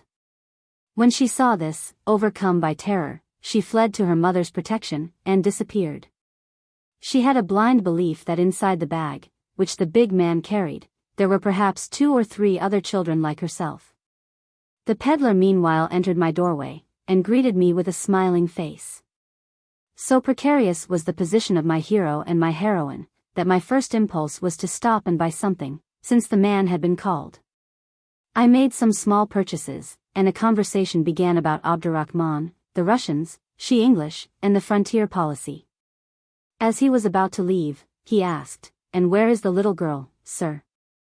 And I, thinking that Minnie must get rid of her false fear, had her brought out. She stood by my chair, and looked at the Kabuliwala and his bag. He offered her nuts and raisins, but she would not be tempted, and only clung the closer to me, with all her doubts increased.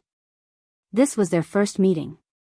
One morning, however, not many days later, as I was leaving the house, I was startled to find Minnie, seated on a bench near the door, laughing and talking, with the great Kabuliwala at her feet.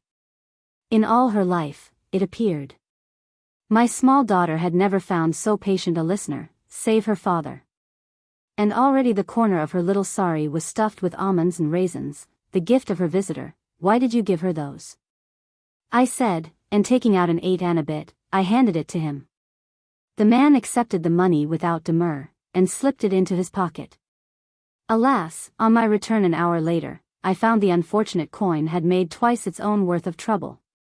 For the Kabuliwala had given it to Minnie, and her mother, catching sight of the bright round object, had pounced on the child with, "Where did you get that 8-anna bit?" "The Kabuliwala gave it me," said Minnie cheerfully. "The Kabuliwala gave it you," cried her mother, much shocked. "Oh, Minnie! How could you take it from him?" I, entering at the moment, saved her from impending disaster, and proceeded to make my own inquiries. It was not the first or second time, I found, that the two had met. The Kabuliwala had overcome the child's first terror by a judicious bribery of nuts and almonds, and the two were now great friends. They had many quaint jokes, which afforded them much amusement.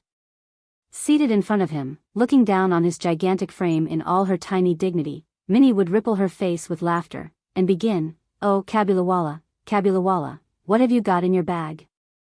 And he would reply, in the nasal accents of the mountaineer, "An elephant." Not much cause for merriment, perhaps, but how they both enjoyed the witticism. And for me, this child's talk with a grown-up man had always in it something strangely fascinating. Then the Kabulawala, not to be behindhand, would take his turn. "Well, little one, and when are you going to the father-in-law's house?" Now most small Bengali maidens have heard long ago about the father-in-law's house, but we, being a little newfangled, had kept these things from our child, and Minnie at this question must have been a trifle bewildered. But she would not show it, and with ready tact replied, "Are you going there?"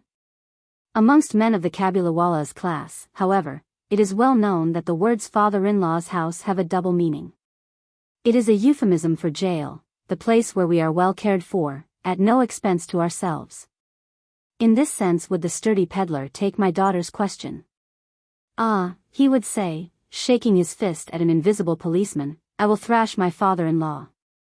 Hearing this, and picturing the poor discomfited relative, Minnie would go off into peals of laughter, in which her formidable friend would join. These were autumn mornings, the very time of year when kings of old went forth to conquest, and I, never stirring from my little corner in Calcutta, would let my mind wander over the whole world. At the very name of another country, my heart would go out to it, and at the sight of a foreigner in the streets, I would fall to weaving a network of dreams, the mountains, the glens, and the forests of his distant home. With his cottage in its setting, and the free and independent life of faraway wilds. Perhaps the scenes of travel conjure themselves up before me, and pass and repass in my imagination all the more vividly, because I lead such a vegetable existence, that a call to travel would fall upon me like a thunderbolt. In the presence of this Kabulawala, I was immediately transported to the foot of arid mountain peaks, with narrow little defile twisting in and out amongst their towering heights. I could see the string of camels bearing the merchandise, and the company of turbaned merchants, carrying some of their queer old firearms, and some of their spears, journeying downwards towards the plains. I could see, but at some such point Minnie's mother would intervene, imploring me to beware of that man. Minnie's mother is unfortunately a very timid lady. Whenever she hears a noise in the street, or sees people coming towards the house, she always jumps to the conclusion that they are either thieves, or drunkards, or snakes, or tigers, or malaria or cockroaches, or caterpillars, or an English sailor. Even after all these years of experience, she is not able to overcome her terror. So she was full of doubts about the Kabulawala, and used to beg me to keep a watchful eye on him. I tried to laugh her fear gently away, but then she would turn round on me seriously, and ask me solemn questions. Were children never kidnapped? Was it, then, not true that there was slavery in Kabul? Was it so very absurd that this big man should be able to carry off a tiny child? I urged that, though not impossible, it was highly improbable. But this was not enough, and her dread persisted. As it was indefinite, however, it did not seem right to forbid the man the house, and the intimacy went on unchecked. Once a year in the middle of January Rahman, the Kabulawala, was in the habit of returning to his country, and as the time approached he would be very busy, going from house to house collecting his debts.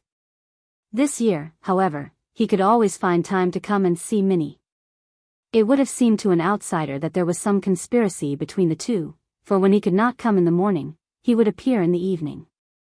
Even to me it was a little startling now and then, in the corner of a dark room, suddenly to surprise this tall, loose-garmented, much bebagged man, but when Minnie would run in smiling, with her, "Oh, Kabulawala, Kabulawala," and the two friends, so far apart in age, would subside into their old laughter and their old jokes, I felt reassured.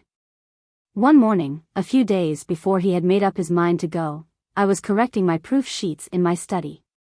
It was chilly weather. Through the window the rays of the sun touched my feet, and the slight warmth was very welcome.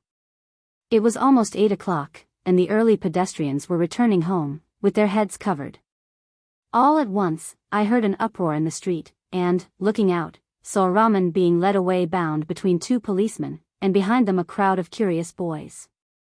There were bloodstains on the clothes of the Kabuliwala, and one of the policemen carried a knife. Hurrying out, I stopped them, and inquired what it all meant. Partly from one, partly from another, I gathered that a certain neighbor had owed the peddler something for a rampuri shawl, but had falsely denied having bought it, and that in the course of the quarrel, Raman had struck him. Now in the heat of his excitement, the prisoner began calling his enemy all sorts of names, when suddenly in a veranda of my house appeared my little Minnie, with her usual exclamation, "Oh, Kabuliwala! Kabuliwala!" Raman's face lighted up as he turned to her. He had no bag under his arm today, so she could not discuss the elephant with him. She at once therefore proceeded to the next question, "Are you going to the father-in-law's house?" Raman laughed and said, "Just where I am going, little one." Then seeing that the reply did not amuse the child, he held up his fettered hands. "Ali," he said, "would have thrashed that old father-in-law, but my hands are bound." On a charge of murderous assault, Raman was sentenced to some years' imprisonment. Time passed away, and he was not remembered. The accustomed work in the accustomed place was ours, and the thought of the once-free mountaineer spending his years in prison seldom or never occurred to us. Even my light-hearted Minnie, I am ashamed to say, forgot her old friend. New companions filled her life. As she grew older, she spent more of her time with girls. So much time indeed did she spend with them that she came no more, as she used to do, to her father's room. I was scarcely on speaking terms with her. Years had passed away. It was once more autumn and we had made arrangements for our Minnie's marriage. It was to take place during the puja holidays. With Durga returning to Kailas, the light of our home also was to depart to her husband's house, and leave her father's in the shadow. The morning was bright. After the rains, there was a sense of ablution in the air, and the sun rays looked like pure gold. So bright were they that they gave a beautiful radiance even to the sordid brick walls of our Calcutta lanes. Since early dawn today the wedding pipes had been sounding, and at each beat my own heart throbbed. The wail of the tune, Bhairavi, seemed to intensify my pain at the approaching separation. My Minnie was to be married tonight. From early morning noise and bustle had pervaded the house. In the courtyard the canopy had to be slung on its bamboo poles, the chandeliers with their tinkling sound must be hung in each room and veranda. There was no end of hurry and excitement. I was sitting in my study, looking through the accounts, when someone entered, saluting respectfully, and stood before me. It was Raman the Kabuliwala. At first I did not recognize him. He had no bag, nor the long hair, nor the same vigor that he used to have. But he smiled, and I knew him again. "When did you come, Raman?" I asked him. "Last evening," he said, "I was released from jail." The words struck harsh upon my ears. I had never before talked with one who had wounded his fellow, and my heart shrank within itself, when I realized this, for I felt that the day would have been better omened had he not turned up. "There are ceremonies going on," I said, "and I am busy. Could you perhaps come another day?" At once he turned to go, but as he reached the door he hesitated, and said, "May I not see the little one, sir, for a moment?" It was his belief that Minnie was still the same. He had pictured her running to him as she used, calling, "Oh Kabuliwala! Kabuliwala!" He had imagined too that they would laugh and talk together, just as of old. In fact, in memory of former days he had brought, carefully wrapped up in paper, a few almonds and raisins and grapes, obtained somehow from a countryman, for his own little fund was dispersed. I said again, "There is a ceremony in the house, and you will not be able to see anyone today." The man's face fell. He looked wistfully at me for a moment, said, "Good morning," and went out. I felt a little sorry, and would have called him back, but I found he was returning of his own accord. He came close up to me holding out his offerings and said, "I brought these few things, sir, for the little one. Will you give them to her?" I took them and was going to pay him, but he caught my hand and said, "You are very kind, sir. Keep me in your recollection. Do not offer me money, you have a little girl, I too have one like her in my own home. I think of her, and bring fruits to your child, not to make a profit for myself." Saying this, He put his hand inside his big loose robe, and brought out a small and dirty piece of paper. With great care he unfolded this, and smoothed it out with both hands on my table. It bore the impression of a little band.